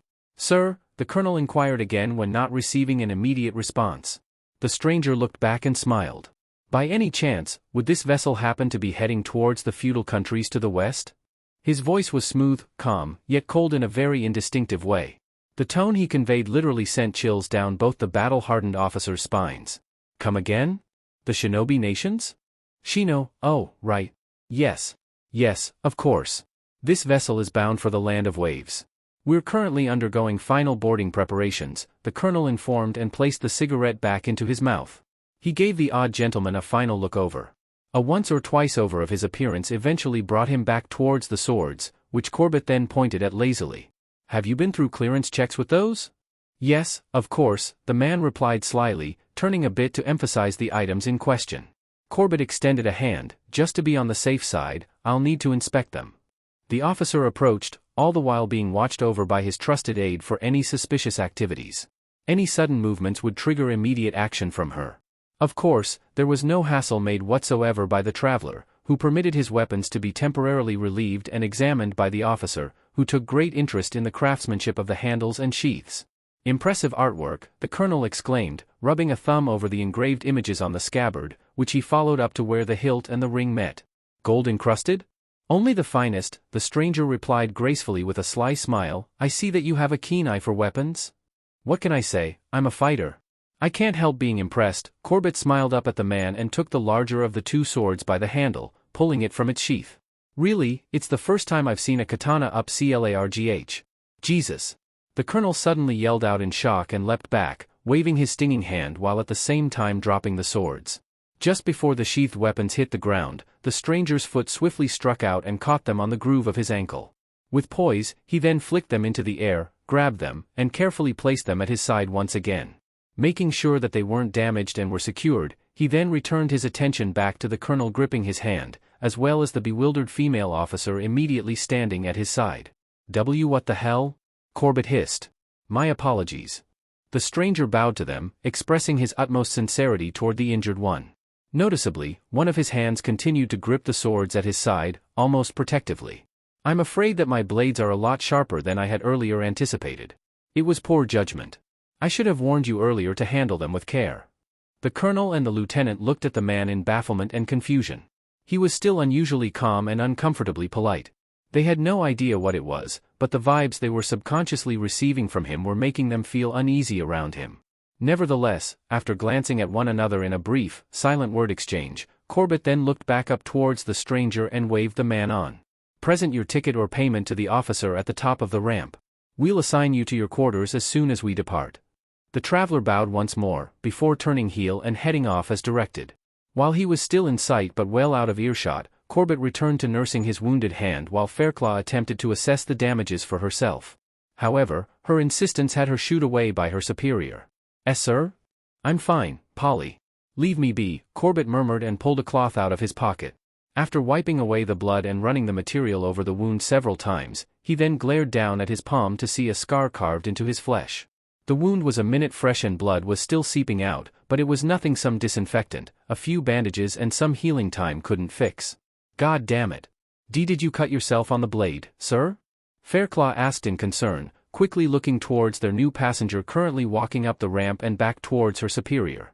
It was a perplexing situation, but she was certain her partner had not gone about his actions carefully enough. It was he who was at fault. Men were clumsy after all. I warned you many times before, you know. Don't try to act so rash on your duties and be careful around sharp objects. No. I didn't even touch the damn blade. My hand was placed firmly on the handle. I just pulled it out a bit to see if it was genuine, but then I felt a sharp sting across my hand and then. Corbett, still firmly clutching his wrist, glared down at his open palm. The direction of the scar was slightly angled and based on his acute observational skills, he was certain that he didn't even come close to the sharp end of the sword. It was ridiculous. Hissing away the pain and forcefully being treated by Fairclaw, who decided his bawling had carried on long enough under its own steam, the colonel then glared up in the direction of the ship's boarding ramp. From where he stood, he was able to see the stranger with the unusual swords check in with the officer up top, and after a moment of negotiations, was permitted access. Though he was a young soldier who had had plenty of conflicting experiences in his life, the colonel still had this sickening feeling in the pit of his stomach that there was something more about that man. It was far above his knowledge and comprehension of where the individual actually came from, but something was going to go down at their destination, and he could feel it. This stranger was, by any stretch of the imagination, beyond normal. XXX. Back on deck, the samurai from parts unknown took his first steps across the bow of the magnificent vessel, while at the same time looking over the crew and passengers walking around him. He was able to make out the presence of tradesmen, mercenaries, families, and people from the shinobi nations who were returning to their place of origin. They were all mixed groups, but the greater majority was military. After a brief inspection of his surroundings, he then approached the very front end of the battleship. Taking his place at the very apex of the bow where the railings intersected, he focused his eyes towards the entrance of the busy port, beyond the suspension bridge and its horizon, and sighed. Upon setting his sights on the ocean and the lands he knew were waiting for him thousands of miles away, a sinister grin then spread across his face. This smirk was kept hidden and out of sight of any potential onlookers, for if any person saw it they would immediately be able to recognize the clear signs of bloody, malicious intent drawn from the pits of his very soul. His sneer perfectly matched the narrowed eyes hidden underneath the shadows of his straw hat. It's been a long time since I last saw home. He sniffed the air, from which he was able to distinguish the blood that had been drawn by his sword. Ah, how I miss them so, Konohagakure, Kumogakure, Kirigakure. Yuzushiogakure, oh, wait a moment. His grin seemed to widen as he recalled the most relieving moments of yesteryear. Of course, how could one forget about those days? It was this knowledge alone that beckoned him back to his place of birth. That's right. I killed all of them, silly me. Chapter 5, Academy Arc, Beaten to the Punch. That afternoon?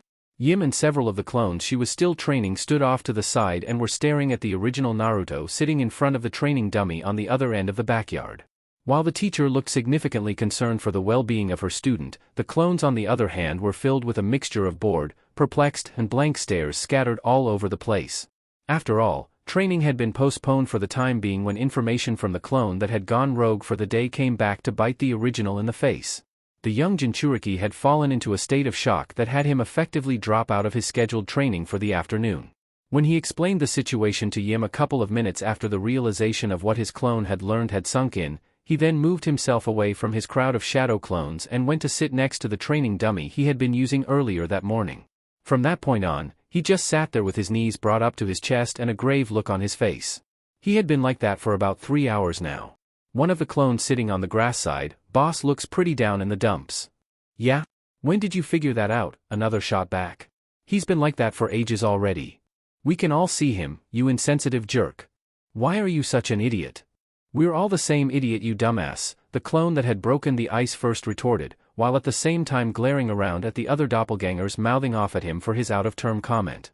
After batting off the glares he then retrained his sights to the original, now methodically picking grass out of the ground in an effort to distract himself. "What I don't understand is why we're all still here. We're not even training anymore, so what's the point with all this waiting?" "Just give him some time," Yim said, glancing down at the shadow clones next to her. The group she was addressing in particular looked up at her in response. Even though you may be just copies of the original, you are still the same person. So out of the entire population of this village, you guys are the only ones who should understand him the most. I can scarcely imagine what he's going through after hearing that he had lost whatever family he had years before he even knew he had one, but you on the other hand should know exactly what he's going through.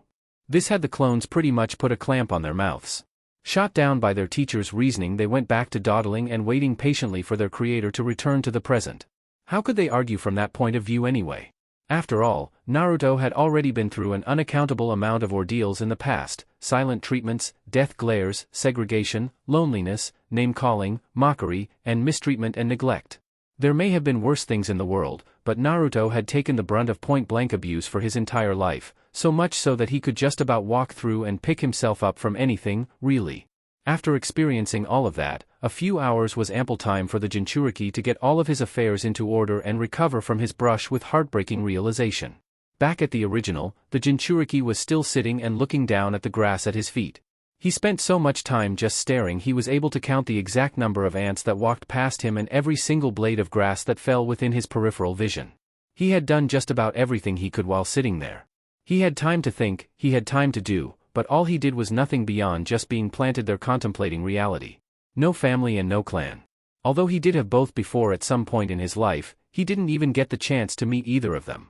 Despite the fact that his clone's little side trip helped him discover that he did have a family a long time ago and that he did come from somewhere, there were still other questions left lingering around in his mind.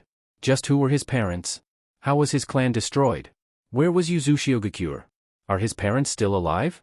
Did they love him? These questions occupied his thoughts throughout most of his meditation. Though his main response towards this development had been wallowing around in complete misery, his clone did accomplish one other thing above the rest: acceptance and renewed determination.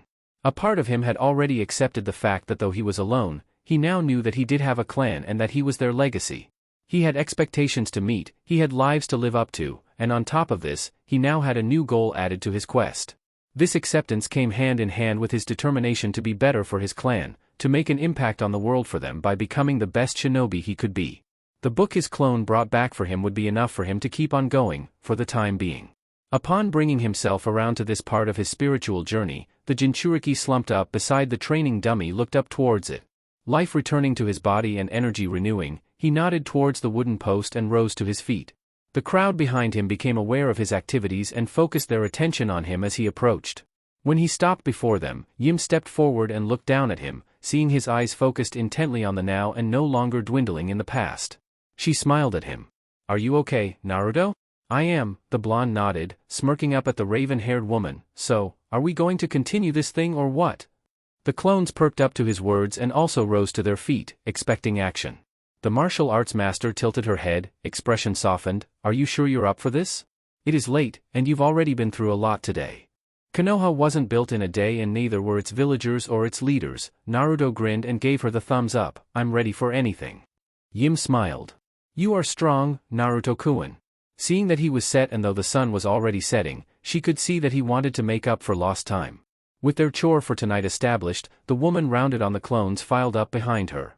All of them immediately jumped to attention. "All right then, let us pick up where we left off." Really? I'm not sure about this. I'm pretty tired. Can we sleep?" "Huh. You guys are wusses." Naruto grinned at them and nudged past his teacher, who allowed the original to set his copies into order. The Jinchuriki stood before his rough formation with his hands on his hips. "Come on. We're tougher than this. If I'm going to become Hokage someday, then I need all of you to be in the same boat with me.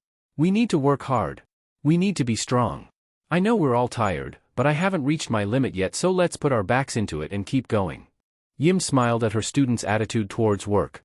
Though at times his policies towards his clone seemed a bit odd and difficult to comprehend, yet they managed to understand him anyway. She still admired the boy's spirit. "But boss. We're worked to the bone. Can't we just call it a night? Please. Pretty please, with a cherry on top? And some chocolate around the middle, with flakes, and strawberries lining the screw this, I'm going to get a sundae." A random clone started to part from the crowd in a hurry, but was stopped by one of his other more docile compatriots. But I'm hungry." A round of empty growls and muffled gurgles came from every individual Naruto present, including the original. All of them blushed brightly in embarrassment and rubbed their complaining stomachs, with the enclave looking towards their creator with restless and discontented expressions drawn. "We're done. Can you please dispel us, boss? Now how could you ignore that?" There were puppy dog looks and everything. Nobody could beat a hungry stomach. It was at the top of Naruto's list: never under any circumstances train without having a decent meal first or an empty stomach. Since he had burned up pretty much everything in his gut over the entire course of the day's proceedings thus far, he didn't really have much of a choice. With a heavy sigh and a smile to match, Naruto formed the jutsu-specific, cross-fingered hand seal to dispel his technique. Before he did so, he gave each of his clones a well-earned pat on the back, final word, "Thanks for everything, you guys. Great job. We wouldn't have gotten this far if it weren't for all of you." "Thanks, boss," the shadow clones replied. They were happy they were being appreciated for all their efforts. To them, it meant that the original actually cared about them. Though mere shadows of their creator, they still technically counted as existing individuals. With that said, they all disappeared into clouds of white. The smoke filled the air and lifted moments later, leaving Yim and the original standing where they were with smiles on their faces. The wind that caressed the scenery carried the wisps of smoke left behind in the wake of the clones away, while also uplifting a few loose leaves from the trees and careening them through the air. Stretching his arms out and rotating them, the jinchuriki turned to face his teacher. "Guess we'd better ge-" Naruto's eyes suddenly rolled into the back of his head, and all he saw from then on was black. The boy's body capsized without warning and was about to hit the ground when Yim swiftly swooped in and caught him at the last moment, with little effort exerted behind her movements. She held his limp form a few feet off of the ground momentarily, before picking him up and carrying him back up into his apartment.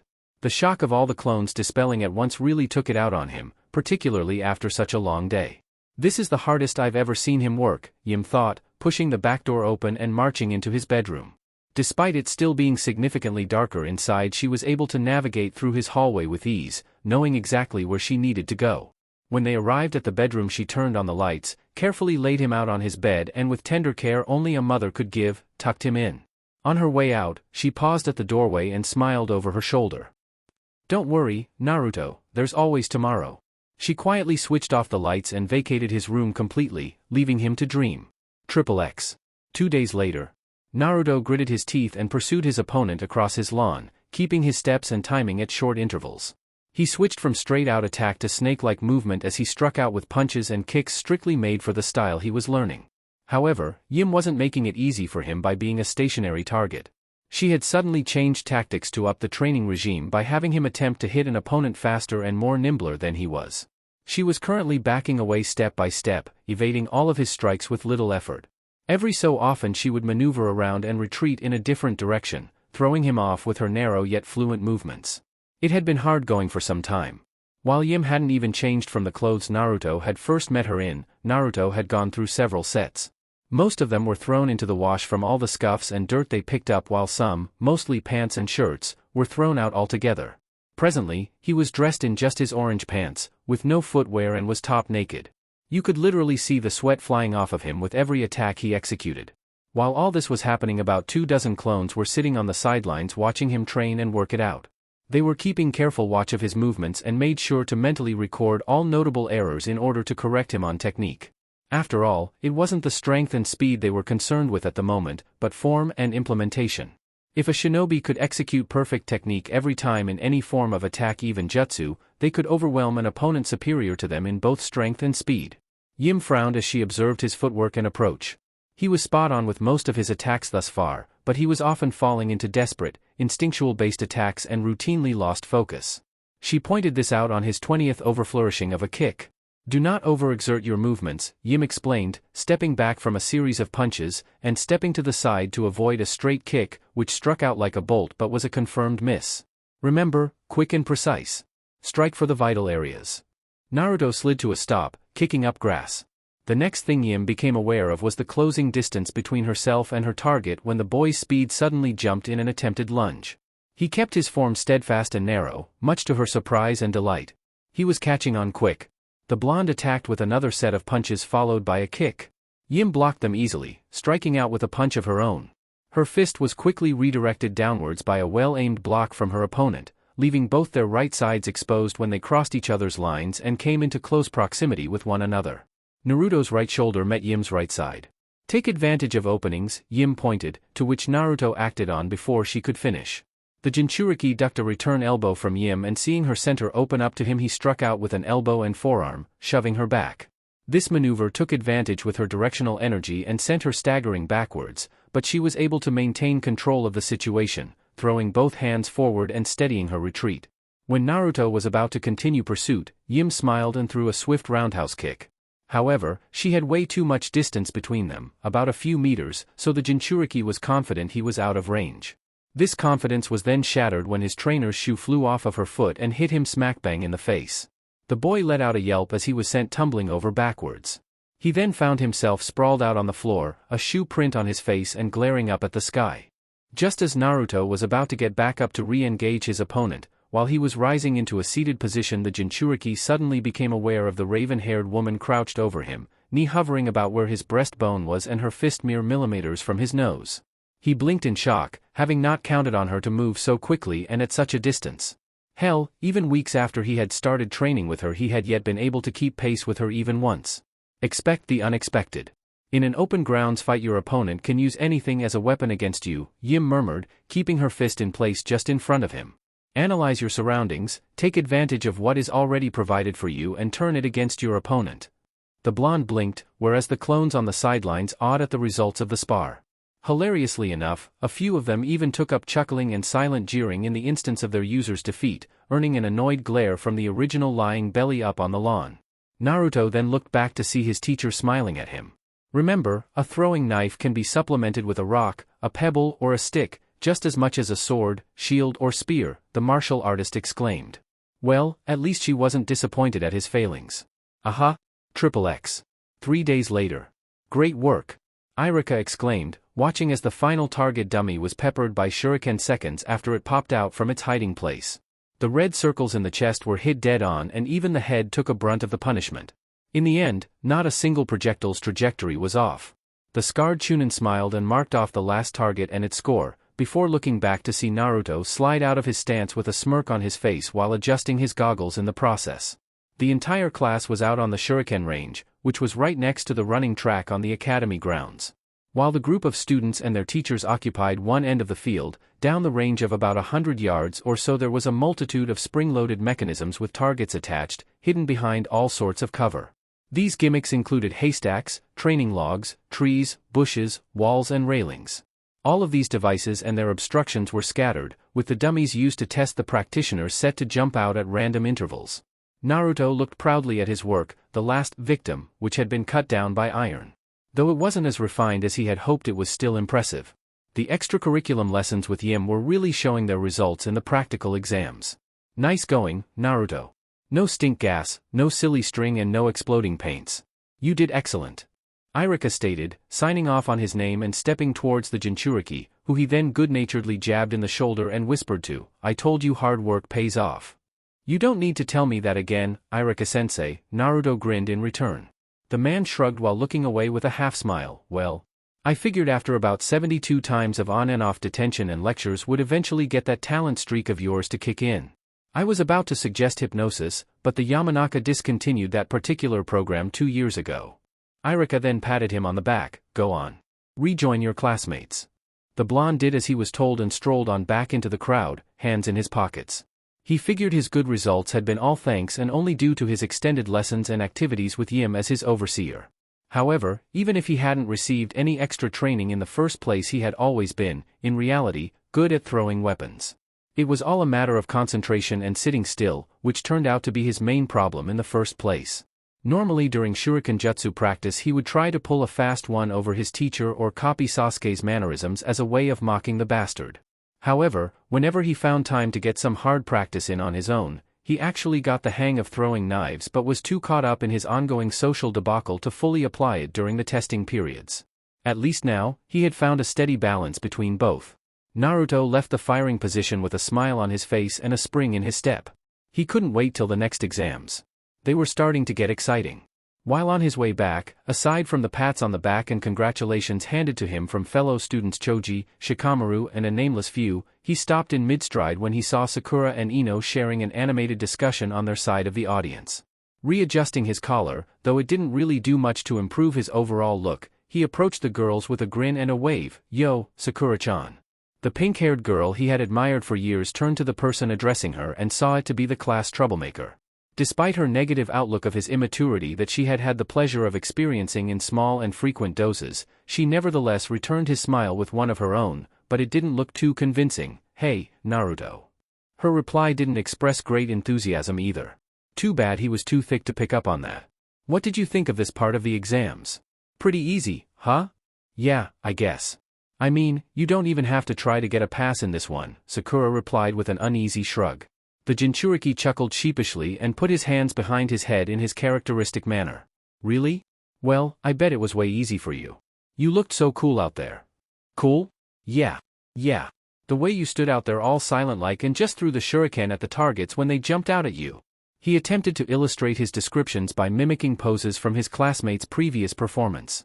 He pulled this off in a very colorful way. "You weren't put off or anything. That was awesome when you caught the sucker between the eyes. Hey, I bet when you get out there, enemy ninja will be caught dead the moment you spot them. You know, it's not going to be that simple out in the real world, Naruto," Sakura replied with a raised eyebrow, finding his displays odd and his words cheap. "If you're not careful, smart, or quick enough, you could get killed, or worse, especially if you're going to go out wearing bright orange in the middle of an ambient night setting." The girl's eyes moved to his flashy jumpsuit adorned proudly over his shoulders. "Ah, that's not fair, Sakura-chan," Naruto grinned. He shook off her ill-spoken comment towards his outfit and opted to swaying on the spot, keeping his hands fixed firmly behind his head in an effort to keep his cool. "There's no way I'll let enemy ninja catch me out in the open like that. I won't give them the chance." Ino shook her head at the boy's attempted conversation with his crush and her rival, and rubbed the side of her head in an exasperated manner. "Ugh. Instead of going for an immediate crash and burn instance, he's going for the old, pouring flammable oil over his head and letting it soak for a while approach." Shikamaru, who was conveniently standing close by to the trio, also picked up on his friend's choice of words. It was pretty painful to listen. The Nara visibly sighed at Naruto's cheesy praises of Sakura's abilities and added backtracking of his own skills during the talking period. How could you improve on garbage like that? Knowledge of his past experiences didn't exactly help him connect with the girl. At this point, Sakura looked more inclined on ending communications with the jinchuriki than anything else. He just didn't notice her expression yet. "So, are you looking forward to the next exams, Sakura-chan?" "Maybe. I don't know." She gave him a small frown. "Don't tell me you are, Naruto. The next part is taijutsu and you failed all the tests involved with it every time you stepped out onto that ring. Most of it was because you messed about and didn't follow through with the techniques required. It's all textbook stuff, something I doubt you'd really know." The girl sighed exasperatedly and looked away again. "How do you expect to graduate at the end of this if you've never, ever taken Irika-sensei's classes seriously?" "This time I am, Sakura-chan. Believe it." Naruto smiled at her, leaning in sharply with a confident look on his face. "I've been working really hard on some new and awesome fighting moves at home. This time I'm bound to come out on top." "Yeah, right," Ino smirked at him, folding her arms and giving the jinchuriki a disbelieving look.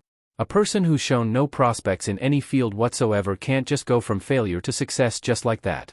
She snapped her fingers loudly. "If anything, Naruto, you've definitely showed us that a dunce will always be a dunce no matter what they do, what with all of your successes in past tests over the entire year so far." "Well, what about now?" Naruto looked between the two girls quickly before pointing towards the range behind him, where the next student from the class was now going up to have his shot. "You saw what I did out there, didn't you? I hit every single target dead on without missing even once. Is that the work of a failure, Ino?" "I guess not." She shrugged. The Yamanaka didn't want to openly admit at this point that she found it pretty surprising that the once bottom of the list, class slacker had done so well on his exam and pretty much passed it with an outstanding grade. She buried her outward shock away from the surface of the world but couldn't suppress the obvious fact that Naruto was performing abilities a million times better than what he had been doing months before. He got top marks on the Kawarimi exam, the Henge exam and now the Shuriken Jutsu exam. She spared a moment of contemplation to this realization. In contrast to all those other times he took similar tests, I'd say he's doing phenomenally well. I mean, am I talking to the real Naruto or is this an imposter? Am I missing something here? What's going on with him?" Naruto smiled when he saw Ino give him an uncertain look and nodded. "That's what I thought." Bringing his arm back around, he rubbed the side of his neck and redirected his attention toward the pink-haired student he had been associating with earlier. "So, Sakura-chan. I was just wondering, if, maybe dash. Sasuke-kun. Sakura suddenly shouted, bringing Ino back to her senses and cutting off Naruto in mid-question. The Yamanaka glanced around to see her rival waving towards the famed, last of the Uchiha, who had stepped out of the crowd and onto the range for everyone to see. This left Naruto staring frozen at both girls' shoulders with a look expressing a state of verbal address, before he was so rudely shut down. Good luck, Sasuke-kun. I know you can do it. Not wanting to be thrown out of the limelight so easily, Ino also joined her rival at her side and began calling out to the Uchiha at a much louder volume in an attempt to outdo the others. This prompted the rest of the girls in the class to follow their example, much to the chagrin of the boys. Go Sasuke! Yay, Sasuke-kun! You're the best, Sasuke! This put Naruto pretty much on hold by both girls prematurely, ending with him simply staring at their backs with a disappointed look on his face. A small rain cloud flew in from off-screen, suspended itself over his head and began pouring down on the emotionally flattened jinchuriki. At the same time, his head dipped over in an incredibly animated representation of rejection.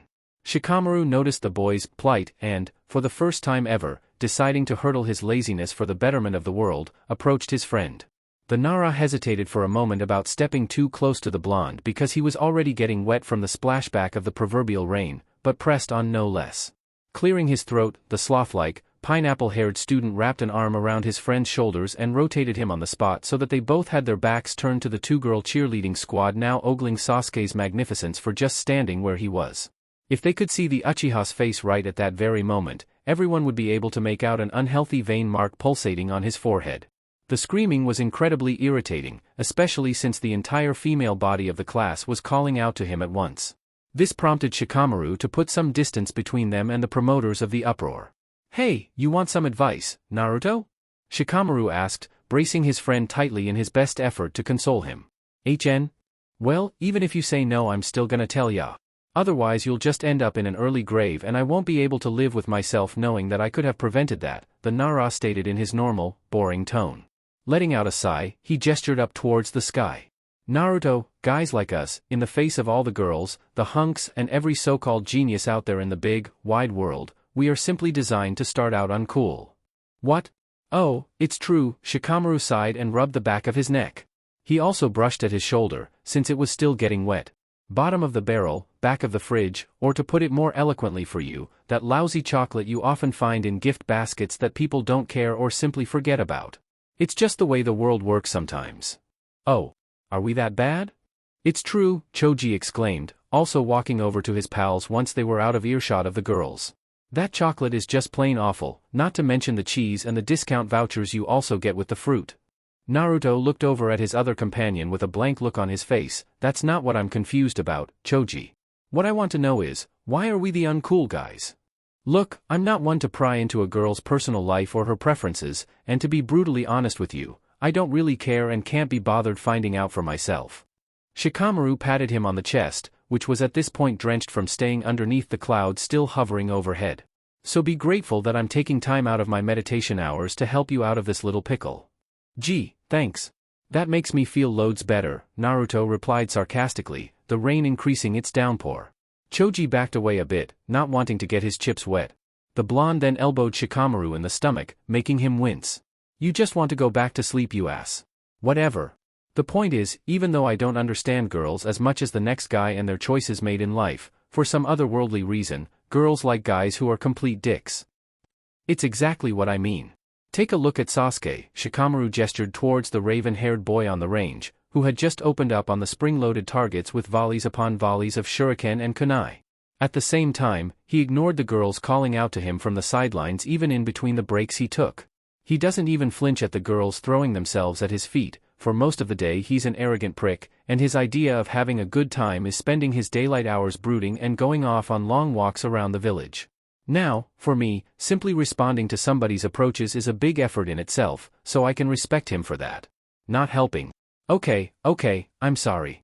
But listen to this, the harder you try talking to girls the way you are now, the more likely it is that they will either completely ignore everything you say to them or will just outright laugh at you in the face.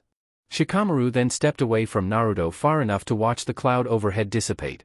Slipping his hands into his pockets, the young Nara then started to wander off. Take my advice or leave it. It's too troublesome for me to think about it. Naruto shook his head after his classmate and shrugged off the results of his emotional downpour.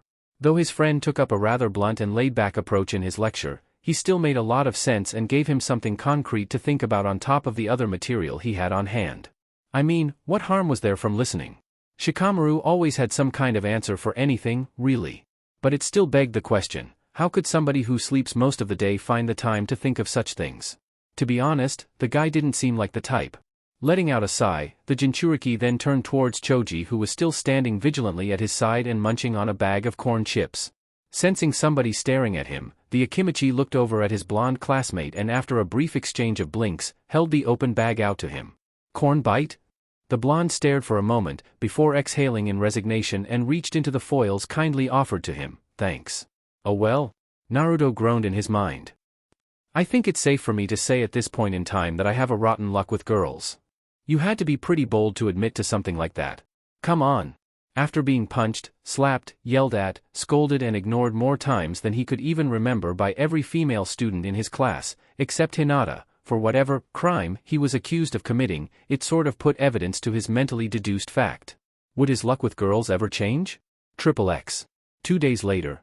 Yet again, the routine of being grounded endlessly continued. Naruto dodged left and right, avoiding various punches from his opponent who threw them towards him in different patterns and at different intervals. She often feigned attacks to get her point of reflex action, timing and telegraphing across to him, but so far he was admittedly doing well.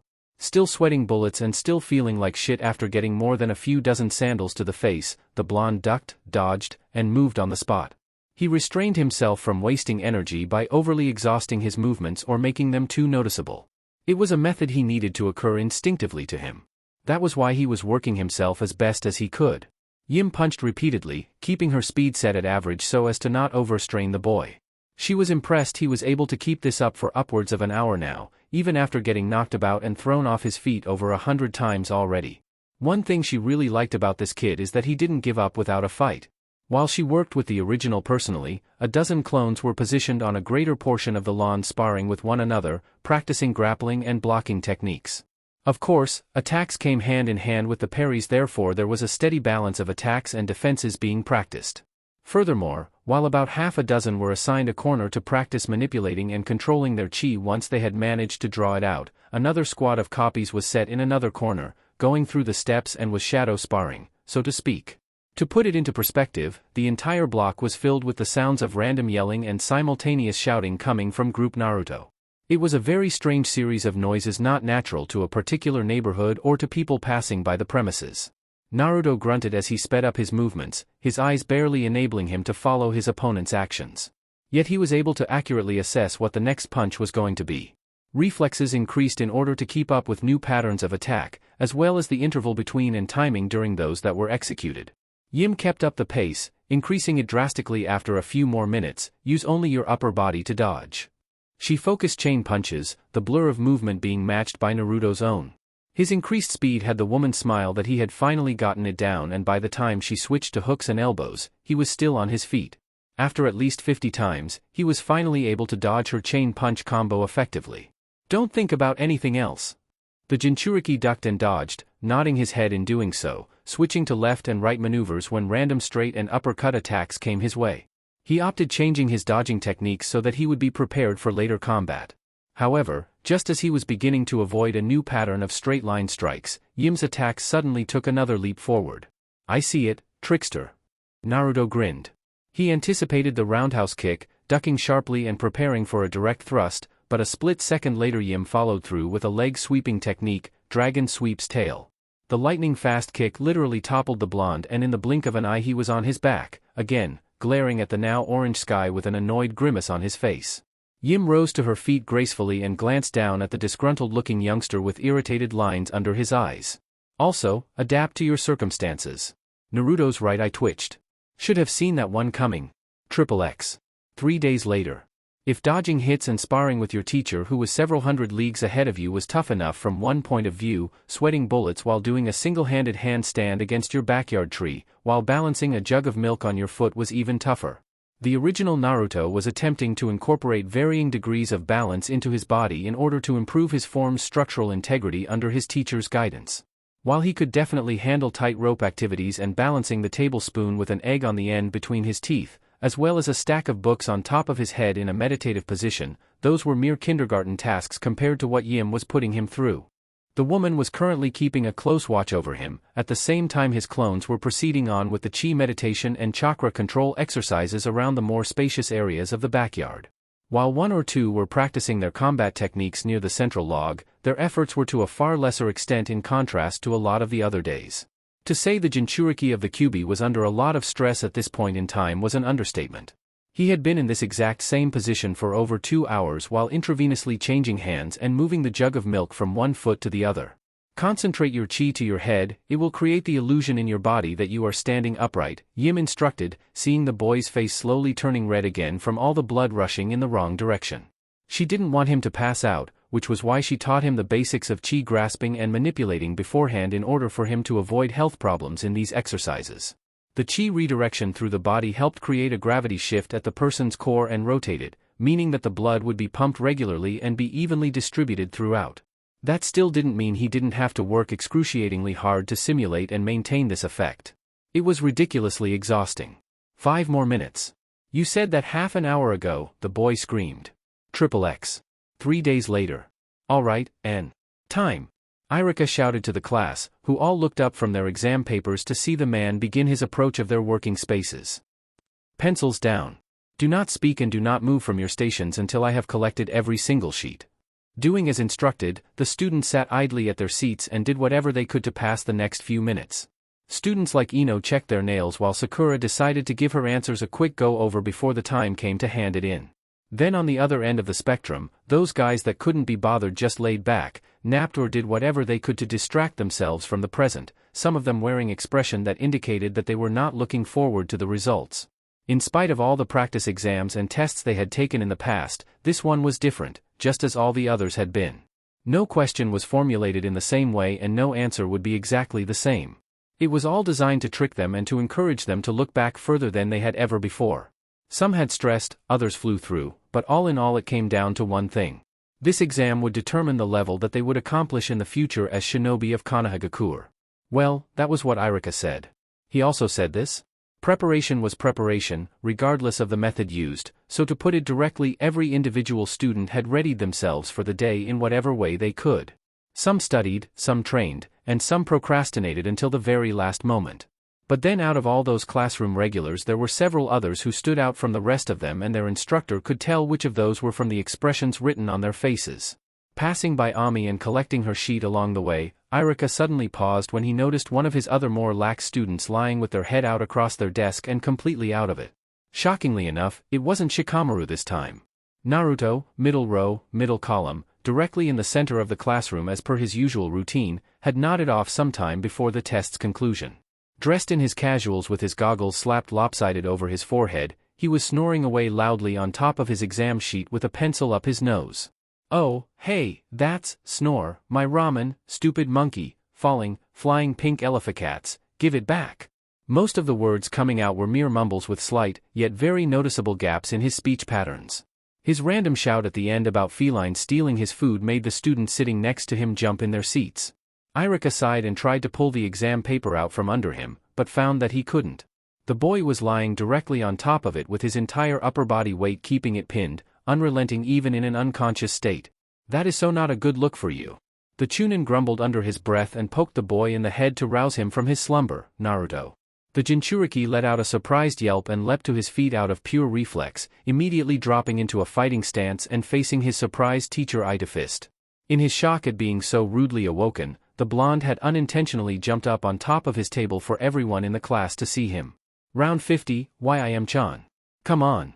Naruto shouted, his tired eyes darting around wildly in paranoia. With the pencil up his nose and bulging eyes to match, he looked pretty insane. It took a while for reality to sink in, but after a few seconds of just staring off into silence Naruto eventually realized where he was, what he was standing on and what he was doing. The jinchuriki shimmied out of a state of confrontation, blinked once and dropped his arms, keeping his legs spread in a horse-riding stance. Oh. I'm not at home. Naruto murmured, seeing his academy instructor give him a head shake and a half-smile of amusement, while everybody else was looking at him oddly. The boy chuckled and pointed down at his feet awkwardly. Desk? Get down, Naruto, Irika exclaimed, watching the boy hop to the floor and drop exhaustedly into his seat. Seeing the paper free from under him, the Chunin picked it up, but let out a groan a second later when he slipped the paper into the pile he had gathered so far. Ugh? Looking at his hand, he saw a webbing of saliva between his fingers. Unfortunately for him, unlike Shikamaru, Naruto drooled in his sleep. Finished okay, did we? Irika asked while wiping his hand against his vest and looking at the slightly smudged ink marks on his test sheet made from the pool the boy had formed. The blonde responded with a yawn and a lazy wave of a hand. Yeah, just fine. Not interested in a prolonged conversation, Naruto quickly went back to sleep. It was the final written aspect of the exam period anyway, so why did he give so much crud over it? The whole thing seemed pretty easy to him, and he figured his early completion had been mostly due to all of the reading and rereading he'd been doing with his clones in bulk. Regardless of the possibilities leading up to it, it was over. There were other more vital areas he needed to devote his time towards, such as his clone techniques. But for now, all he needed was rest. He'd been quite literally driving himself up the wall for the past couple of weeks, so his body was screaming at him to hit the hay. He was beat. Irika shrugged when he saw his student doze off again and continued on marching, leaving the jinchuriki to his own devices. Ami frowned at the boy next to her when he resumed snoring, which kind of depreciated the value of her surrounding environment. At least he took the pencil out of his nose. Idiot, why don't you take these final exams more seriously? You'll never become a great shinobi if you don't concentrate on your studies. When all she got was a low mumble and another snore in response, she frowned and looked away. In all honesty, she didn't really feel like putting up much of a bother towards his insolence. She didn't want to for a whole lot of reasons, the most prominent being that the written exam also wore her out quite a bit. Why do I even bother? The dumbass doesn't listen to anything anyone tells him anyway. Why with all the doubt? Everyone was tired. Sakura, Choji and others with the same brain setup were beat from sitting through an hour-long exam. Naruto was dead for a totally different reason. XXX. 4 days later. Ha! Again. Ha! Again. Ha! Again. HAA. Yelling louder will not increase the potency of your long fist technique. Yim shook her head at Naruto's attempts to try and produce a chi wave using a double palm strike. The idea she was trying to stick into his head was the ability to project energy outwardly from his body to take down opponents from a distance or to disrupt his attacker's advances. Unlike chakra-based techniques, the whole concept was administrated differently. It required no hand seals, no complete concentration when mastered, and certainly did not project itself as anything other than a pressure surge through the air. It was completely invisible. The only way chi waves would become visible is if dust or debris kicked up into the air to form a cloud indicating the path of the technique, or the end, impact point, which would take the form of surface damage. Right now, Naruto was practicing using what Yim called the long fist technique, which was an attack that required the user to project energy from his or her palms to widen and extend their striking distance, similar to frog kata. The force of the attack is increased by the amount of chi the user is able to project depending on their level of strength and experience. All his chi controlling exercises and training had led him up to this moment, and because he had been progressing at such a high rate, Yim figured he was ready for the next stage. Unfortunately, in spite of all of his successes to this point, the distance he was able to cover with the technique was barely under a couple of feet, not to mention the attack wasn't that strong at all. It was more like a gentle breeze than anything else. Naruto's eye twitched when he saw the chi disrupt the atmosphere in front of his fist but then disperse in a gentle gust. Yim, who was standing beside him, clapped lightly at his accomplishment. Well done. You managed to get a few inches further, she giggled. The jinchuriki could tell that she made that comment out of pity and fumed inwardly. What am I doing wrong? Naruto growled and looked at his hands. He clenched his fists repeatedly and glanced over at his mentor. This is stupid. I can't get it far enough to do any damage, let alone do anything remotely useful. His eyes trailed back to the training log sitting about 15 meters away. He was working to get the distance covered with the appropriate amount of power, but the concept seemed impossible. It felt more like it was sitting 100 meters away. You're not relaxed. Chi manipulation isn't something that you can force. It's about taking control of your energy through a state of focus and serenity, and allowing it to extend beyond the scope of your body, Yim explained, raising her hand and producing the yellow orb of energy Naruto had seen previously. It hovered above her palm and flickered brightly, unwavering in its state. Step 1, feel the pull of your chi from your core. Step 2, draw on it. Step 3, gather it at the section of your body you wish to produce it. Step 4, release it. Remember, in this instance your chi is an extension of your hands. Allow that energy to flow freely with the movement of your body. Willing the energy orb to disperse, Yim took a stance and turned to face a boulder sitting at the other end of the garden behind her, directly through the middle of the class of clones currently practicing their taijutsu techniques. Naruto watched with great interest as his teacher assumed a fighting form he had never seen her use before, index and middle fingers extended while her others were cuffed, using pointed hand positions in a wide yet well-balanced stance. It didn't resemble any style he had seen before from his nation, but it was obviously derivative of her country's martial arts. Breathing normally, Yim stepped forward and with a series of fluent, snake-like movements, let out a shout and threw a left finger strike. There was a thump-like sound as if air was sharply imploding on itself before the boulder at the end of the garden quite literally exploded into a shower of rock.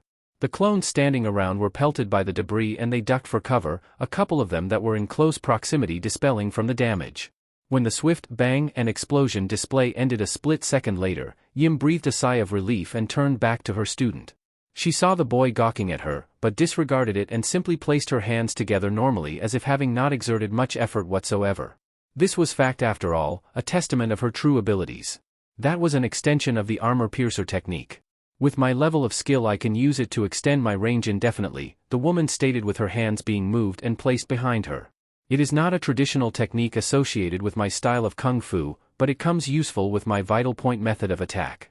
She nodded to him when she saw him acknowledge her wisdom with his own. It's the exact same principle.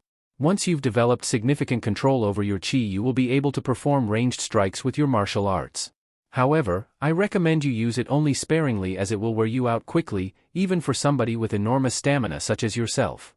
Absorbing what information he was given, Naruto nodded and assumed his stance used for the execution of the technique. Bringing both hands around to his side, he cupped them and relaxed, inspiration from his master's demonstration leading him along the steps one by one. He allowed his mind to be calm of all thoughts and focused on the present, allowing him to tap into the chi within the center of his body.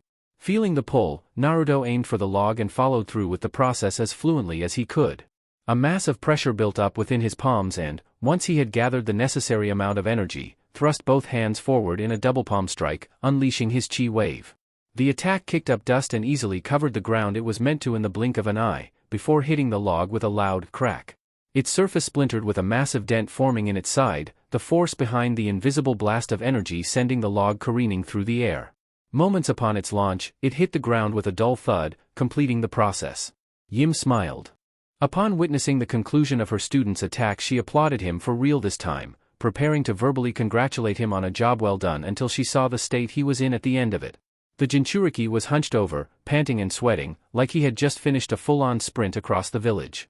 Wiping his brow, Naruto straightened up and looked towards his teacher with a weak grin, seeing her, three of her, staring back at him. I did it. His attempts to convey his coolness were overshadowed by his trembling knees and labored breathing. Yim approached him. Excellent. Excellent. Excellent, she exclaimed, placing a hand on his shoulder and watching as he regained control over his breathing. This was something she would have to fix through breathing exercises to help him maintain a high level of output throughout the entire duration of a fight. However, that could wait for another day. Manipulating chakra is a lot different to manipulating chi, isn't it? If I understand correctly, your chakra is based on physical and spiritual energies confined within a circulatory system inside of the body that is invisible to the human eye, and can only be excreted at certain points or nodes that you call the tenketsu, Yim explained, breaking down the concepts she had learned from her months of travel as well as from her time spent with Naruto. This knowledge was incredibly useful when it came to teaching him the material necessary for him to understand what he was learning. Chi, on the other hand, is embodied life and potential energy, something my people have come to understand. Like chakra, it also courses through the body but along a different set of pathways, a separate system that creates balance. The best way to describe this structure is like having one circulatory system on top of the other. They both exist in nature as separate entities, and though their manifested forms look different from one another, the two of them together create harmony, much like the yin and yang concept. Naruto blinked at her. Oh, okay. Chakra is selective. Chi is indiscriminate. Nevertheless, the two are just as easy to use at taking and giving life. You're not used to manipulating chi because you've had more experience at controlling a singular entity, which is the ability to influence chakra. More practice and physical exercise is needed for you to increase your chi capacity in the same sense you can use it to increase your chakra capacity. It takes years to hone your abilities to a balanced point. But with your capabilities and at the rate you're progressing at, you should be able to use chi techniques as if they were as natural as breathing within a few months. Yim was pretty sure he was too tired to be listening any further than that. However, he'd surprised her a lot so far. In any case, he looked pretty beat even after just one chi shot. She could sense it. However, he continued to deny this by putting on a fairly poor display of an able person. Don't worry. I'm fine. I'm not a baby. I can keep going. Naruto grinned stupidly, waving a hand through the air. The next thing he knew, however, was falling backwards, before a heavy thud filled the air. Seconds later, the jinchuriki found himself facing the sky for, let's just say, the first time today, while his clones stopped mid-practice to look down at their original's predicament. Just fine. He groaned in a strained voice. Yim sighed, placing her hands on her hips. We can pick this up after lunch. XXX. 3 more days later. And after much torture, pain and anguish, Naruto was finally getting all of the material down with varying degrees of performance excellence and execution. Of course, now that most of the more painful stuff was out of the way for the time being, Yim proposed a few relaxation days to help him ease the muscles. After all, rest and sleep was just as important as training, so the pair took it upon themselves to undertake as many less strenuous activities over the course of the next couple of days to recuperate. The jinchuriki had been working so hard for so long he had nearly forgotten what real relaxation was. It was a breath of fresh air. Yim took him to the hot springs to bathe and to rest, something he hadn't done in quite a while. Sure, he bathed and washed regularly, but not by these means. The hot spring Yim took him to for the day was a separate establishment on the far side of the village, some ways out from the one Naruto and his friends normally used. This one was closer to the training fields and, though it was smaller than the public baths on the other side of town, it attracted a lot of shinobi patrons who were looking to relax after a hard day of training. It wasn't as elaborate as the district the Konoha hot springs business took up, but these ones in particular were a very nice place to be. Naruto smiled and sighed blissfully as he lay back in the hot water of the men's side of the resort, soaking in the heat and the steam wafting around him. The bath salts and whatnot were working wonders on his skin, and the clouds of water vapor were so thick he couldn't see a damn thing, but was that really a problem? Of course not. Was there anything more pleasant and heavenly than a good, long soak? Man, was it a good day to be him. Ah, this is sweet, Naruto sighed, taking the folded towel from on top of his head and wiping the side of his face. Ah, isn't it? A very sultry, very familiar voice spoke back from out of the mists. There's nothing like a nice hot spring HUH? The jinchuriki nearly jumped out of the water when he registered to that voice. Wheeling around in the water and hurriedly moving away from the wall, he saw his teacher lying against the side right next to him, partially out and showing off quite a bit of upper body cleavage. Thankfully, only the area above her bosom was out, leaving the rest of it up to the imagination. Hair tied back with a towel sitting comfortably beside her, the youngster was grateful she wasn't completely out. The shock was big enough as it was. Why, I am Chan. The woman giggled as she tilted her head back, partly blocking out the sounds of his screaming. Could you keep it down, Naruto-kun? I'm trying to relax. What are you doing in here? What? Yim looked down at him with an innocent smile. Isn't it traditional in this country for a master and student to spend some quality time with one another? And not right now, it isn't? Naruto shouted, his face glowing bright red for a completely different reason. He was hot and bothered, and not in the way he was supposed to be. As extra precaution, he crossed his legs under the water and covered his shame with his hands, in spite of the fact that nobody could see anything below his chest. This is the men's side. If somebody finds you in here, you'll get into trouble. Well then, it's a good thing that today is mixed bathing day. It said so up on the sign, Yim exclaimed, pointing over her shoulder in a random direction. Even though the sight was nowhere to be seen, she was pretty confident of her answer and didn't even bother reacting beyond her casual demeanor, since she was already deeply immersed in her resting period. Nothing to worry about. Are you sure? I'm sure. She seemed so casual about the whole thing. On Naruto's end, however, he was blushing to the roots of his hair and shuffling about uncomfortably along the hot spring stone floor. His eyes shifting between the public baths around him and his teacher, he decided to speak up again. I'm not really comfortable sharing the same bath with a girl. Why so? Well, you know. It's not what I'm used to. There's nothing wrong with it, Naruto-kun. It's not like I haven't seen what you have on other men before. It's perfectly normal. Yim giggled when she saw him blush even brighter than he had been previously, so much so that he became almost like a red, hot glowing light bulb. He was such a child, in all aspects about his character. Sweet, innocent, and bashful. I thought it was a good idea for us to spend some more time together as good friends. So, when I found out it was mixed bathing day at the hot springs, I decided to bring you over here for that reason. To take a bath with me? Though he didn't mind having a soak with other people, with his teacher, it was kind of weird. To be blunt, he was more worked up over the fact that not only was she his teacher and was naked in the same place, but she was also attractive. He admitted that a long time ago. It's not that easy for me to relax in here with a girl hanging around. I'm just. His brow furrowed and he looked away again. Why fight it? In spite of all his protests and reasoning, Yim didn't even bother to offer to move, ask him to move or argue with him in the slightest. She had no worries whatsoever of being around him, while on the other hand he was completely beside himself. She's not gonna move no matter what I say, is she? Ugh, I'm getting too worked up over this. Naruto ducked back into the water so that his nose was sticking out, and he blew a few bubbles out in exasperation of the situation. He stayed where he was, sitting in the middle of the spring. No way was he wadding over in her direction. Yim giggled when she saw the boy glaring at her from his spot and waved him to join her. Come on over, Naruto-kun. Don't be shy. Thanks, but I'm fine over here, Naruto spoke back. Don't be so miserable. Yim reached over to her side and pulled the serving tray sitting close by her on the floor. When she did, she poured herself a drink and another in a spare glass provided. Taking a sip, she sighed happily, have a cup of tea with me. I don't really think I should. Naruto stammered, his face flashing red again. If his blood continued to fluctuate and boil the way it was, he was going to pass out. The woman gave him a warm smile from where she sat. I know that I said before that I would train you as your teacher, Naruto-kun. But I'd prefer it that you and I remain as friends in our spare time. I really just want to keep moments like this and ones that we may share together in the future as just regular occasions spent between you and me. I promise you, there are no strings attached, tricks or hidden agendas here. Please. Naruto looked away, feeling even more flustered. However, after looking back and forth between his teacher and the far wall a couple of times, unable to ignore the sweet expression she was throwing him any longer, he resigned to his fate with a growl and moved across the pond towards her. He made sure to leave a considerable distance between himself and her when he sat himself back down against the wall and took the tea she offered him. When he sniffed it, he found it a bit strange. However, upon taking his first sip of the delectable liquid, he felt warm relief flood through him in the form of a light buzz. He sighed when he consumed the tea and smiled weakly up at his teacher. This is pretty good. See? I told you. Just relax and enjoy yourself. There's nothing wrong with a boy and a girl spending time with one another in a shared bath, is there?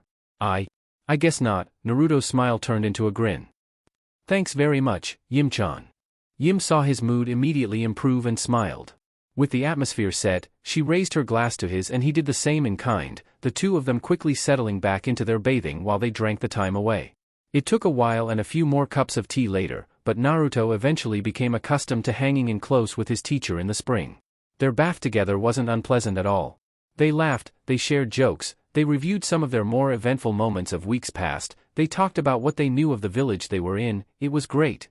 To Naruto, it felt like he was talking to an old friend again and not a tutor. Though Yim had always been kind to him, even in training, the young academy student had come to realize that he hadn't spent as much time with her outside of their sessions than he thought he had.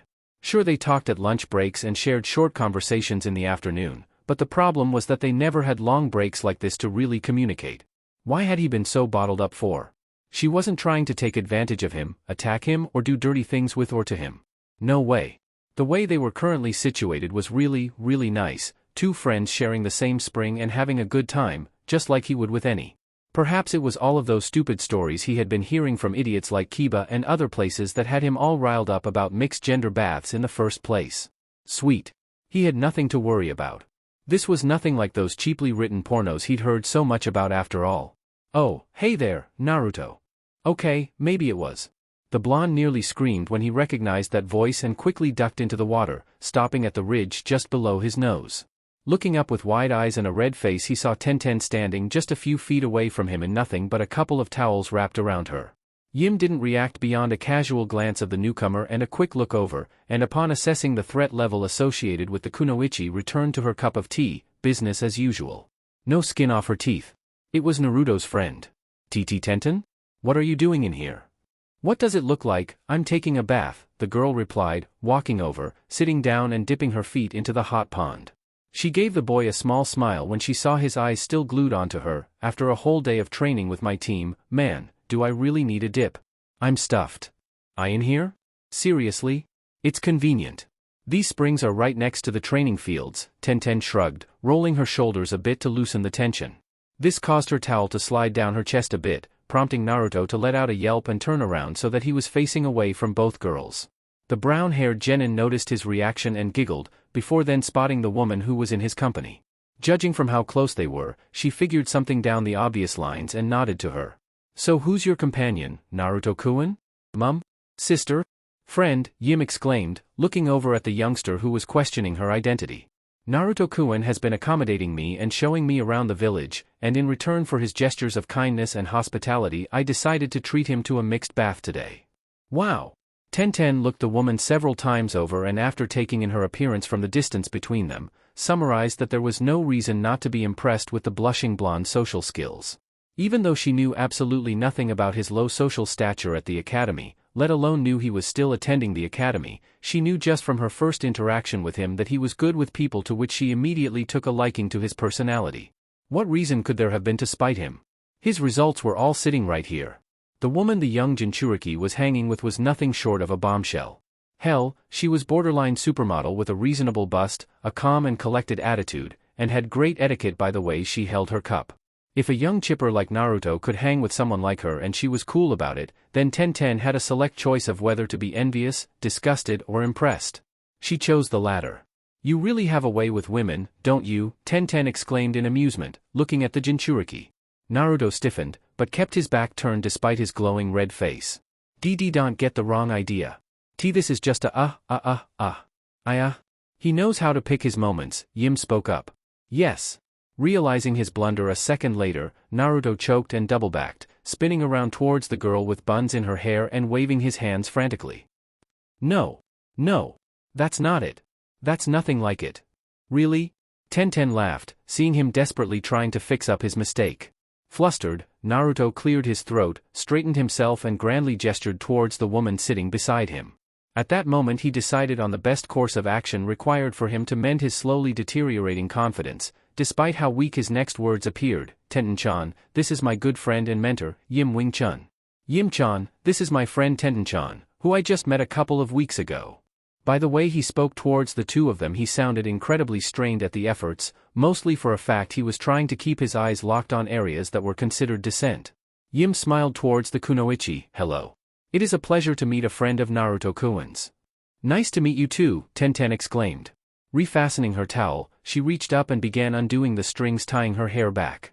At the same time she looked over at Naruto, who was doing well and keeping a straight face despite his hot red cheeks. So Naruto, whereabouts did you meet Yim? Oh, on the streets outside of a restaurant, the boy replied, rubbing the ridge under his nose.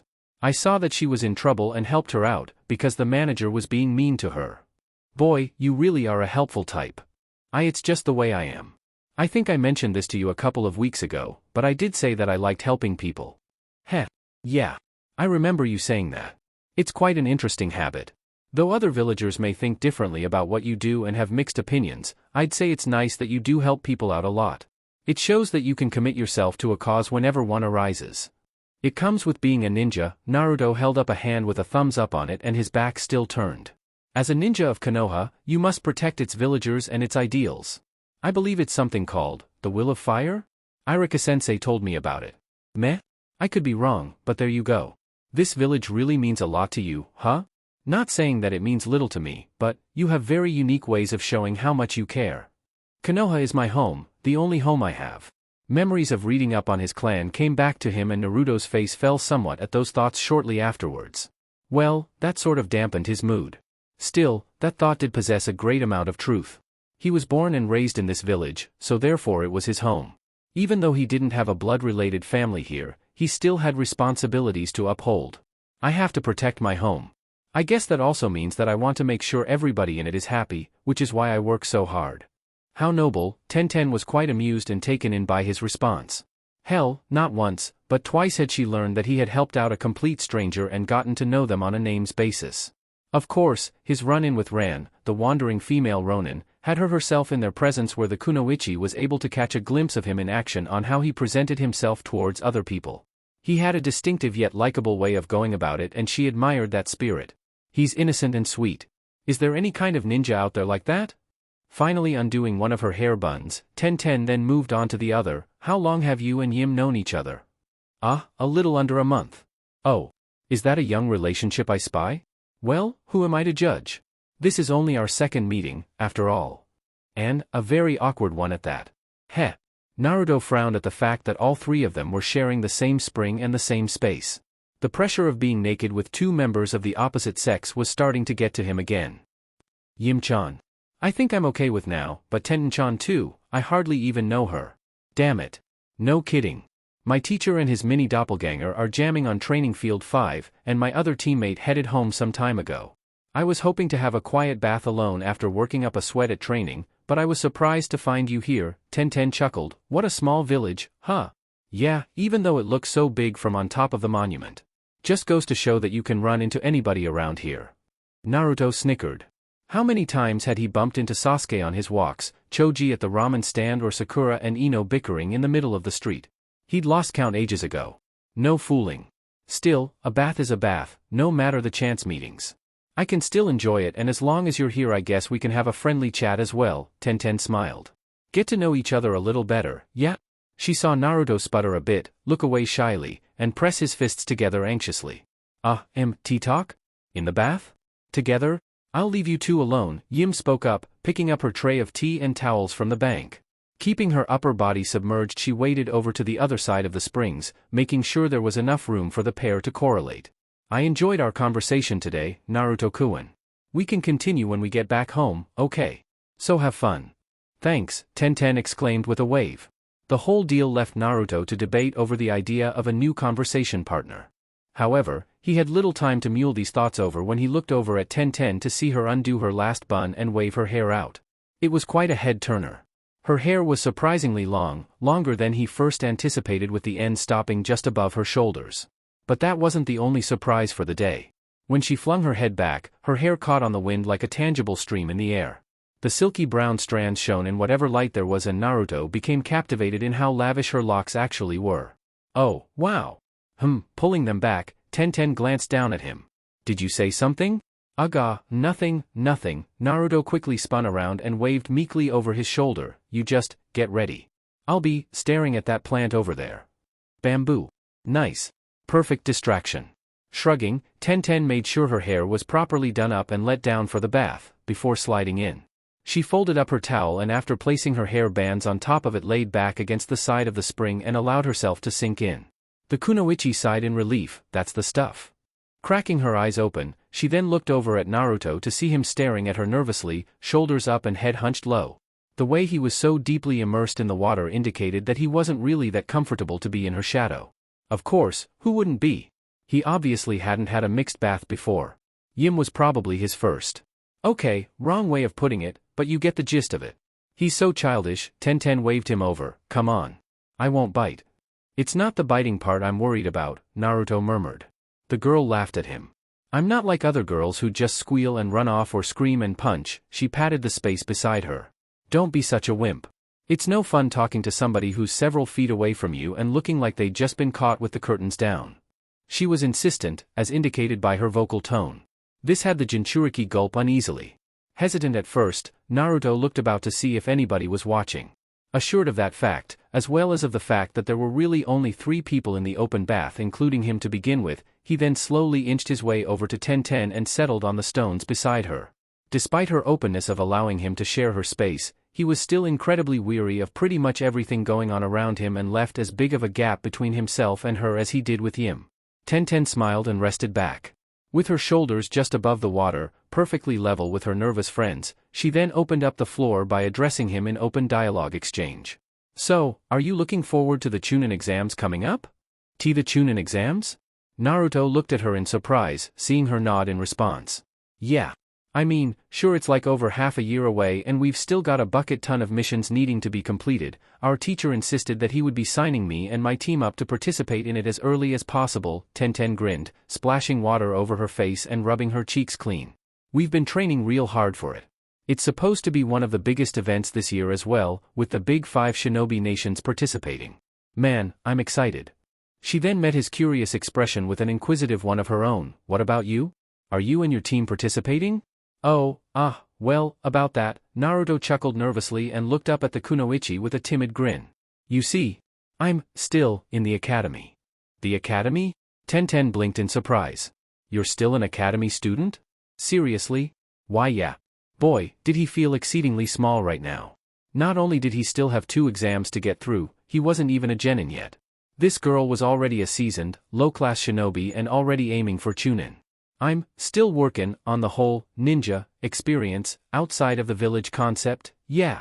But hey, he made a lame-ass punching motion that even he thought wasn't convincingly showing off his enthusiasm over the situation. I'm getting there. Tenten stared at him for a few moments and then grinned. She reached out and patted him on the head. If that wasn't bad enough, she followed up that affectionate gesture by pinching him on the cheek. We're still just a baby academy student, aren't we? Well, Naruto-chan, you've got a long road ahead of you. So I suggest you buckle down and shape up, because it'll only get harder from here. Grr? I said I'm still working on it, Naruto grumbled and gently pulled her hand away from his face. Rubbing his sore cheek, he gave her a light scowl. Besides, I've gotten much stronger than what I was last time. I'm not as easygoing as you might think. Oh really?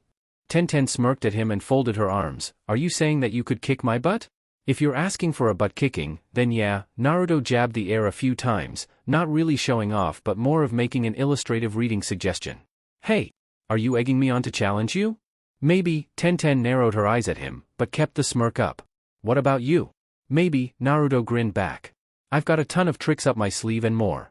Hell, even though I'm still just an academy student being warmed up for the big leagues, I'm pretty sure that I can lap you a few times on the track, no problem. Okay, now that is a challenge. The brown-haired girl flung her hair around and pointed at him. Tell ya what, give me your address and I'll come on over sometime to ask you for a spar. On that day, we'll see if you can match those words of yours with action, Naruto-chan. Okay then, Tenten-chan, Naruto added a bit of grit at the end. You want my number, you'll get it. But first, we enjoy ourselves. Agreed. Agreed. With that said and done, Tenten splashed him. The blonde yelped in surprise and splashed her back with more power behind the pool's surface, earning a surprised yelp from the kunoichi in kind. The two then began exchanging waves, splashes, and flicks of water, with both sides turning the friendly duel into a full-out, taijutsu hot water fight. The hot bath quickly became their grounds and laughter soon filled the air. Hey, I'll get you for that, Naruto.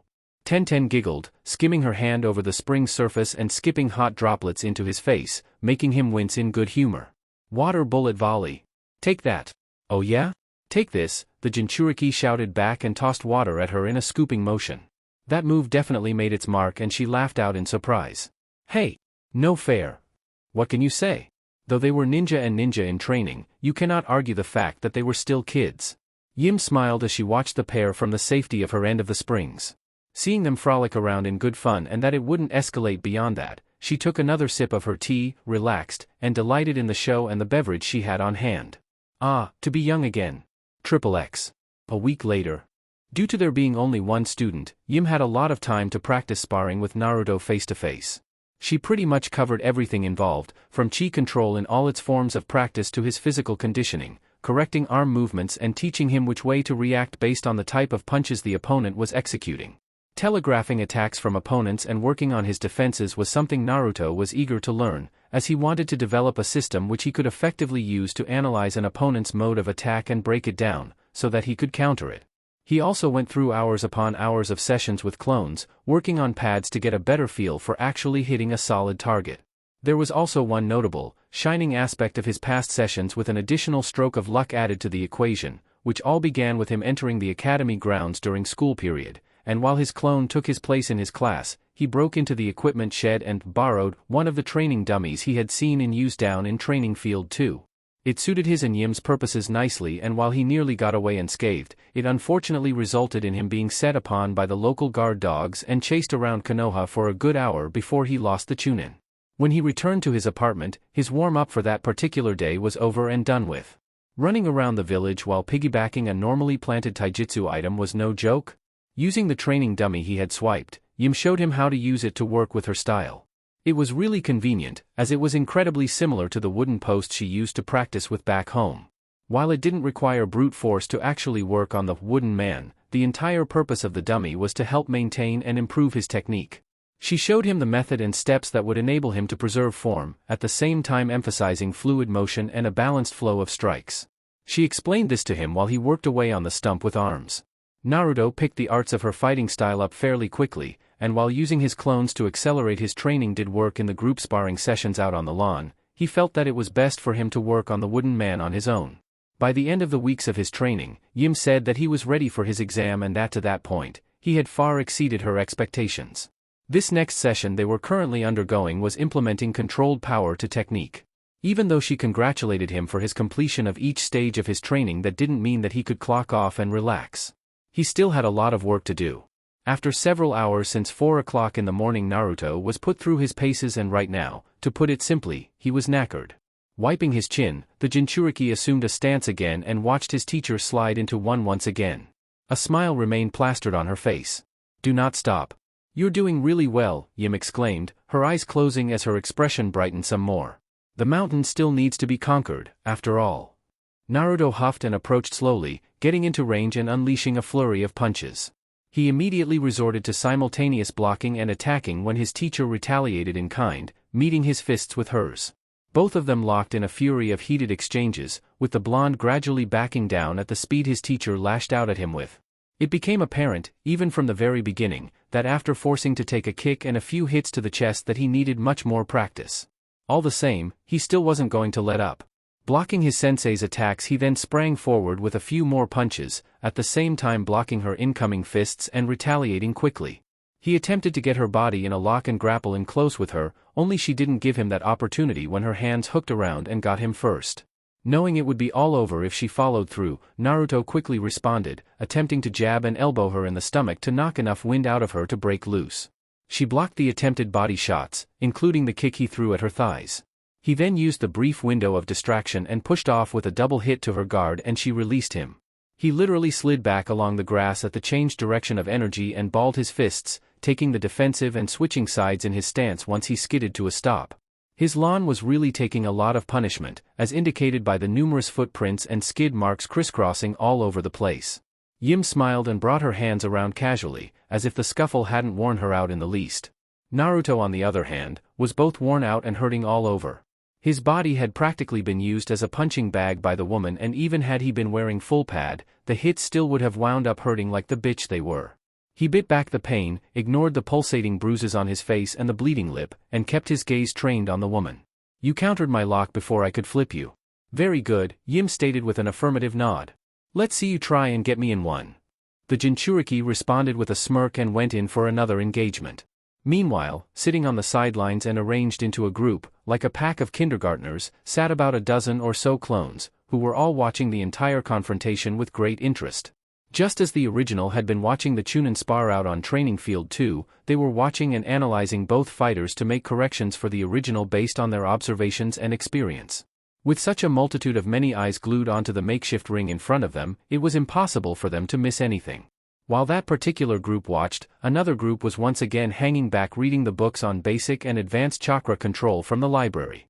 Over the week, Naruto made it a standing point to be extremely thorough about what he learned and what he allowed himself to read. He was definitely not acting like his old self, flaunting about the streets of Konoha and pulling pranks every 20 yards, which ended in catastrophe and anguish for everyone around him.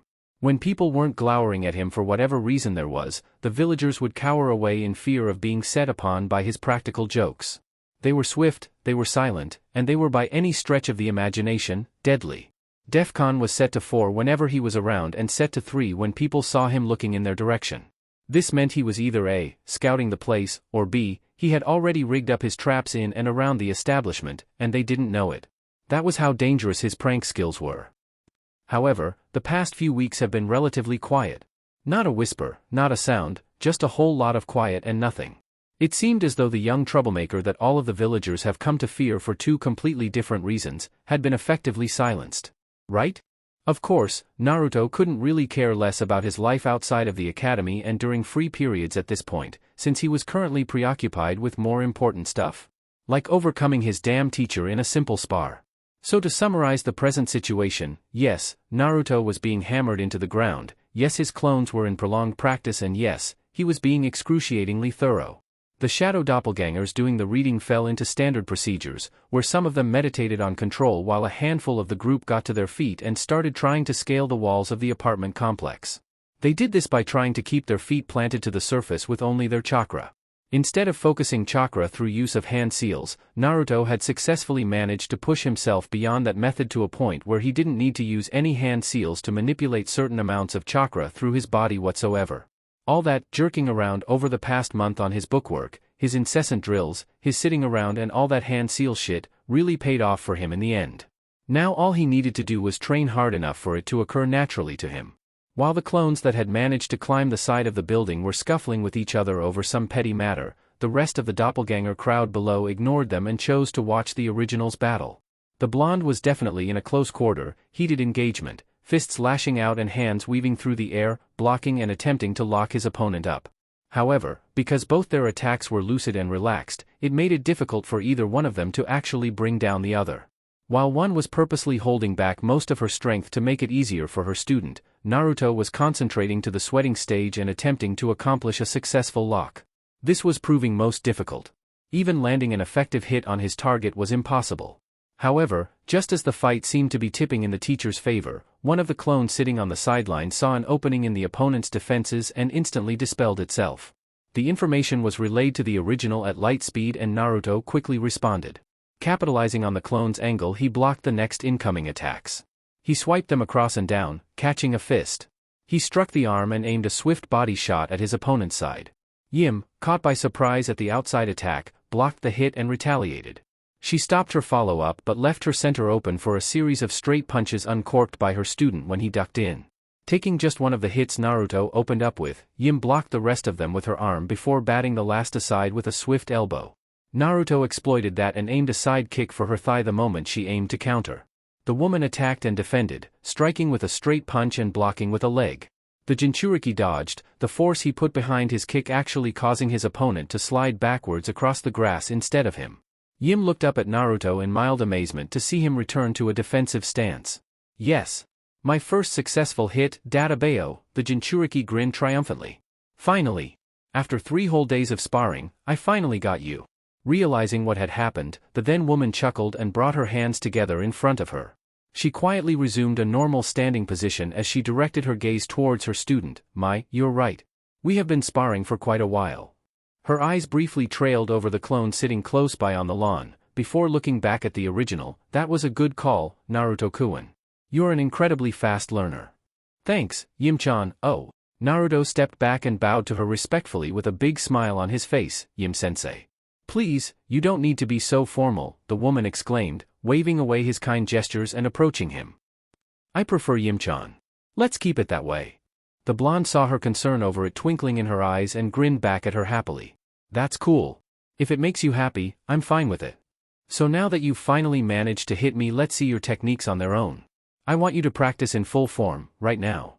The woman stepped away several paces and placed her hands behind her.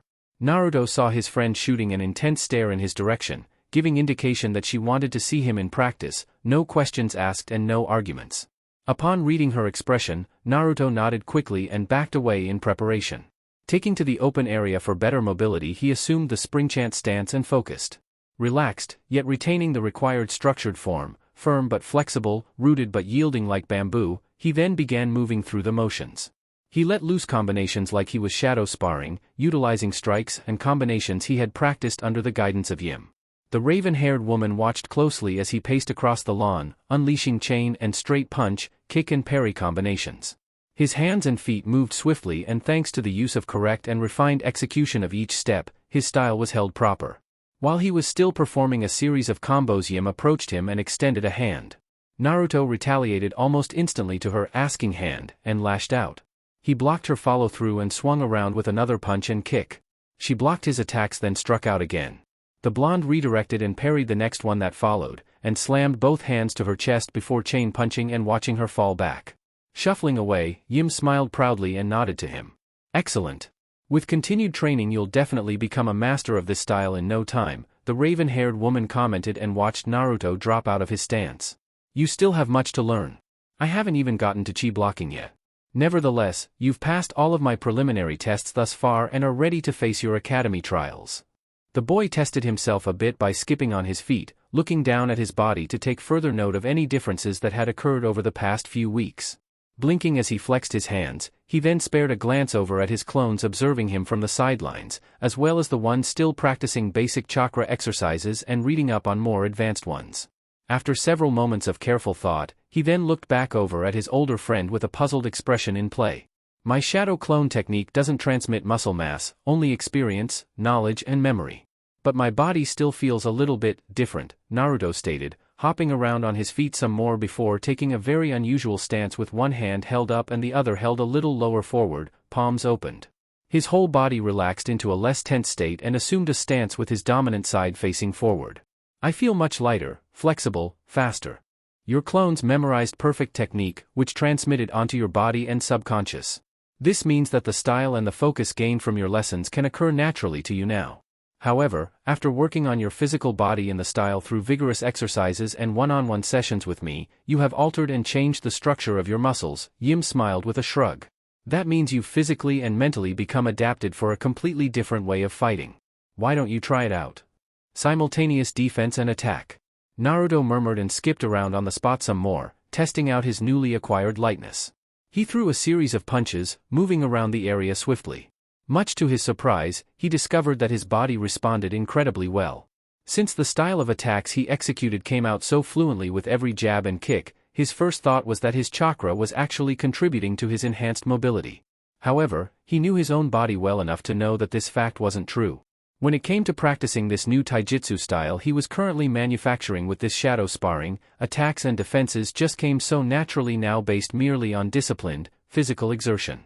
Naruto let out a laugh and danced around, with Yim watching his body blur out of focus slightly from the speed he ended up achieving.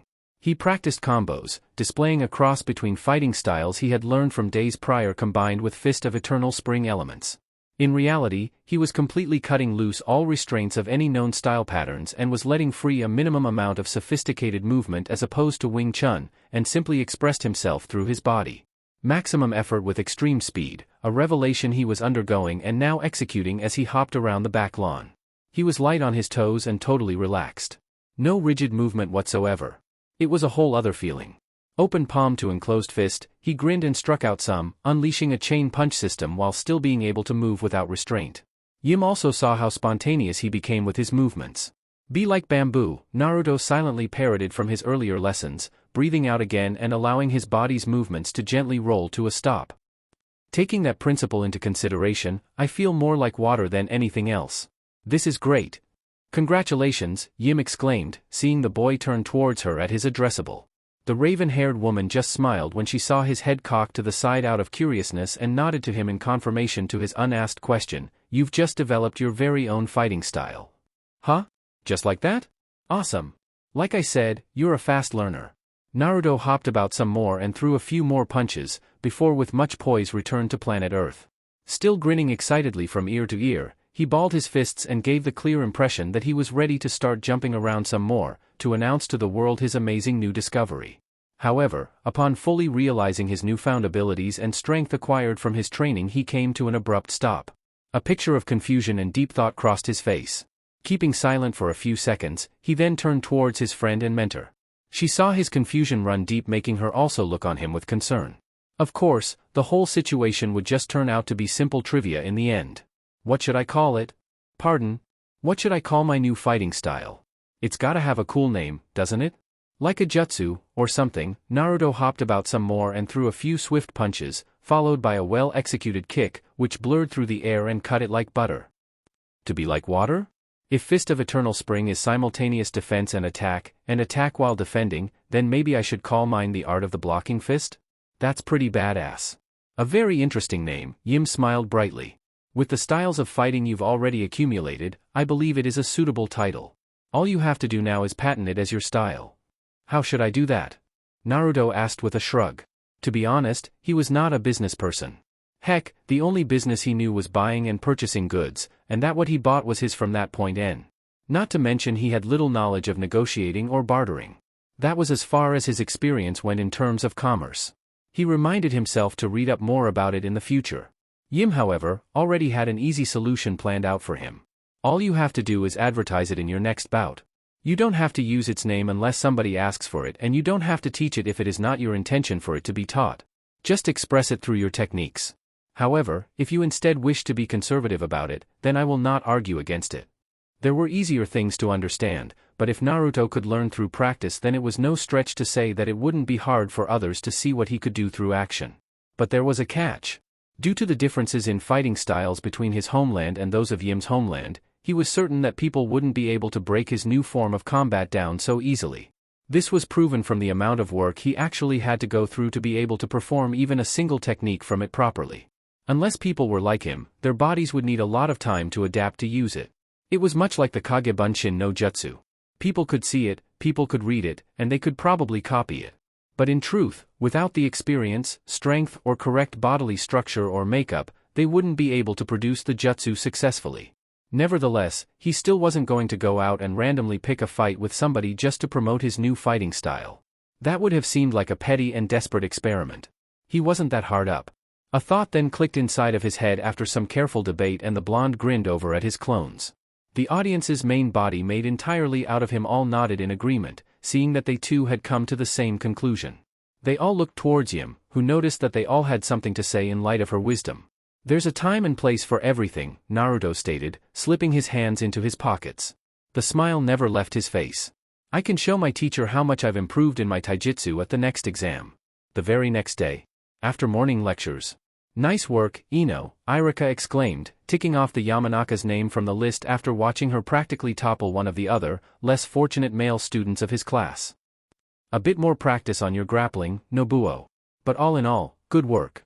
The teacher also marked off the other and watched both combatants fall out of their stances. The girl who had virtually beaten her classmate into the ground bowed to him upon the end of the engagement, before walking out of the dirt pit rubbing her sore wrist from an improper block executed earlier in the spar. She didn't even bother helping her opponent to his feet, but she did share the symbol of harmony with him when he eventually exited the ring, locking fingers between each other as a sign of respect for the other's skills. The defeated then dusted his clothes down before limping back into the crowd. He tried to keep his gaze low, not wanting to look the other academy students in the eye from his rather embarrassing defeat. All the same, it was a lesson well learned.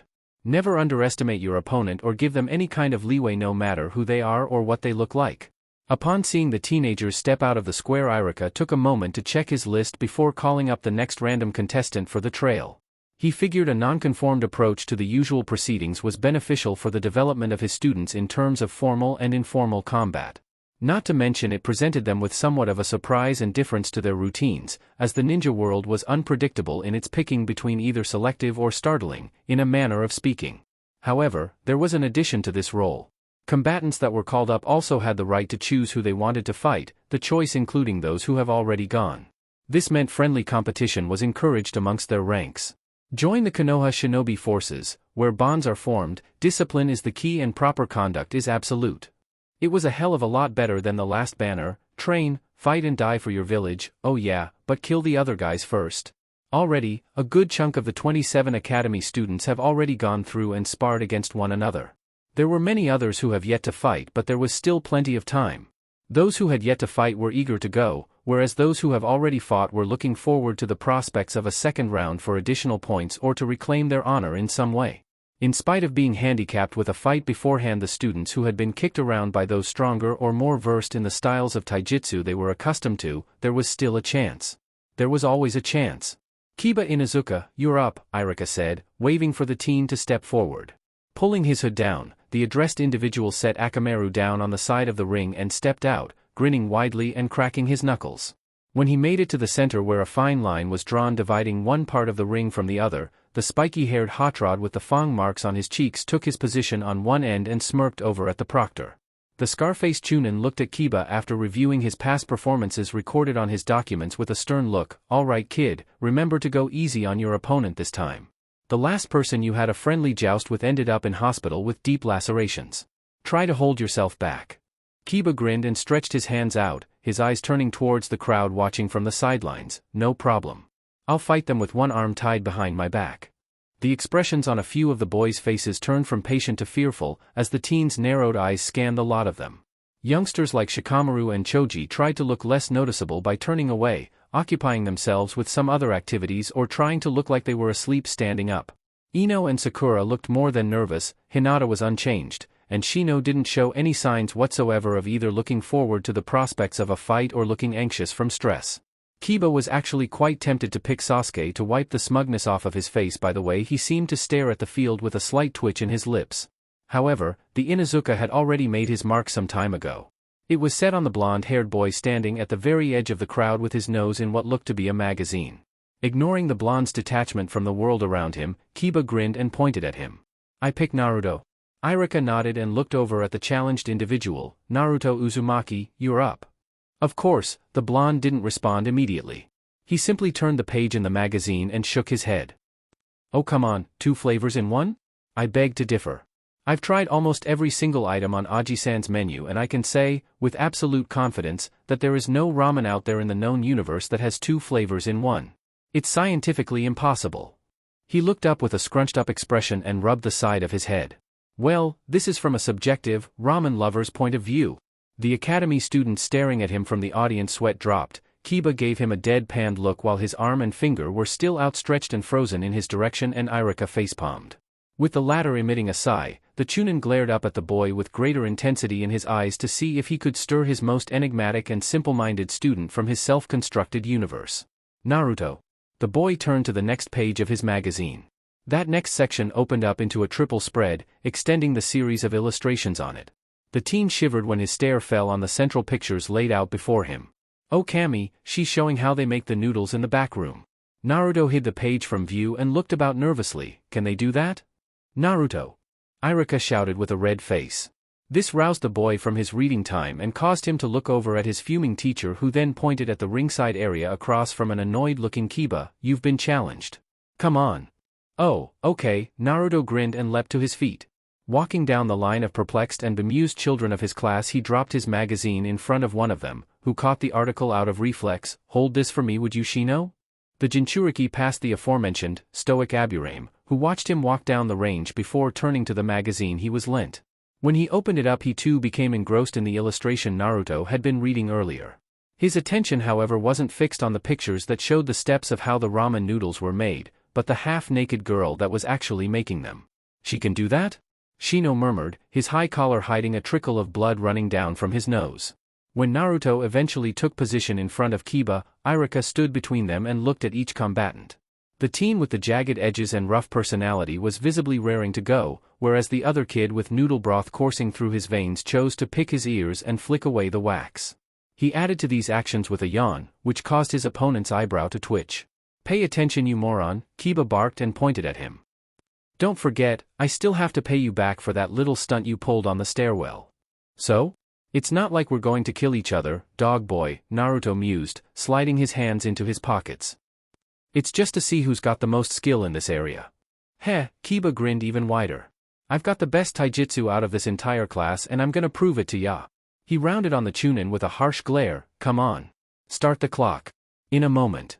I still need to remind you two of the rules since obviously one of you wasn't paying attention." Irika frowned at the blonde troublemaker, who just smiled sheepishly back at him. "Remember, no weapons and no jutsu. I'm grading on taijutsu technique and the number of hits each individual is able to land clean on the other, so be as economic as you wish with your combinations." At this, Kiba scoffed. "Naruto will be lucky to even touch me," the Inuzuka barked and cracked his neck. "Well, fine, just don't kill each other," Irika shot back, raising his hand in the air. 2 falls out of 3 decides the match. He saw both combatants form the single-handed seal of combat towards the other, one with a feral grin and the other with a smirk. However, this would be the only moment of peace shared between them for some time, as their hands quickly dropped back to their sides. With a quick, last-second look between the young pair the proctor nodded his head in confirmation of the correct proceedings and dropped his extended arm. "Begin." Irika leapt out of the way to put himself a safe distance from the scuffle that was about to open up. When the teacher retreated to the safety of the sidelines, those students watching from their spots saw Kiba assume his signature fighting stance and prep himself for battle. However, at this stage of the exam period a lot of the candidates for graduation couldn't care less about this next fight. Having watched Kiba and Naruto face off many times before in the past it was clear to all of them who would eventually come out on top. The traditional pattern was that one of them ended up groveling on the floor while the other one was barking at the fallen several feet away. To all those observing, they knew that it would be Kiba who would claim victory here today. "There's no way the dead last will win," a random boy commented, earning a series of outcalls of agreement from his companions. "You said it." Hinata pushed her fingers together nervously while she watched the two teenagers glare each other down. Even though she had great confidence in the both of them, she was incredibly worried about Naruto, who seemed to be taking his turn way too much in stride. "And Naruto-kun?" The purple-haired girl gulped. What is he doing?" He's not readying himself." Whether the boy was overly confident in himself or he actually didn't have to prepare himself for battle she didn't know. All she knew was that he was not in the correct position yet to fight, and if Kiba were to spring at him then and there, he was screwed. "This should be quick," Ino chuckled, earning a head turn from both Sakura and Hinata, who looked at her with varying expressions. "Naruto's gonna get his slacker butt handed to him." The pink-haired Kunoichi next to her nodded in agreement and smirked at the ring. "No matter how hard he tries to improve himself, he'll never be able to beat Kiba. I mean, I've seen the guy in action. He's a pro." "Yeah. But not as good as Sasuke-kun," Ino exclaimed. Her rival couldn't argue with that. The raven-haired boy in question wasn't really paying attention to the field either and was simply looking away with his arms folded. Several of the others fellas flanking him were sort of doing the same, but Shikamaru seemed to be taking just as much interest in the standoff as Hinata was by how Naruto was actually approaching it.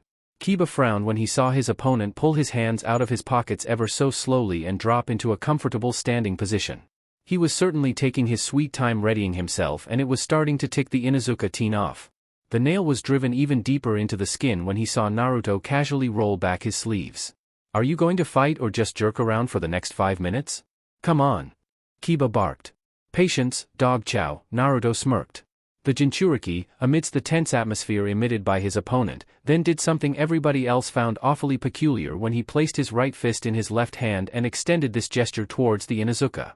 This really got a few confused blinks from the combatant opposing him, as well as from the other kids watching from his right. "Naruto Uzumaki, student of Wing Chun. What the hell is that supposed to be?" Kiba asked, having no clue as to what he was on about. Naruto remained as he was with a friendly smile still on his face. "It is common courtesy for fighters to introduce one another before every engagement," he replied in kind. Although this sense of respect did bring a smile to Irika and raised more than a few positive remarks from the audience listening in, it got a completely different reaction from Kiba. The feral-looking teenager spat at the boy's bow and tightened his stance, switching from enclosed fist to clawed hands with a wider stance as his base. "You can cram your introduction up your ass for all I care, moron. Let's just fight already. Or are you just stalling because you're afraid of getting your ass hooped?" Naruto took careful note of his opponent's immediate style change and made sure that his observations went on unnoticed. "Fine, if you're so hard up about it." Not at all offended or put off by Kiba's backhand to his respectful gesture, the blonde stepped towards the center. On instinct he moved his left foot forward and around in a circular motion till he rested comfortably into a narrow stance, before bringing his hands up and extending his left one forward. Kiba was baffled by the incredibly stock-straight posture his opponent assumed. He looked him from head to toe. "What kind of fighting stance is that?" His loud inquiry brought some attention to the ring, and when all eyes fell on Naruto's corner, brows became quirked in question. Even Irika expressed great surprise when he saw the way his usually energetic student prepared himself for battle. Unlike all the other times, the stance Naruto took was so unlike his former, trademark rush into battle technique or Street Fighter-like pretense. This one was completely alien to him. "Well, screw waiting around." Kiba frowned. "Whatever he's planning, he can't beat my Inuzuka style of taijutsu, even if I do hold back. He's finished." With these thoughts in mind, the feral teen didn't waste another second beating around bush and lunged in with a fury of wild lashes from his unique open palm strikes. Naruto smiled and stepped backward slowly, remaining calm as he observed the attacks fly in.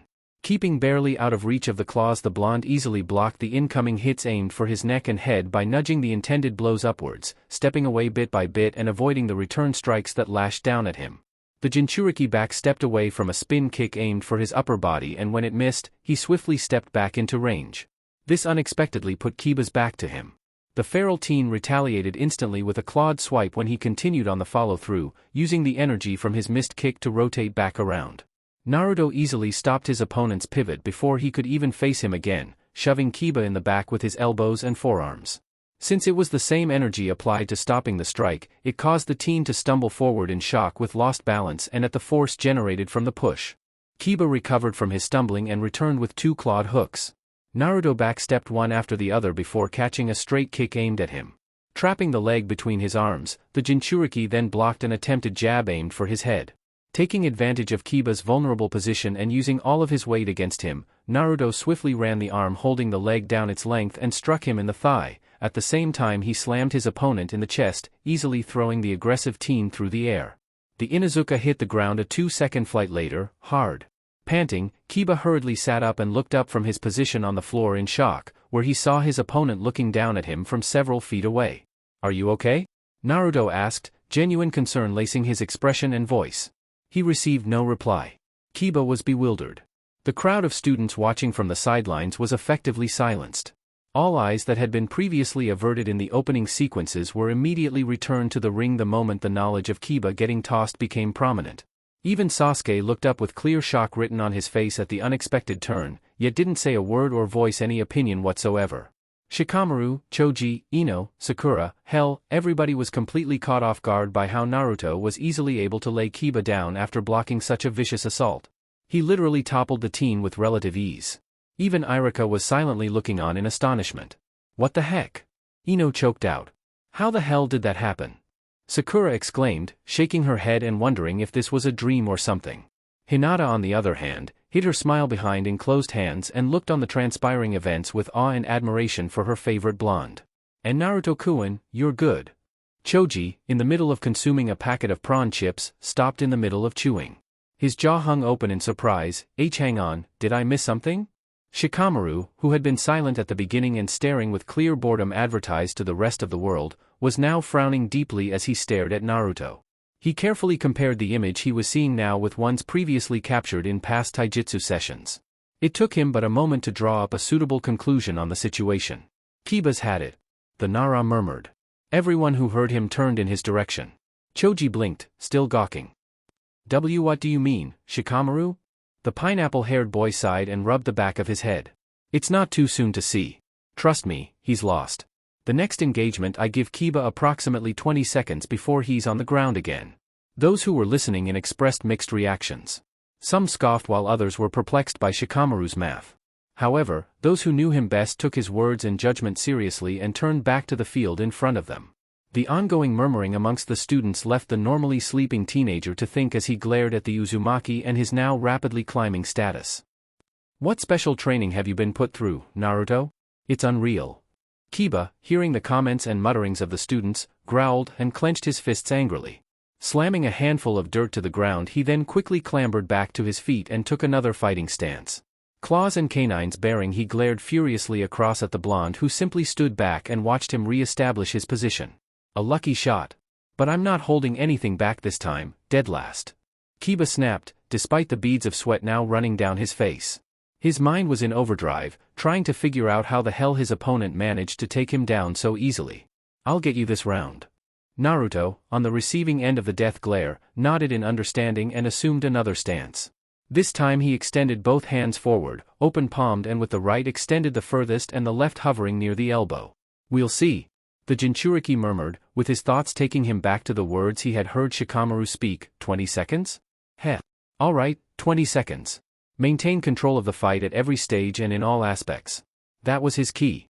Kiba growled and lunged forward with a fury of jabs and clawed strikes. However, those that were in range didn't even make it past 2 hits when Naruto shockingly caught them and got in close. Maintaining a firm grip as he locked up Kiba's arms, the jinchuriki attacked with his defense and gently nudged, elbowed and struck out, as his opponent struggled to break the lock. Kiba growled in an attempted lash out, but his arms kept on getting blocked, caught and locked. Naruto smiled in between each interval. He caught a jab and in return struck low then up. Hit.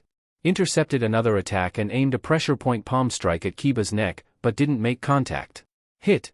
Kiba attempted to grab him with his right, but Naruto took his arm, forcefully lowered his defense with the same arm and struck across the boy's neck with an elbow of his free arm twice, but refrained from making contact. Hit. Hit. He then caught another strike with the arm and twisted Kiba's limbs downwards and crossed them, locking them and completely lowering his upper defense. With that done, Naruto then slammed both fists into Kiba's lower body where the kidney was and just above the collarbone, pushing Kiba back with the double hit. Full hit. As Kiba was stumbling back, Naruto grabbed his forearms and yanked him forward, slapping both hands over the Inuzuka's face and pressing his thumbs into his eyes. The teen growled and responded a second later, gripping the jinchuriki's wrists and pushing them down. However, this unintentionally lowered his defense again, and Naruto capitalized on it by swiftly bringing his hands up and working a series of chain punches all over his opponent's chest.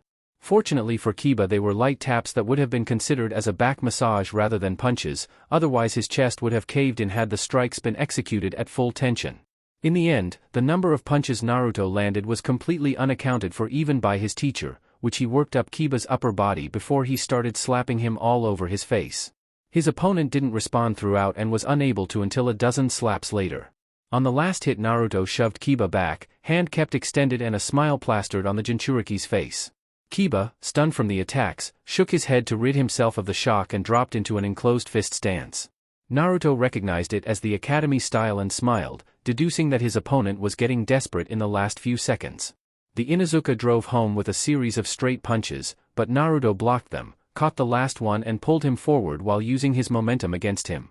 With the same arm he used to grab the limb, he sent a light uppercut to Kiba's throat, grabbed both his arms, stepped back, front kicked him in the gut, then kneed him. After which he wrapped an arm around Kiba's head, grabbed his forehead and spun him over and lightly dropped him to the ground. Like it were a demonstration, Naruto kept Kiba pinned under a knee, shadow jabbed him just above his kidney, before sending a series of punches at his head. He continued to hold back from landing a single hit, pausing on the last punch seconds later. By the time his roughly 15-hit combo was finished, Kiba was lying dazed on the ring floor. When that realization came to him, the Inuzuka looked up in shock to see Naruto smiling down at him, fist still extended towards his cheek. "I enjoyed this fight, Kiba," the blonde exclaimed. The Jinchuriki then proceeded to help the flabbergasted boy back to his feet, even committing some of his valuable time to dust his opponent's jumper down. During the time Naruto was tending to Kiba's well-being, he failed to notice that the rest of his class was completely thunderstruck. Irika had dropped his pen the moment the procession ended. There were many good reasons why the teacher was shocked at this point, paramount of which were the techniques Naruto used and the combinations he executed to bring down an opponent who was supposedly far superior in taijutsu than anyone else in the class. Sakura, Ino, and Choji were staring silently in bewilderment. Hinata was mystified, Shino was shockingly also looking slightly astonished, and Sasuke's jaw had dropped. The latter, raven-haired boy, quickly returned to his normal scowl when he realized what he was doing and focused his best glare on Naruto as the blonde finished shaking hands with his opponent. "I couldn't read his style at all and I could barely follow his movements," the Uchiha thought, a bead of sweat running down the side of his face. Had he allowed the fight to be full contact on his end, he could have killed Kiba. Naruto grinned while he looked the silent Kiba in the face, with his hands set in his pockets and a reasonable space set between them that allowed the revelations of the past event to sink in. "Hey, Kiba. You okay?" Oh, why yeah. I'm fine." The teen shook his head furiously and after some backtracking, let out a chuckle and pointed at him. "You've got some good moves there, kid." "Kid?" Naruto laughed heartedly. "That's an odd thing to say to the guy who just floored you." "Well, you can count this as your victory today," Kiba exclaimed, a grin spreading across his face, "but don't think you've lapped me just yet. Wait till we go full out with jutsu, then I'll really show you some ass-kicking moves." "Looking forward to it," the blonde said. Kiba smirked and extended a hand to him. It took the Jinchuriki a few seconds to determine his intentions, but in the end he shook hands with the Inuzuka and let the white noise fall out. They also shared the symbol of harmony, as was the tradition encouraged by their teacher. With that gesture of respect exchanged, they then parted and headed back to the crowd.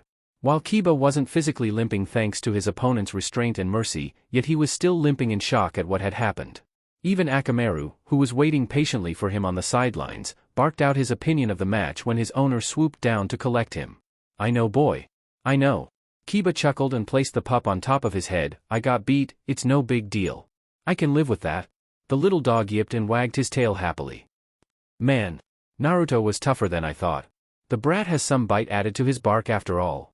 When Naruto walked past, Irika stepped over and stopped him by placing his hand on his shoulder. The academy student looked up at the taller man in surprise to see a big smile framing his face. "Hey, good one, Naruto," Irika grinned proudly, "you did extremely well."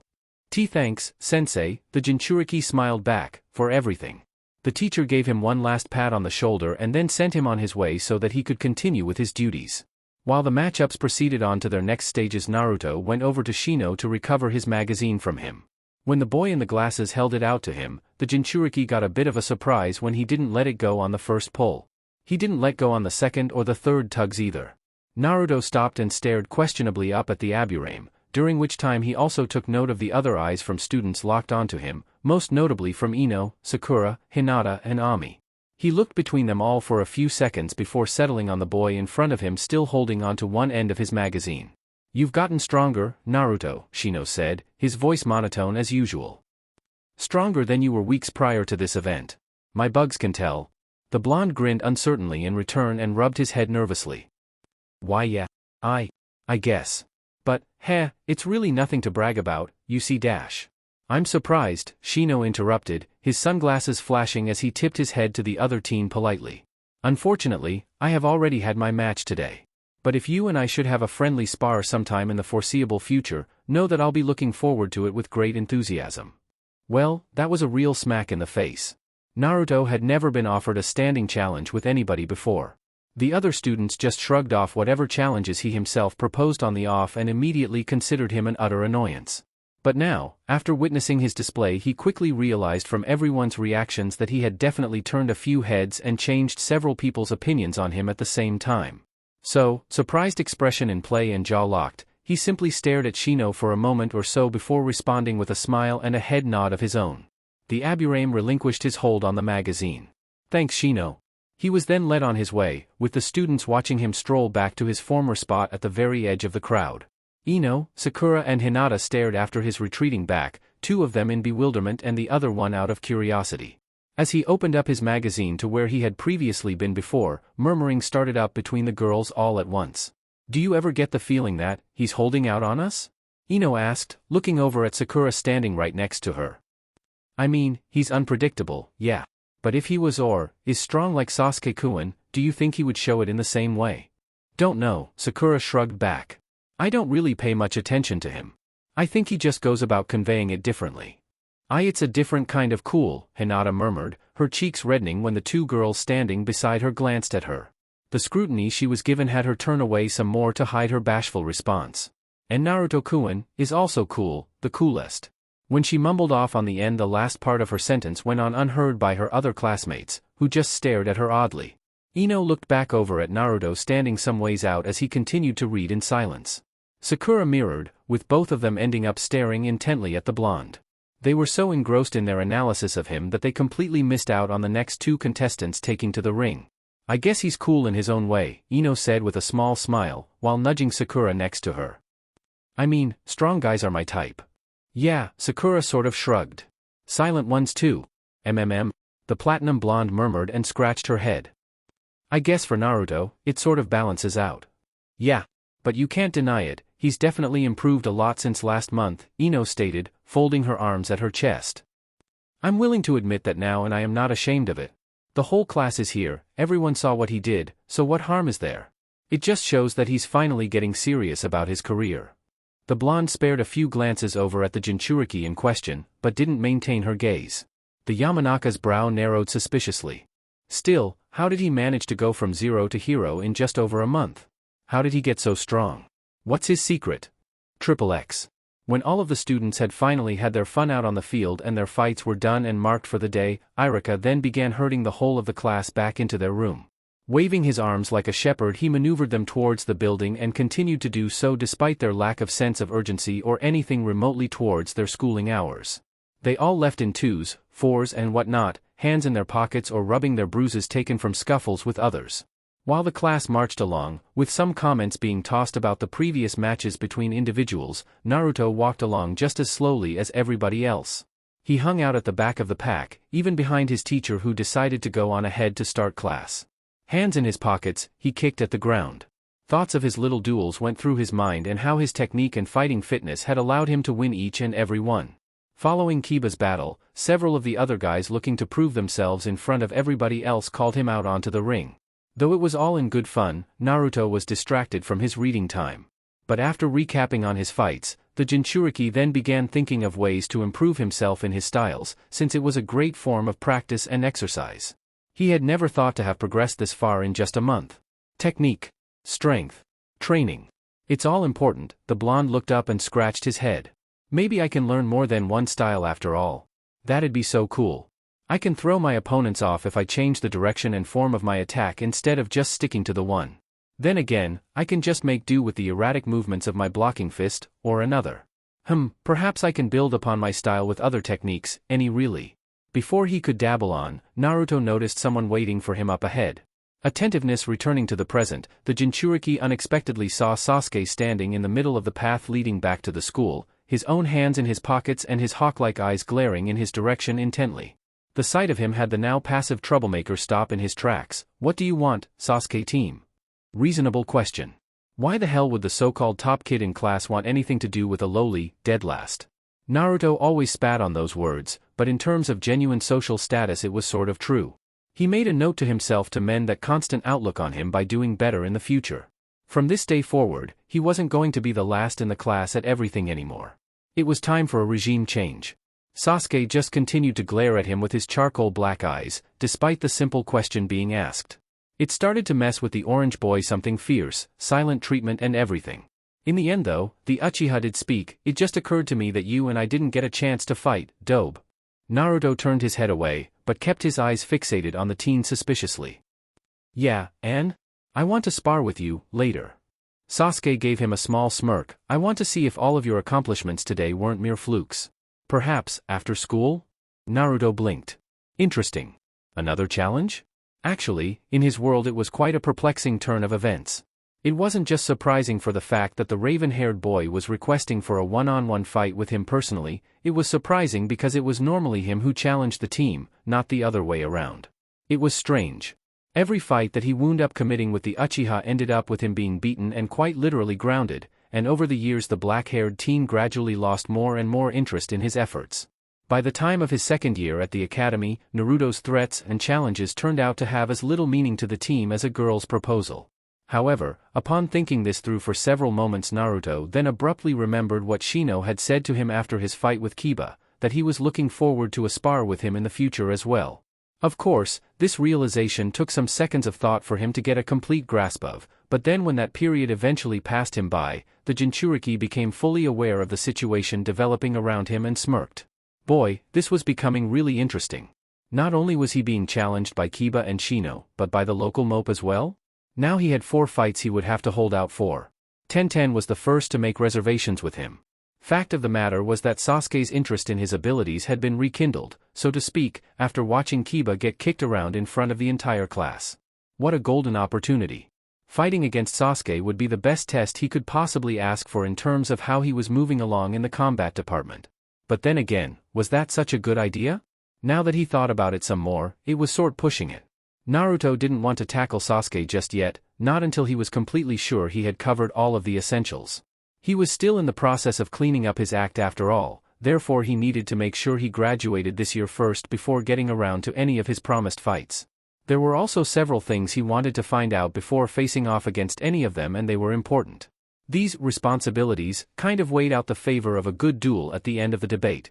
Shaking his head, Naruto strolled up to him. If you're still interested by the end of the month, meet me at my place when you're free. Come alone. The boy stopped beside the Uchiha, who continued to stare at him unflinchingly. Sasuke smirked even wider, afraid of getting beaten badly in front of your friends? Whatever, it's not like I have anything to worry about. It's your game, Naruto exclaimed and continued walking back to class. The raven-haired teen followed after him, both of them mirroring the other as they had their hands in their pockets respectively. It was kind of funny seeing them stride alongside one another, like actual friends. What an effective illusion. By the way, Sasuke began again, glancing at the blonde with an inquisitive expression in play. Where did you learn how to fight like that? Like that? Naruto shrugged but couldn't hide the beaming smile on his face as he averted his gaze skywards. A very close friend showed me how. She's really strong. I'd say the strongest person I've ever met. Humph.